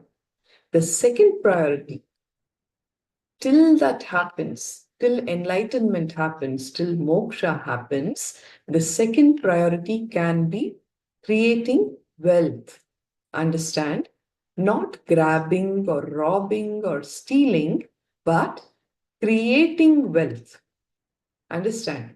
The ultimate and the first priority for all human beings is enlightenment, moksha. Till that happens, the second priority is creating wealth, not grabbing wealth, not stealing wealth, but creating wealth. Anything else is only a third priority. So, till we have enlightenment, the only thing that you should be working as priority in your life is about generating wealth. So first and foremost thing, remove all the guilt about wealth from your inner space. This is the first step towards creating wealth. Okay? Any kind of powerlessness that you have around wealth has to be cleansed from your inner space. The first thing is remove all the guilt about wealth from your inner space. Malui Ida, you asked me the question.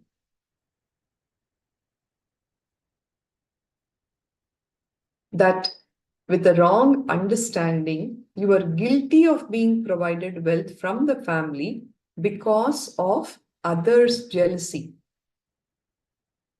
The first thing that you should be doing is remove that guilt from your inner space. You being born into a rich family also happened because of your past life punya that you have accumulated. Swamiji is very clear. See, Hinduism it believes in the truth of punarapi jananam, punarapi maranam. It is multiple life forms we keep taking. We keep coming back again and again and again till all our incompletions are cleared. Right? Till all the samskaras are done with. So in that sense, whatever money, whatever knowledge, everything that you gather in this janma, don't even be afraid that, you are going to lose out on it all when you leave the body. The next time when you take birth, you will start from where you left. So you will again be born into a family where all of that wealth, the opportunity for you to create more from where you left will be there. You will be born into a household where you will pick up from the knowledge that you have already accumulated in your past births. So it is not your mistake that you were born in a rich family.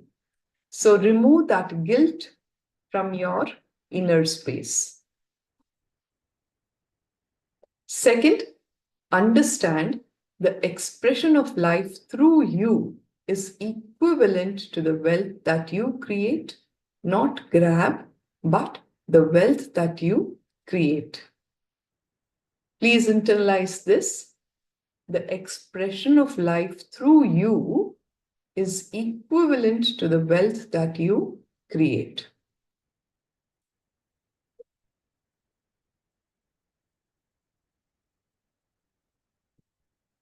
Your life energy is simply equal to the wealth that you create. Life, energy, expression, and wealth is one and the same. Seekers always justify their poverty as their spiritual quality and innocence. Bhagavan says it's a very, very wrong understanding. Do not justify your poverty and in the name of seeking. Oh, we are all seekers, so it is okay, we will not run after wealth creation. It is fine for us to be poor. Don't justify poverty as a spiritual quality. And don't attach any sacredness to your poverty, and being innocent is not justified in any which way. Innocence is just arrogant ignorance. If you want to create wealth and you're not wealthy, if you have a greed for wealth or a desire for wealth and you're not very wealthy, and you're not wealthy, be very clear, you are not a seeker, you are sicker. As in, you are sick. There is something seriously wrong in you. Please do not justify your poverty, your inability to create wealth, saying that I am a seeker. Swamiji says, you're not a seeker, you are sick. You're a sicker. There is something seriously wrong in you if you are not creating wealth. Wealth is not a problem. The person who's having guilt because of having, and a person who's having guilt because of not having, both are very big sickness, says Bhagavan. Neither be guilty of having, nor be guilty because you don't have. Both are very big sickness. Drop all those understandings and limiting cognitions. Many of these rich men carry a deep guilt imposed on them by society, and they live a very miserable life. Like how Ma Louis Ida, our YouTube viewer, shared. She comes from a rich background, and her friends used to be jealous of the toys that she owned, and she started feeling guilty about it, and she did not even enjoy the toys which were with her, and live a very miserable life because of the guilt that is imposed on on them by society. Many of the rich people live a very miserable life. Having the desire to have wealth and not having it, both, but giving a valid reason why they are not having it, is another important slave mentality, says Bhagavan. See, if you have the desire, but you're not manifesting, you're not creating the wealth, please do not give a reason why you're not having it. Any reason that you give, so-called valid reason, and job not done, is still job not done, isn't it? So do not justify by giving reasons, because that is again another important slave mentality.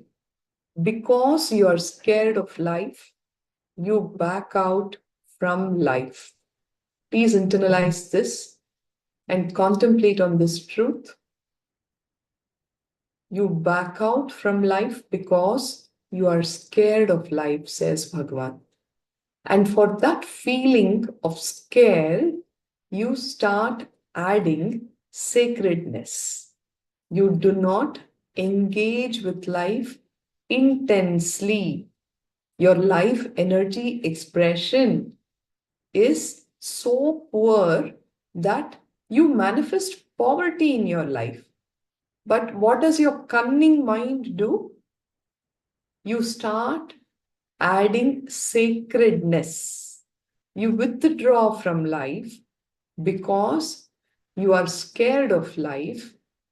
You do not engage with life with all its totality, with the intensity that you can actually be dealing with. And then what do?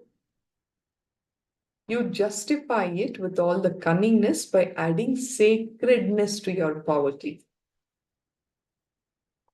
At least when you brag about your wealth and try to create an identity, you will be a little intelligent, because society would have beaten you. You would have learned a lot of lessons from the society. You will be more creative. In the process of manifesting wealth, understand, you take on so much responsibility. You would have learned a lot of lessons in the process of manifesting wealth, creating wealth.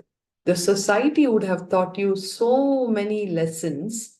You will be so creative and you will be intelligent. So you still have the ability to brag. But if you're bragging about your poverty and creating an identity, that is the worst cunning identity, says Bhagavan. Stop attaching sacredness to poverty. The last thing that you should be doing is bragging about it and identifying with that. I am a very sincere seeker who is celebrating my poverty. Don't do these kind of cunning games. If you are not manifesting wealth, be very clear. Your very consciousness is poor. Wealth consciousness has not happened in you. At least when you understand that, you will pave way for you to get out of poverty by working on your wealth consciousness. On the contrary, if you start bragging about your poverty, justifying your poverty in terms of adding sacredness to it, It is a worst cunning strategy, says Bhagavan. I faced all problems in my life only from the fellows who claim they are poor and try to create sacredness for poverty. They all come up with these statements. I have faced all kinds of problems in my life. Anybody else in my place would have committed suicide long back. Just because it's me, I am still alive. Are, what are you really doing by being alive? Really? Stop attaching sacredness to poverty. The rich fellows have a lot of maturity and they are more sincere when they take up spiritual truths in their life, because the people who are already rich have it in them to be intense with anything that they take up, because it has become their way of living life. Otherwise, they wouldn't be rich. They do all the spiritual truths when they take up in their life. They will be more sincere and they will have a lot of maturity. Swamiji is clearly stating, I am declaring the new Smriti. I am a Smritikara. Not creating wealth is sin. Be very clear.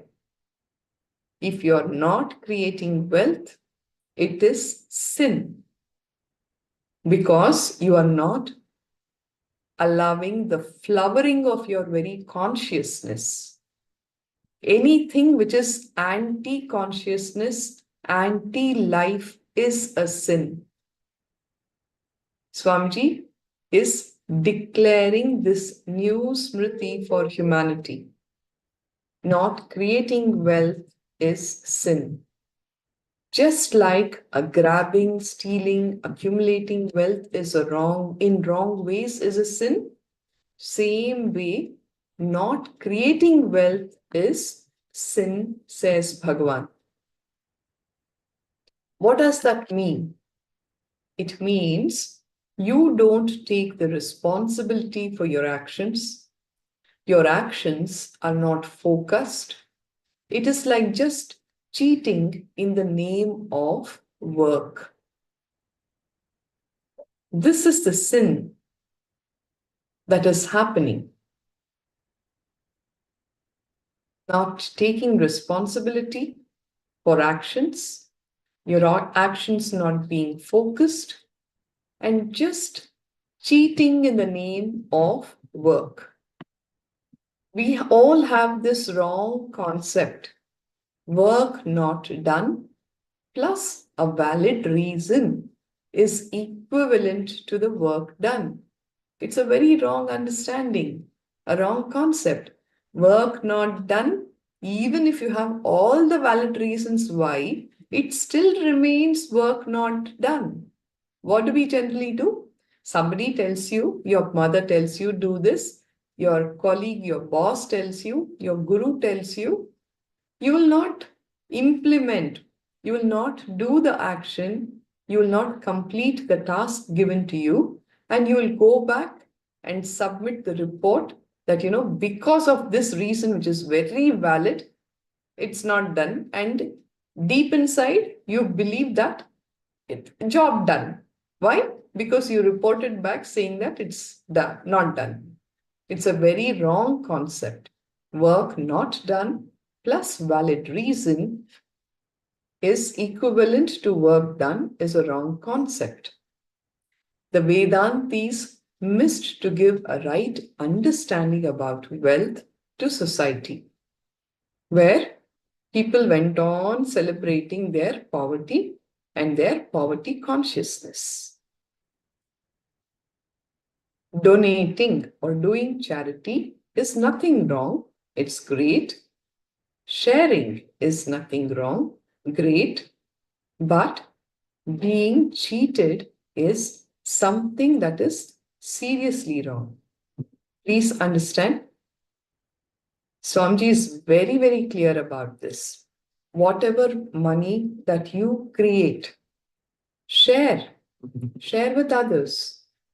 Do it, do charity, very good, but you should not be cheated of a single pie. If you're being cheated, then something is seriously wrong, he says. If you're not creating wealth, understand all your work is happening in the wrong direction. It's time you look in and see. Why is it the way it is? Identify all the wrong cognitions, the myths that you are carrying around wealth. Please go back and identify the incidents in your very early childhood, during which period of time you developed certain beliefs, ideas, cognitions, perceptions about wealth, which actually have become the stumbling blocks in your journey of creating wealth and manifesting abundance in your life. You may be working, but wealth is not happening. Then all your work is happening in the wrong direction. Be very clear. If you're not creating wealth, you will be spending all your time in destroying something, somebody, or you will be spending all your time in fighting with you in depression, fighting with your own self. Wealth manifestation always happens as a side effect of you being creative, of you being focused, of you being intense in your life energy expression. If that is failing to happen, the only other thing that will happen is destroying yourself, destroying life around you, destroying something, somebody, or you will constantly be fighting with people in your life. If nothing else, you'll only be fighting with your own self, which is what? Falling into the clutches of depression. Not having wealth is a wrong mental setup. Awaken the creativity in you. Remove all the hatred for work and creativity. There's a lot of hatred for activism. Moving out of that lazy, cozy comfort zone is such a huge challenge for people. You desire wealth, but what is it that you would actually want to be doing? Relaxing by the beach on a vacation. See the contradiction that is happening there?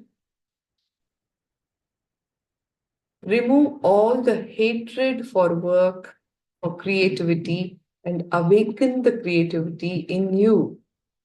Creating wealth brings tremendous interest in life and non-violence. If you look around, all the people who are actually wealthy manifested wealth by creation. With the right cognitions, the right understandings about wealth, you will see them. They are so life positive, contributing, and tremendously interested in life around them. They're constantly engaging with some action or the other which adds value to the society. Look at all the people around in this world who have created wealth the right way. They will only be compassionate, non-violent, and contributing with a tremendous interest in life. You need to create a wealthy consciousness which is ready to take the responsibility to create and sustain, which is ready to take the responsibility of being creative. So, you can actually start building a wealthy consciousness. Remember, it is not about to whom you were born, whether you were born to rich parents or poor parents, whether you were born into poverty or whether you were born as a slave. Inherently, each one of us have it in us to manifest wealth. It is not your destiny. It is your free will. It is your free will to manifest wealth, which will happen only when you build a wealthy consciousness. Wealthy consciousness by completing with all your incompletions, busting all the myths and the wrong understandings that you have had about wealth until this day. When you build a wealthy consciousness, which is ready to take on the responsibility to create and sustain. The N-Kriya is a direct technique or method process for creating wealth consciousness in you, which Bhagavan has given. In the Vedic tradition, we have two major gods representing wealth. One is Kubera, the other is Lakshmi. Kubera is the guy who holds the stock market. Lakshmi is the bank, circulating. Currency, which is current and circulating, is Lakshmi. Kubera is all the wealth that you stock up and hold. Lakshmi gives and circulates. Kubera holds and sits on it. Now, this kind of wealth is not useful neither for you nor for the society.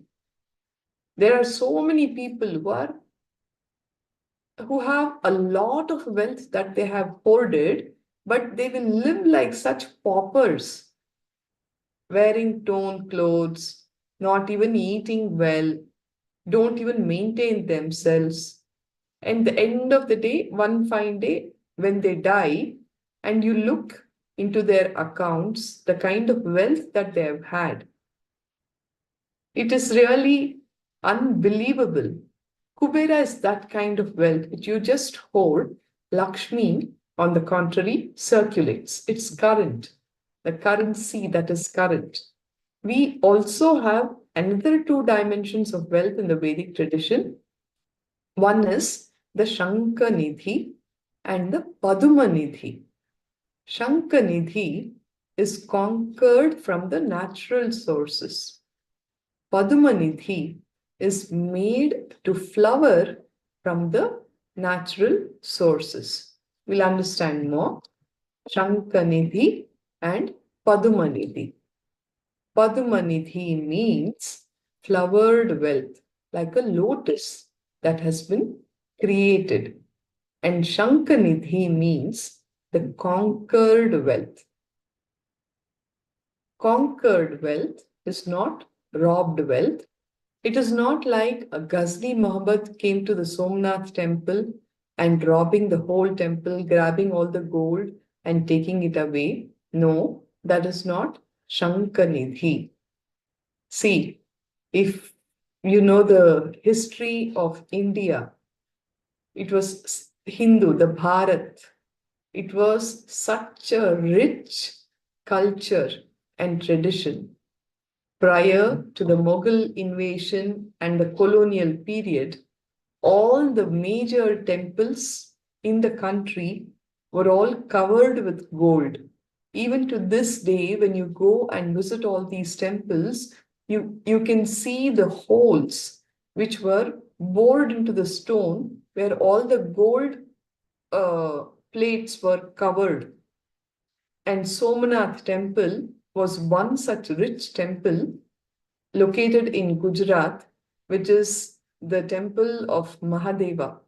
More than 17 times, this temple was raided by Muhammad Ghazni, one of the Muslim invaders and kings. Every time he went back with loads and loads of gold and precious gems from this temple. Now, this kind of hoarding is not Shankanidhi. In the Vedic tradition, we think as two systems, Shankanidhi and Padmanidhi, and sustenance has two systems, Kubera and Lakshmi.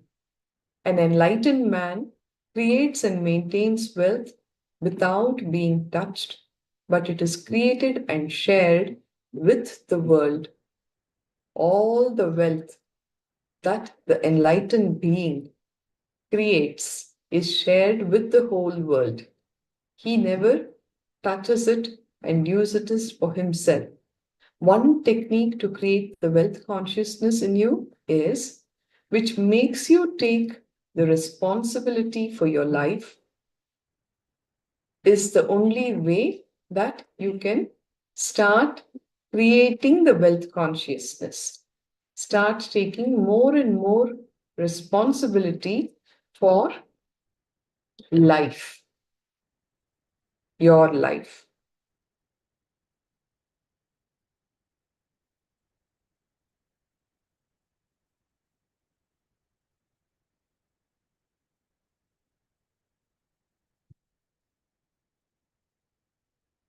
Okay.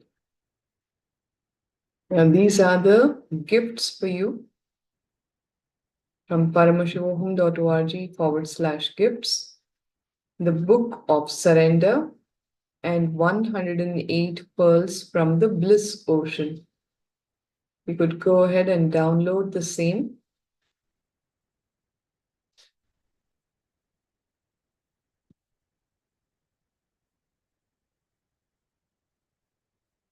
Any sharings? Welcome at this point in time.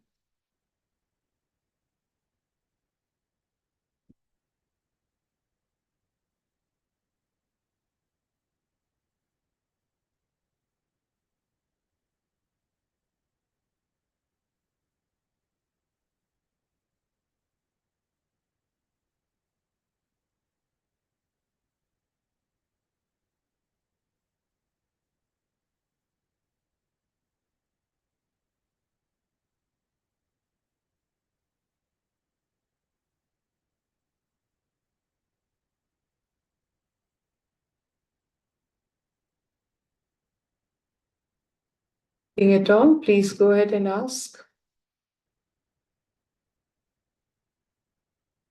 We'll move on to the next presentation. Abundance from the source. Understandings about wealth, understanding real wealth. Wealth, money, abundance, all these words may be used synonymously, but they are not the same. Money itself is not abundance. Abundance is overflowing ecstasy, confidence in you that you can exist. When your existence is joyful, blissful for you and the people around you, you are wealthy. Understand? Overflowing excitement, intensity about your existence is wealth, says Bhagavan. Money itself is not abundance.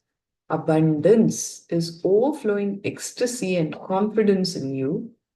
When your existence is joyful and blissful for you and people around you, you are wealthy.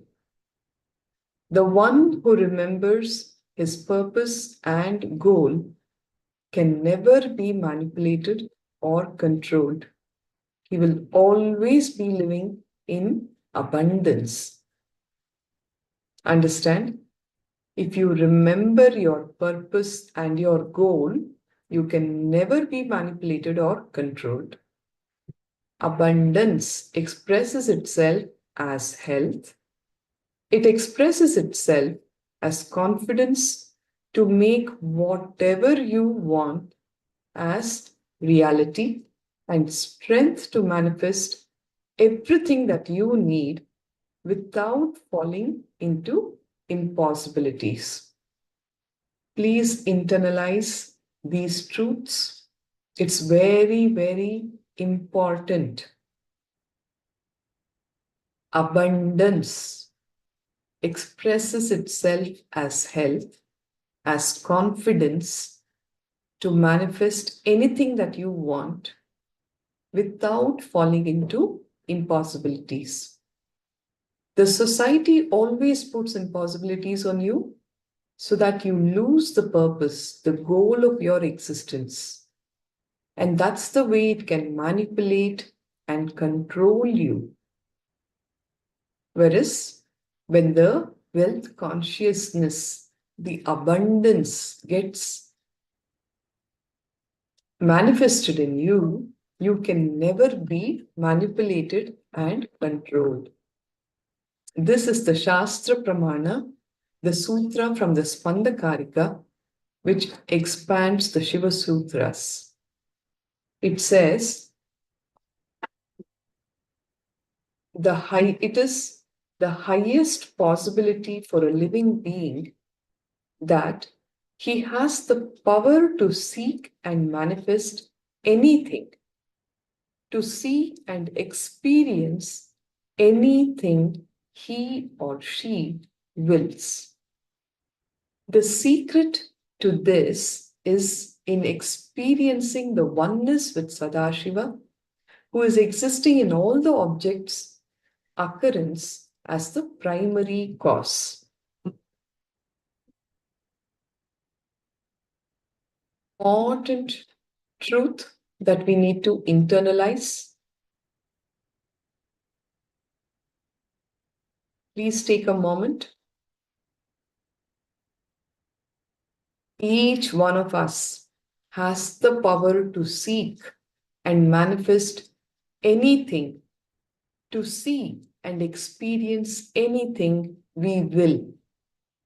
And the secret to this is experiencing oneness with Sadashiva, who is existing in all of us as the primary cause.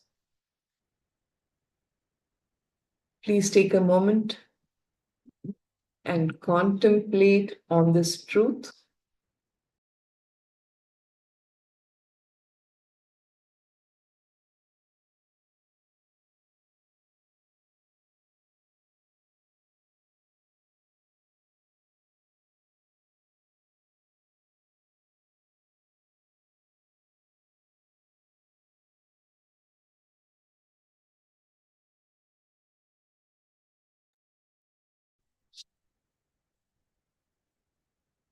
You can manifest anything and everything from that space of oneness with the ultimate, Paramashiva.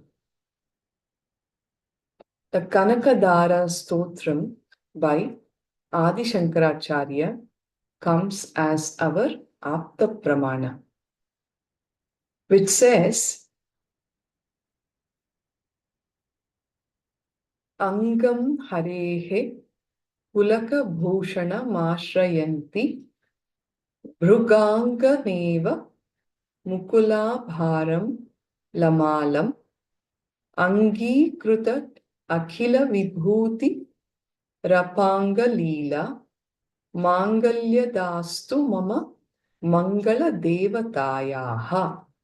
The meaning of this verse from the Kanakadara Stotram by Adi Shankaracharya is: salutations to Mother Lakshmi, who always dwells on the body of Hari like an ornament of ecstatic delight, like the bees which delightfully decorate the half-open flowers of the tamala tree with their ecstatic humming sound, who has attained within her body the entire opulence of the universe through the play of her divine glance.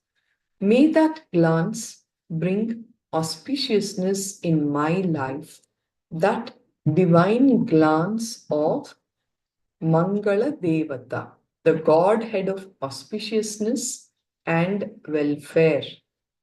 Basically, this is the Apta Pramana that goes on to say, in essence, that each one of us can manifest wealth by praying to Lakshmi, Mother Lakshmi, who can actually cause all auspiciousness in our life. Experiencing an awakened feeling physically, mentally, in the level of the memory, muscle memory, biomemory, and bioenergy level. When you experience that awakening in all the three levels, that is abundance, says Swamiji. Experiencing an awakened feeling physically, mentally, in the muscle memory, biomemory, and bioenergy levels. Your Kundalini energy is your real wealth. Understand? Question the ideology you have been taught and the concept with which wealth is generated. Don't sell your health to get the wealth, and then you will go on spending all your wealth to gain that health back. Now, this is predominantly the rat race with which all of humanity is presently caught up with, isn't it? How many people around you are falling ill in the name of wealth creation? They are running the rat race, such long hours of work to some companies which have their own vested interests.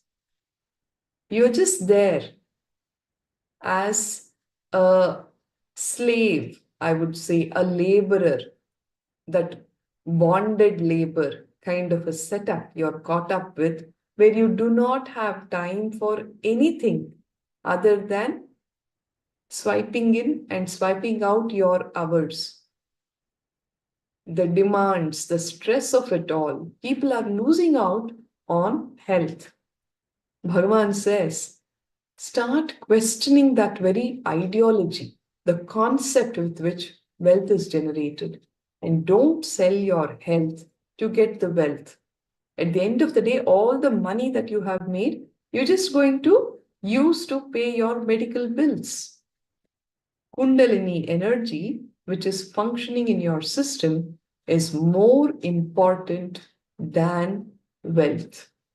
If you feel every rupee added to you makes you more rich, you should feel much more richer by every long breath added to you, says Bhagavan. The first step in abundance is yoga and long breath. Every long breath awakens energy in you. The energy it radiates through you is equivalent to every rupee that you accumulate. Silly conversations of the modern day humanity. My net worth is 300 crores. What is your net worth? Is this all what life is about? What is the meaning when you say 300 crores is my net worth? Do you mean that you will give your life away for 300 crores if somebody gave you that?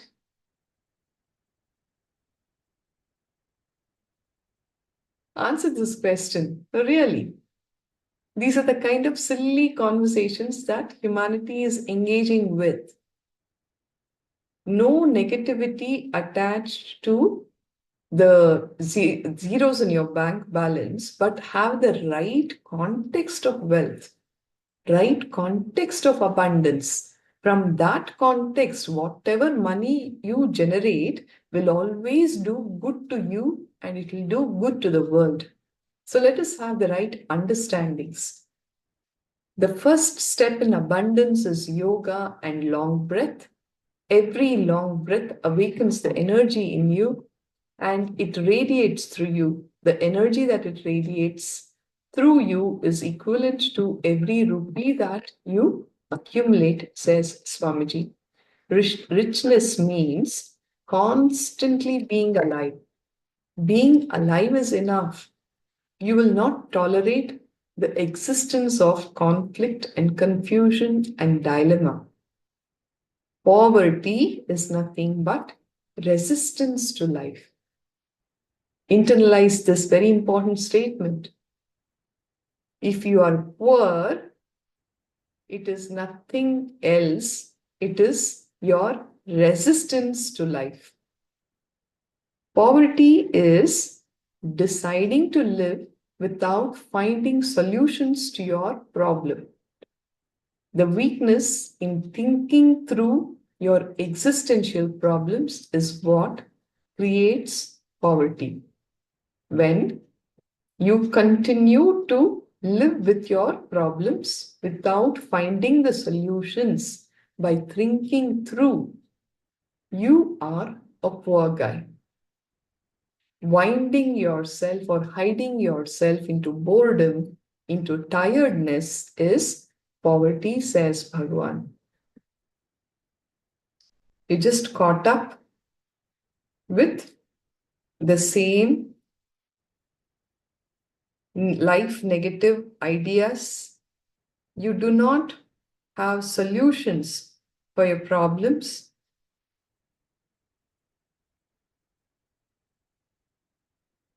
You're stuck in that same mental setup and hide yourself into your tiredness and boredom. You're a poor guy. What is the way out? Bhagavan says the secret of manifesting wealth is increase the number of your waking hours. Learn to be constantly active. Reduce the tiredness and boredom in your being. The enemy is that part of you which is afraid of being active. Oh, from morning to night, be complete, not content, says Bhagavan. Content can be a hypocritical quality.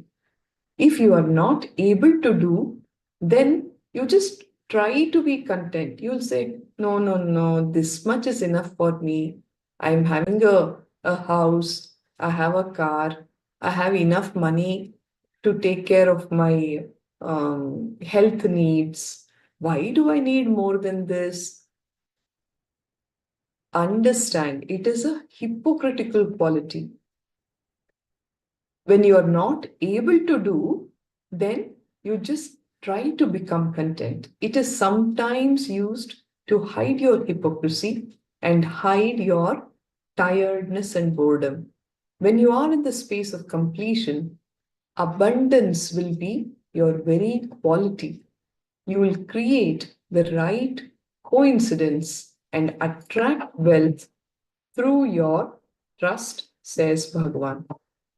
The source of abundance is your bioenergy, the Kundalini Shakti. So it becomes mandatory to have the Kundalini awakened. Let your focus be on powerfulness, completion, and awakening your Kundalini Shakti, your bioenergy strength. Through powerfulness and awakened state of your being, push through your life. As a side effect, you will see wealth will be overflowing and you will be enjoying it. If you think money is too big, just by making it, you will become tired. Make money without thinking that it is too big. Make money knowing that it is the dust at your feet.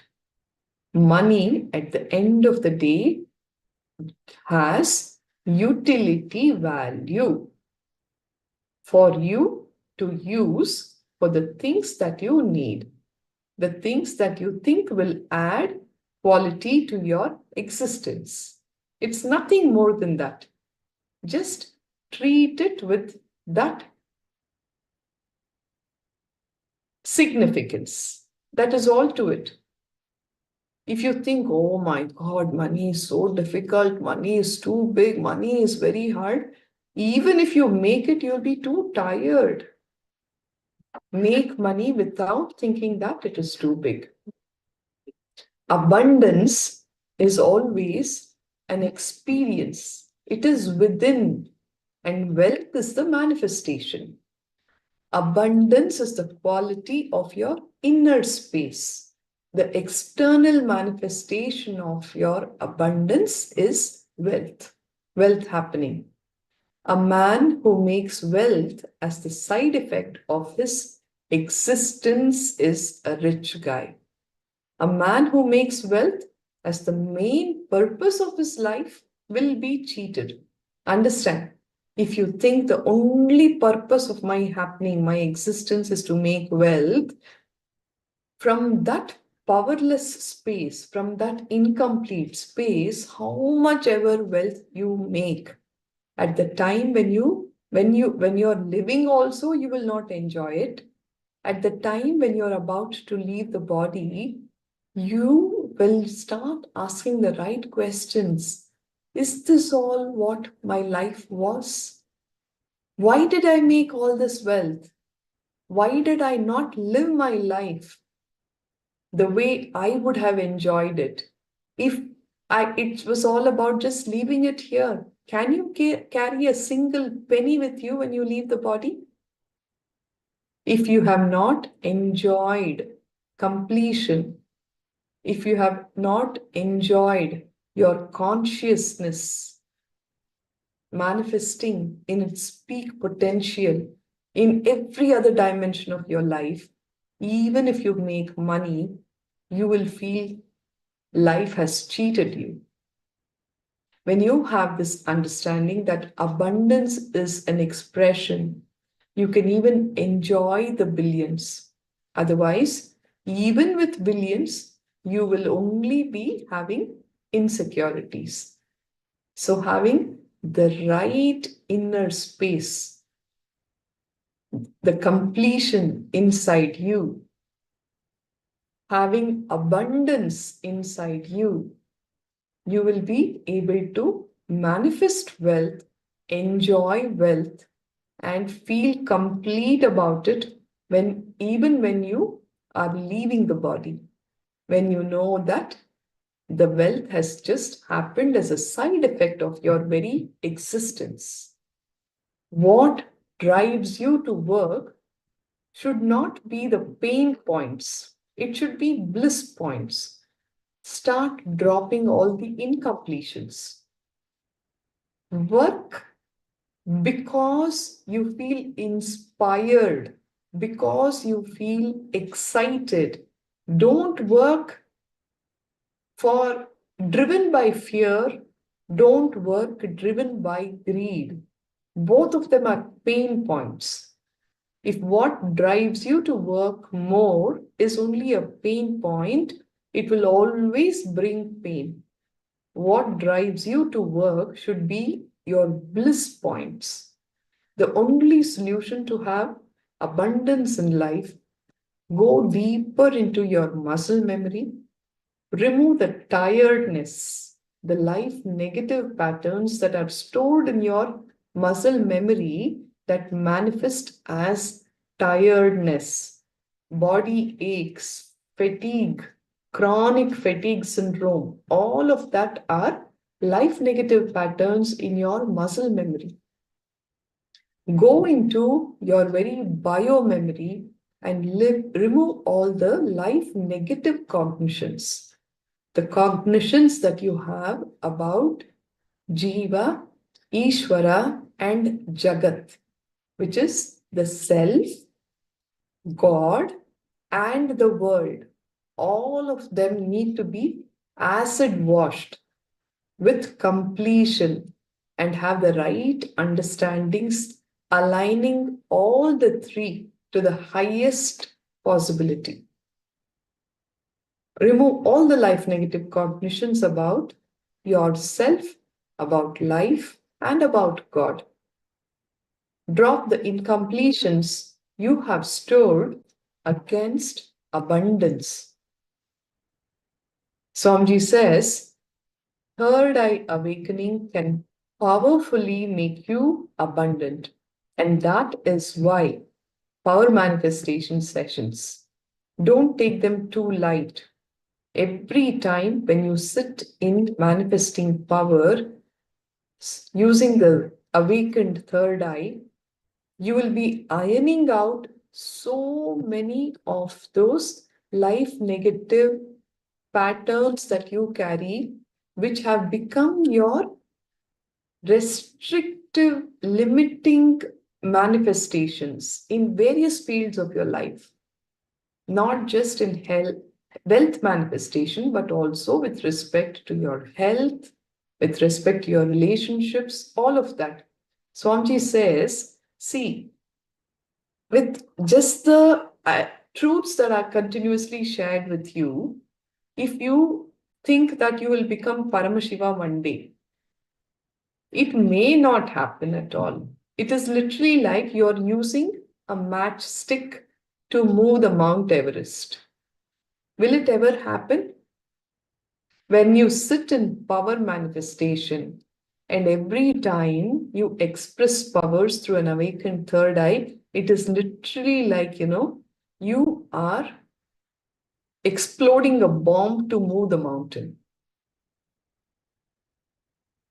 Third eye awakening can powerfully make you abundant. Just sit with your third eye, look into your life. What all are the ways you can manifest wealth to fulfill your plans and align yourself? Third eye is the biggest gift you can use in 1,000 ways to manifest abundance in your life. Let your focus be on awakening your bioenergy, the God particle in you, the powerfulness in you. From that source, let the wealth manifest. It is the law of life. It has to manifest. There's no other way. And when it manifests from that source, you will not be cheated. Knowing the knack of how you have to be useful to society and enrich it so that they enrich you. That's all is money. Understand. Make money and know the knack of how you can be useful to society and enrich it. Doesn't matter what. You could be stitching clothes. You may be making shirts, or you may be in the field of health, providing good health to people. You may be in the beauty business, making people look better. In any which way, whatever it is that you're doing to enrich the world around you, do it in the best possible way. If you're stitching shirts, give the best quality. When you enrich life around you, they will also enrich you. When you provide the best, you get also enriched by making the best money out of that produce. That's all is money, says Bhagavan. Understand the powerfulness that you demonstrate, the powerfulness you carry in your thinking, in your feeling, in your words, in your action. The side effect of it is wealth. When there is that powerfulness in your inner space, that will naturally translate to powerfulness in the way you think, the powerfulness in the way you feel, the powerfulness in your words, in your action. And all of this, the side effect is wealth. So let us internalize and pen down what is abundance for you. It may be different things for different people. It may be having health, it may be having financial freedom, nice relationships, spiritual awakening, whatever. Whatever you wrote, read it once for yourself and complete with the ideas, with all the mature cognitions, the powerful cognitions that you have received thus far.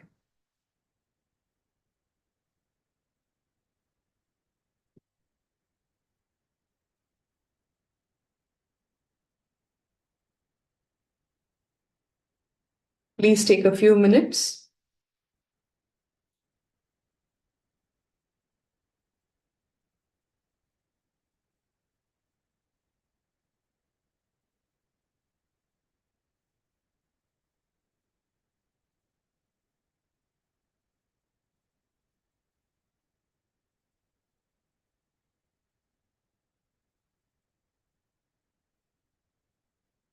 Pen down what is abundance for you.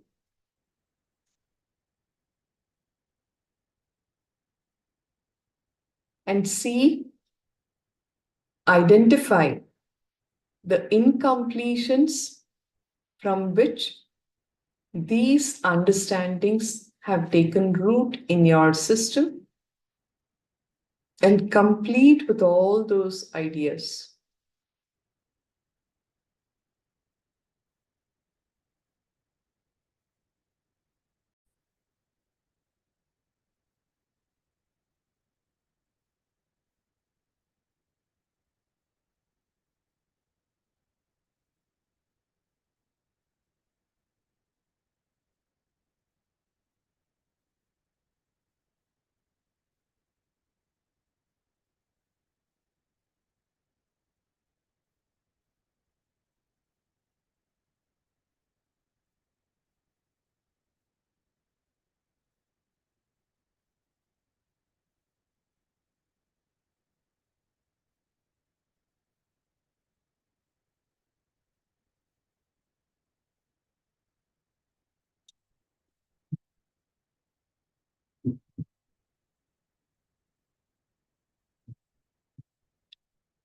Abundance is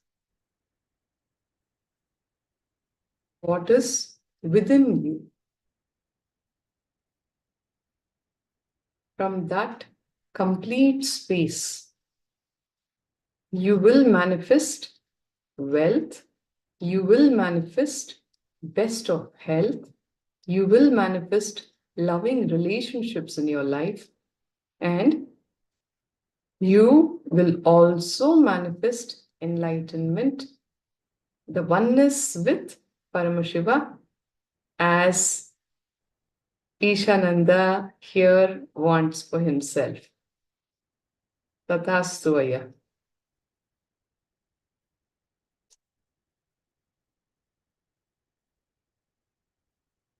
He says the ultimate abundance for me is enlightenment, union with Paramashiva. Till that happens, the enlightenment happens, Swamiji says, one of the most tangible ways you know that it is happening in you in the right direction is by wealth creation. So, work towards that. Ma Shukrananda says, inner strength is my abundance. Okay, Ma.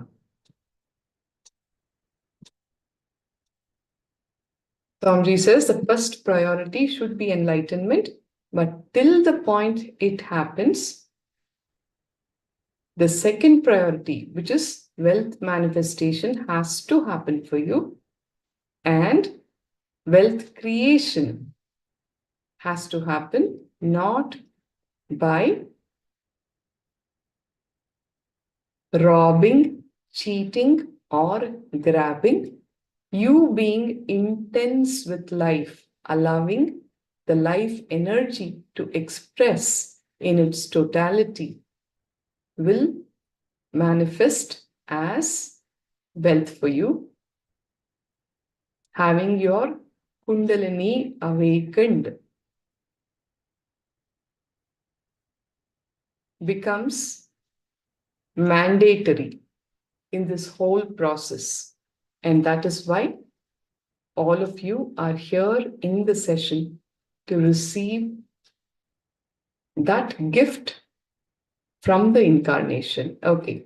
Ma Shukrananda, thank you for confirming that it's the translation for Sukriti. Thank you, Ma. Inner strength is my abundance, she says. All right. So you could also go ahead and share on Facebook, tagging Bhagavan, identifying what is stopping you from manifesting abundance and powerful cognitions about wealth in your life, the various clicks that you received during the course of the session. Yes, we have a question from Ishananda. He says, Swamiji says that seekers always justify their poverty as their spiritual quality and innocence, but Swami Vivekananda's Guru, Sri Ramakrishna Paramhamsa, never touched a coin in his life, saying that money would be a hindrance in the path of spiritual progress. The two statements seem to be somewhat contradictory. How should we understand that? Okay, the answer to this question is, do not do what the masters do. Always do what the masters tell you to do. Ramakrishna Paramahamsa was an enlightened being. We are still working towards enlightenment. When he is telling stay away from money, stay away from woman, he has already achieved. So we just follow what he has to tell. Never mix instructions from different masters. Whomsoever you follow them to the T. So even though the two statements seem contradictory in that sense, he is the one who has already achieved enlightenment. In that sense, Swamiji also never touches money. Okay, but wealth creation has to continue to happen because it is a direct effect of your consciousness being awakened. Okay, so let us stick to what Bhagavan is telling us to be doing for now. And that will be the tangible result of your awakened consciousness, of your journey of living enlightenment. Okay, is that clear?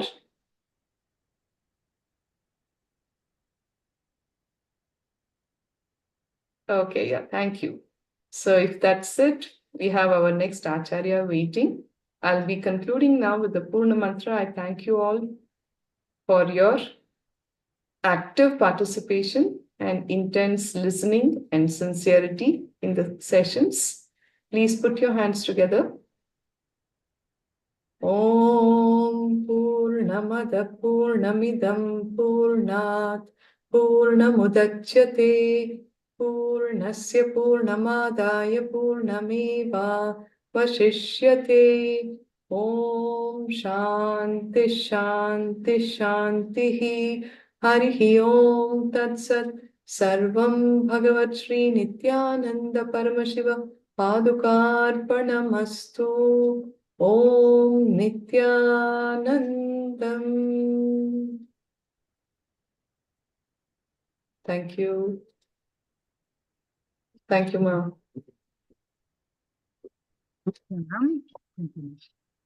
Nithyanandam, everyone. Now, it's time to do one round of power manifestation and continue our understanding about the wealth manifestation.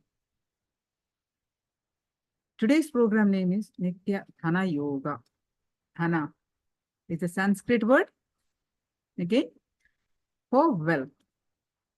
So we are trying to understand about what actually is Dhana and what is stopping us manifesting the wealth in us, wealth in all aspects of our life. So before we continue further on understanding the wealth manifestation, let's do one round of power manifestation. So please go ahead and share your powerful cognition from Living Enlightenment book.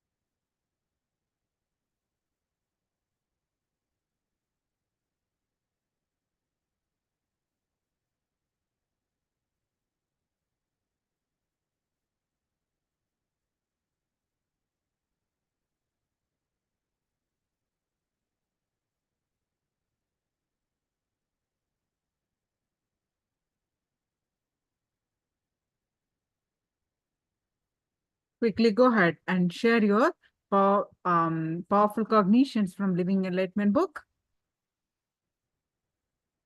We have very exciting events coming up shortly, live events.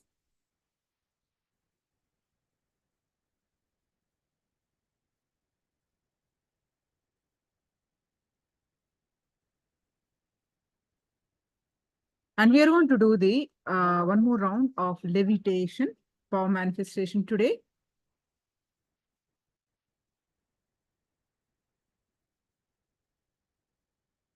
Yesterday also we did that, and one more day we are going to do the power manifestation of levitation.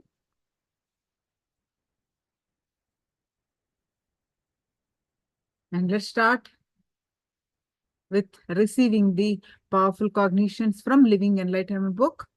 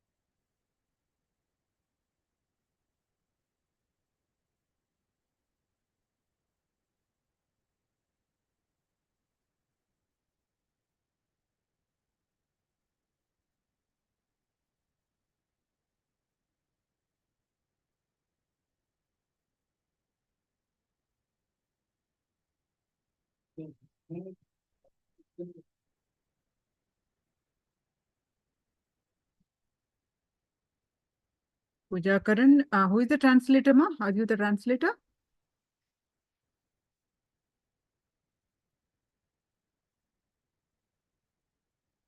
Shukra Indrananda.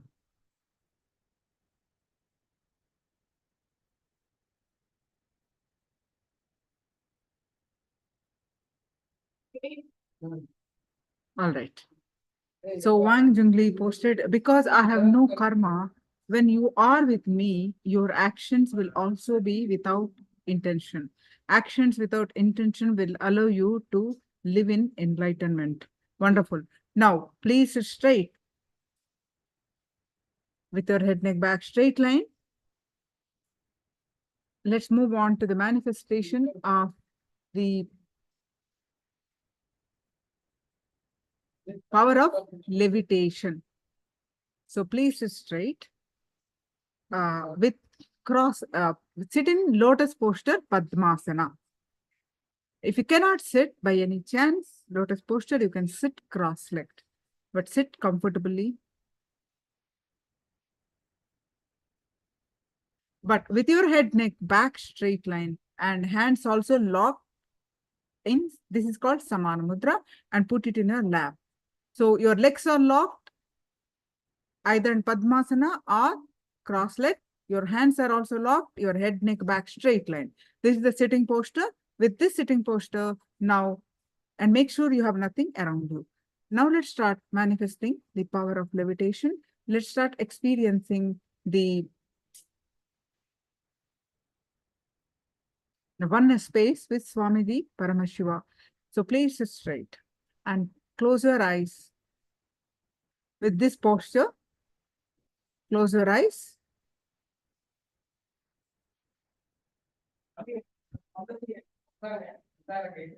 Just relax, bring your restful awareness to your third eye.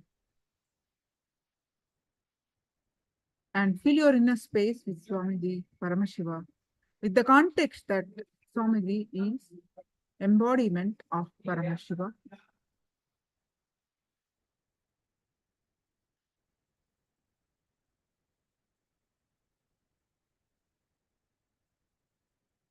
Any thoughts coming, let it come, let it go. You bring your awareness back to your third eye again and again.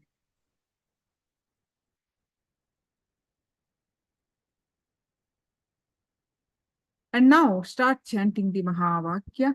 Om Nithyananda Paramashivoham.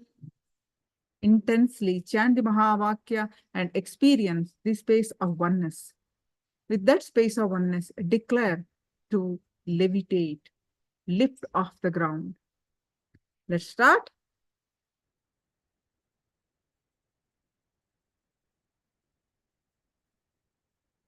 Manifesting the power of levitation.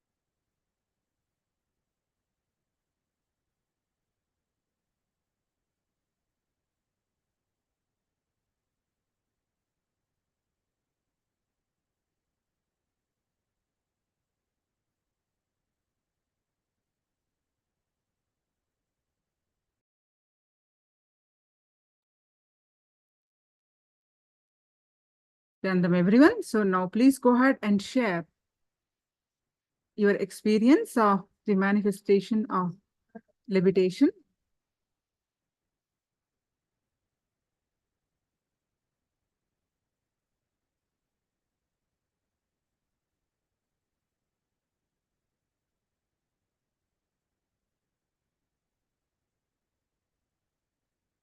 Ishananda, Sadashivomayi, Pooja Karin, Sukriti, what is your experience of the manifestation of the levitation?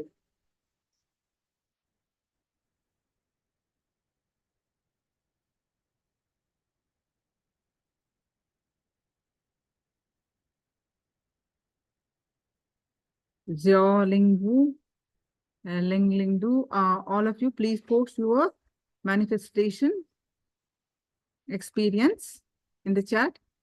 Zanhua, Kian, Yu, Tia, Ishananda, all of you, please quickly post your power manifestation experience in the chat.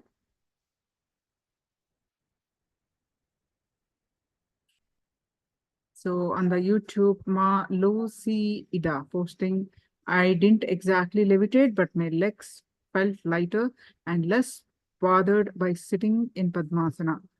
Like it felt very easy this time. Wonderful, Ma. This is exactly manifestation.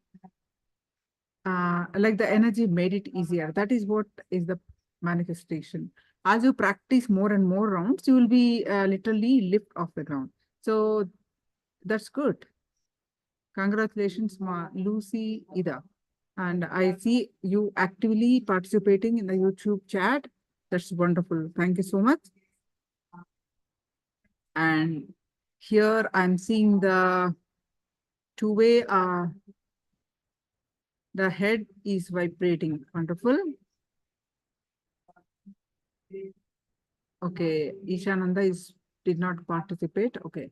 One zingly. The body is slightly shaking with a numb feeling in the legs and back, but there is no vibration in the back this time. So you have manifested, Ma. That's all.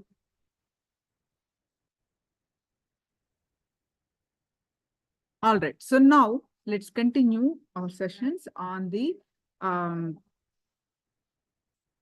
wealth.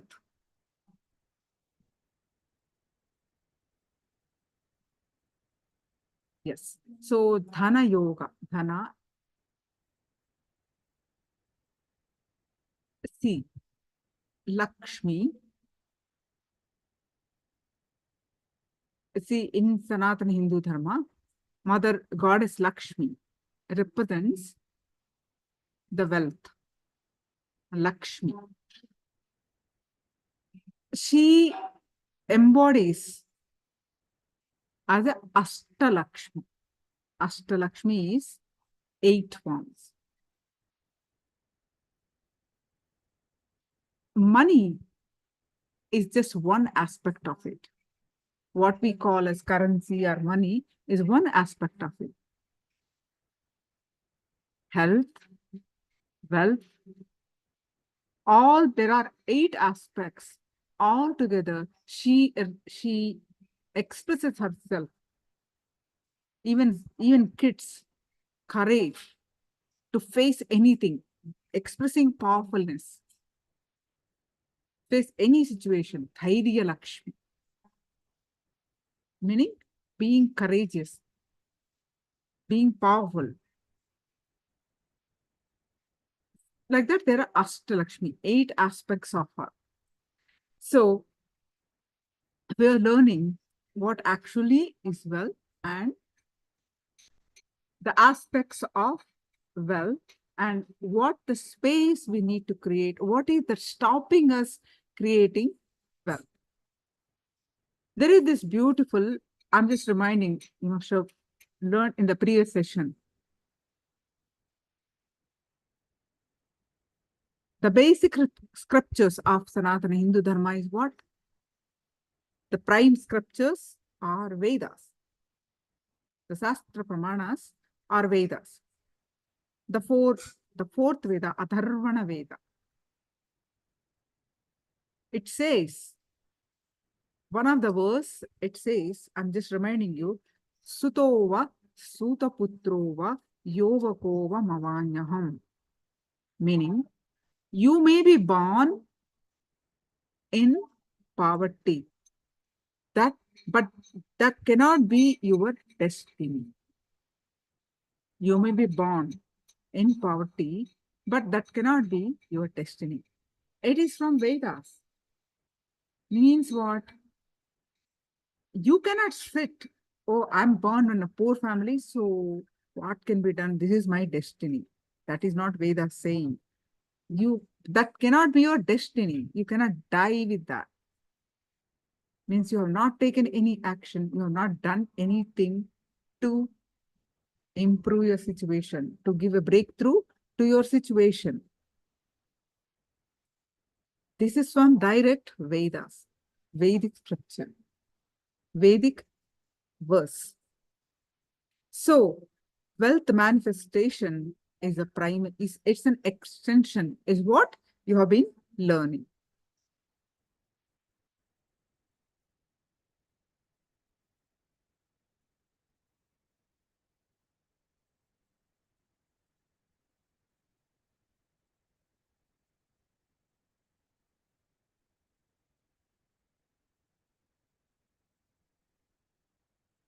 So there are always a conflict.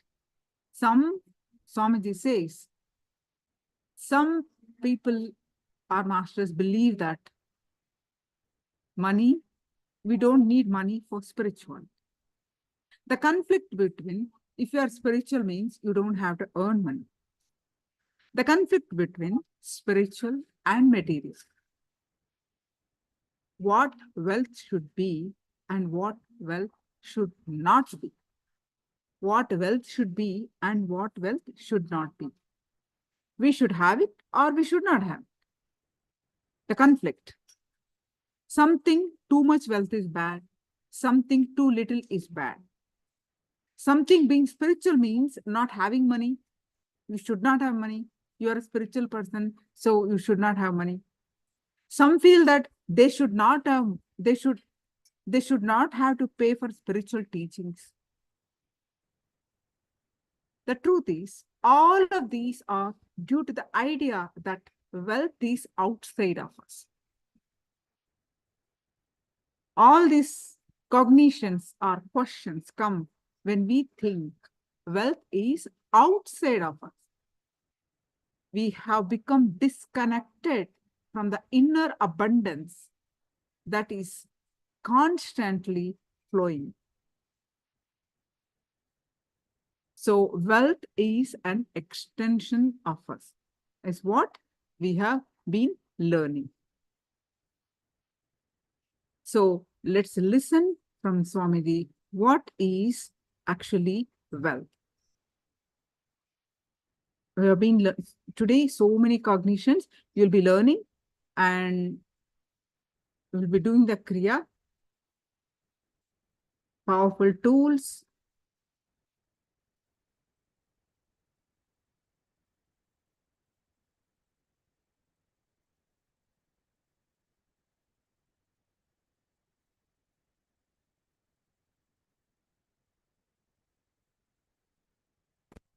Your body absorbs while you are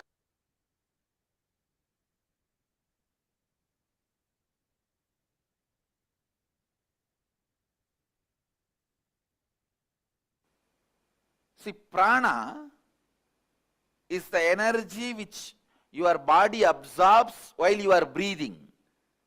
Please understand. Prana is the energy your body absorbs while you are breathing.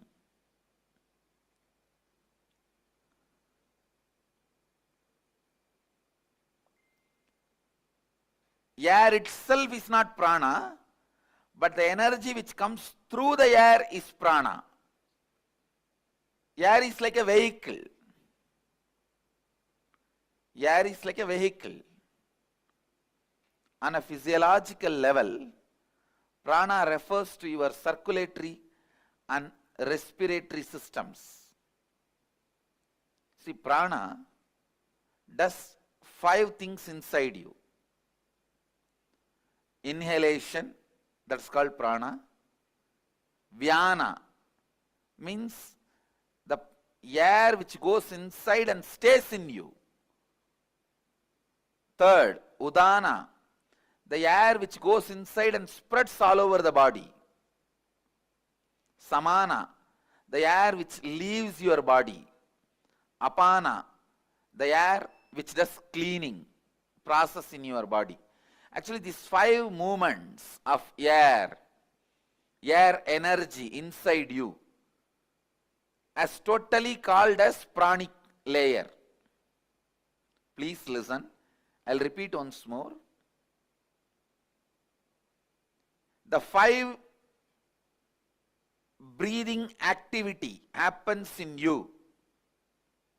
Inhaling, holding, exhaling, spreading all over your body, and cleaning. These 5 put together is called pranic layer. And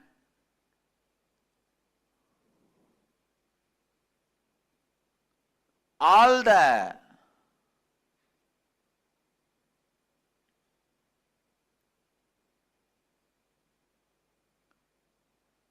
energy which happens during the breathing process gives life to you. So please understand, prana is one of the important source of life. In this layer, all our desires are stored. Desire related patterns, desire related engrams, desire related samskaras are stored in this layer. Please listen. Listen carefully.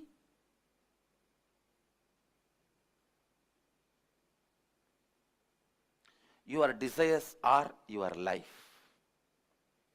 Your desires are your life. Listen. It's your desires which infuse life into you, and it's your desires which infuse energy into you.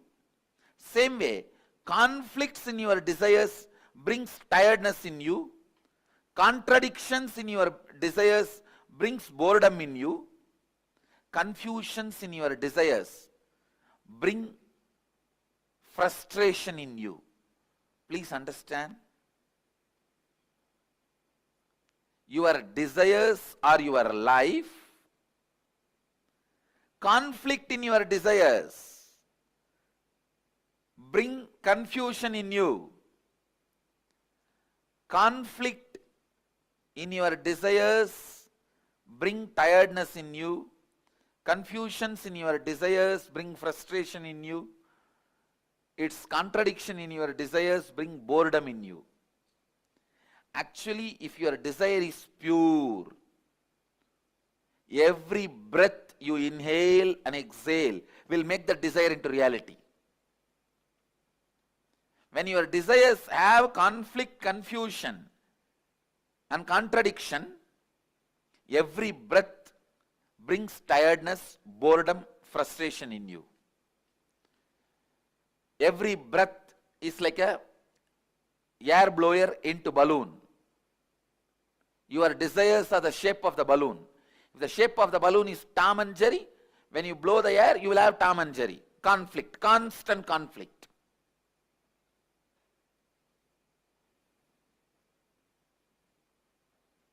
If the shape of the balloon is just round, when you blow the air into that balloon, you will have a round balloon. The shape of the balloon is tall. When you blow the air into it, you will see tall balloon. Your breath infuses energy into your desire. So the one and only thing you need to do in your life is not giving up desire, but removing the conflicts, confusions, contradictions in your desires. Please understand, renunciation is not giving up your desires, it is giving up conflicts, contradictions, confusions in your desire. Now, again, awakening your Kundalini Shakti, infusing into your Pranamaya, breathing layer, will make you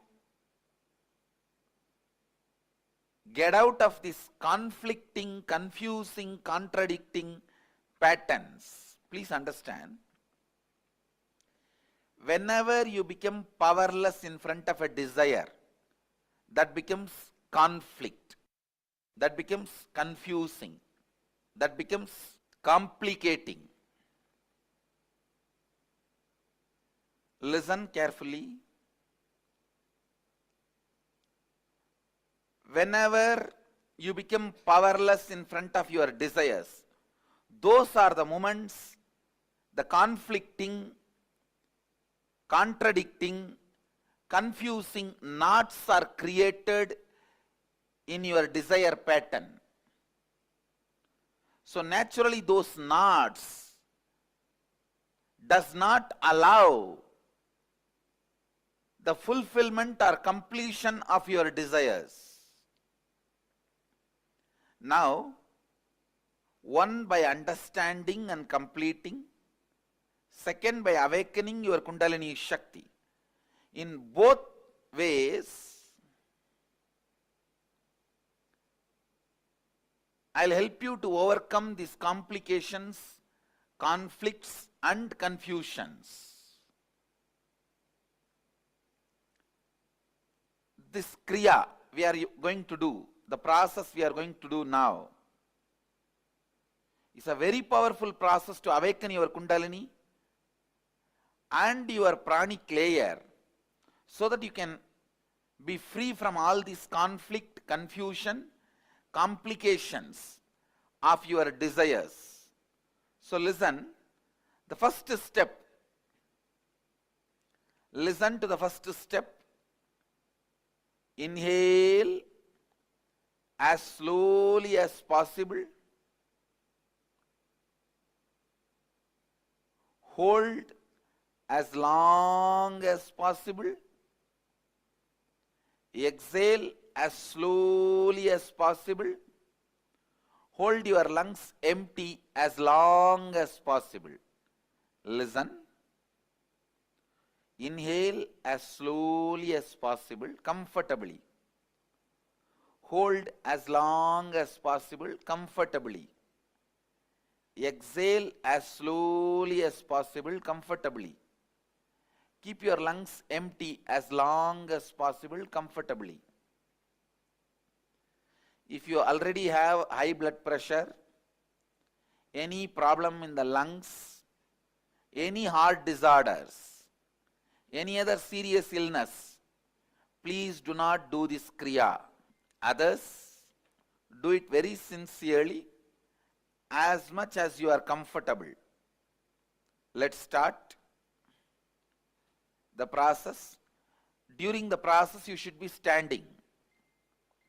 Please stand up.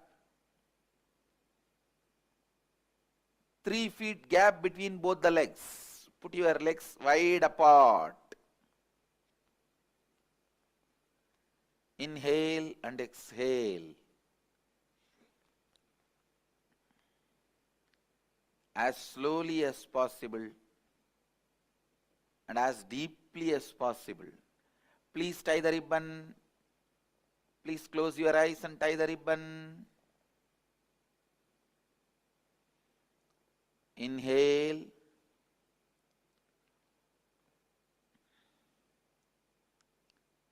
As slowly as you can. Hold as long as you can. Exhale as slowly as you can. Hold the lungs empty as long as you can. Again start inhaling as slowly as you can. Please start.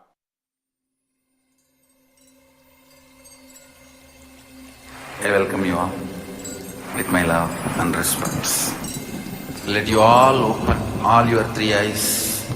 Om Nithyananda Paramashivoham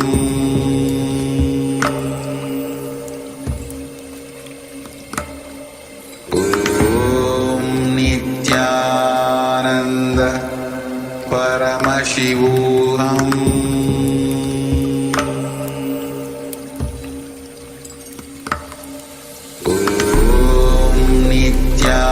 Nithyananda Paramashivoham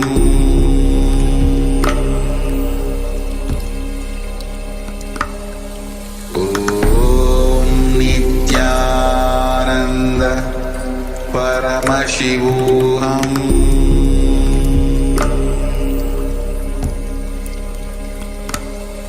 Om Nithyananda Paramashivoham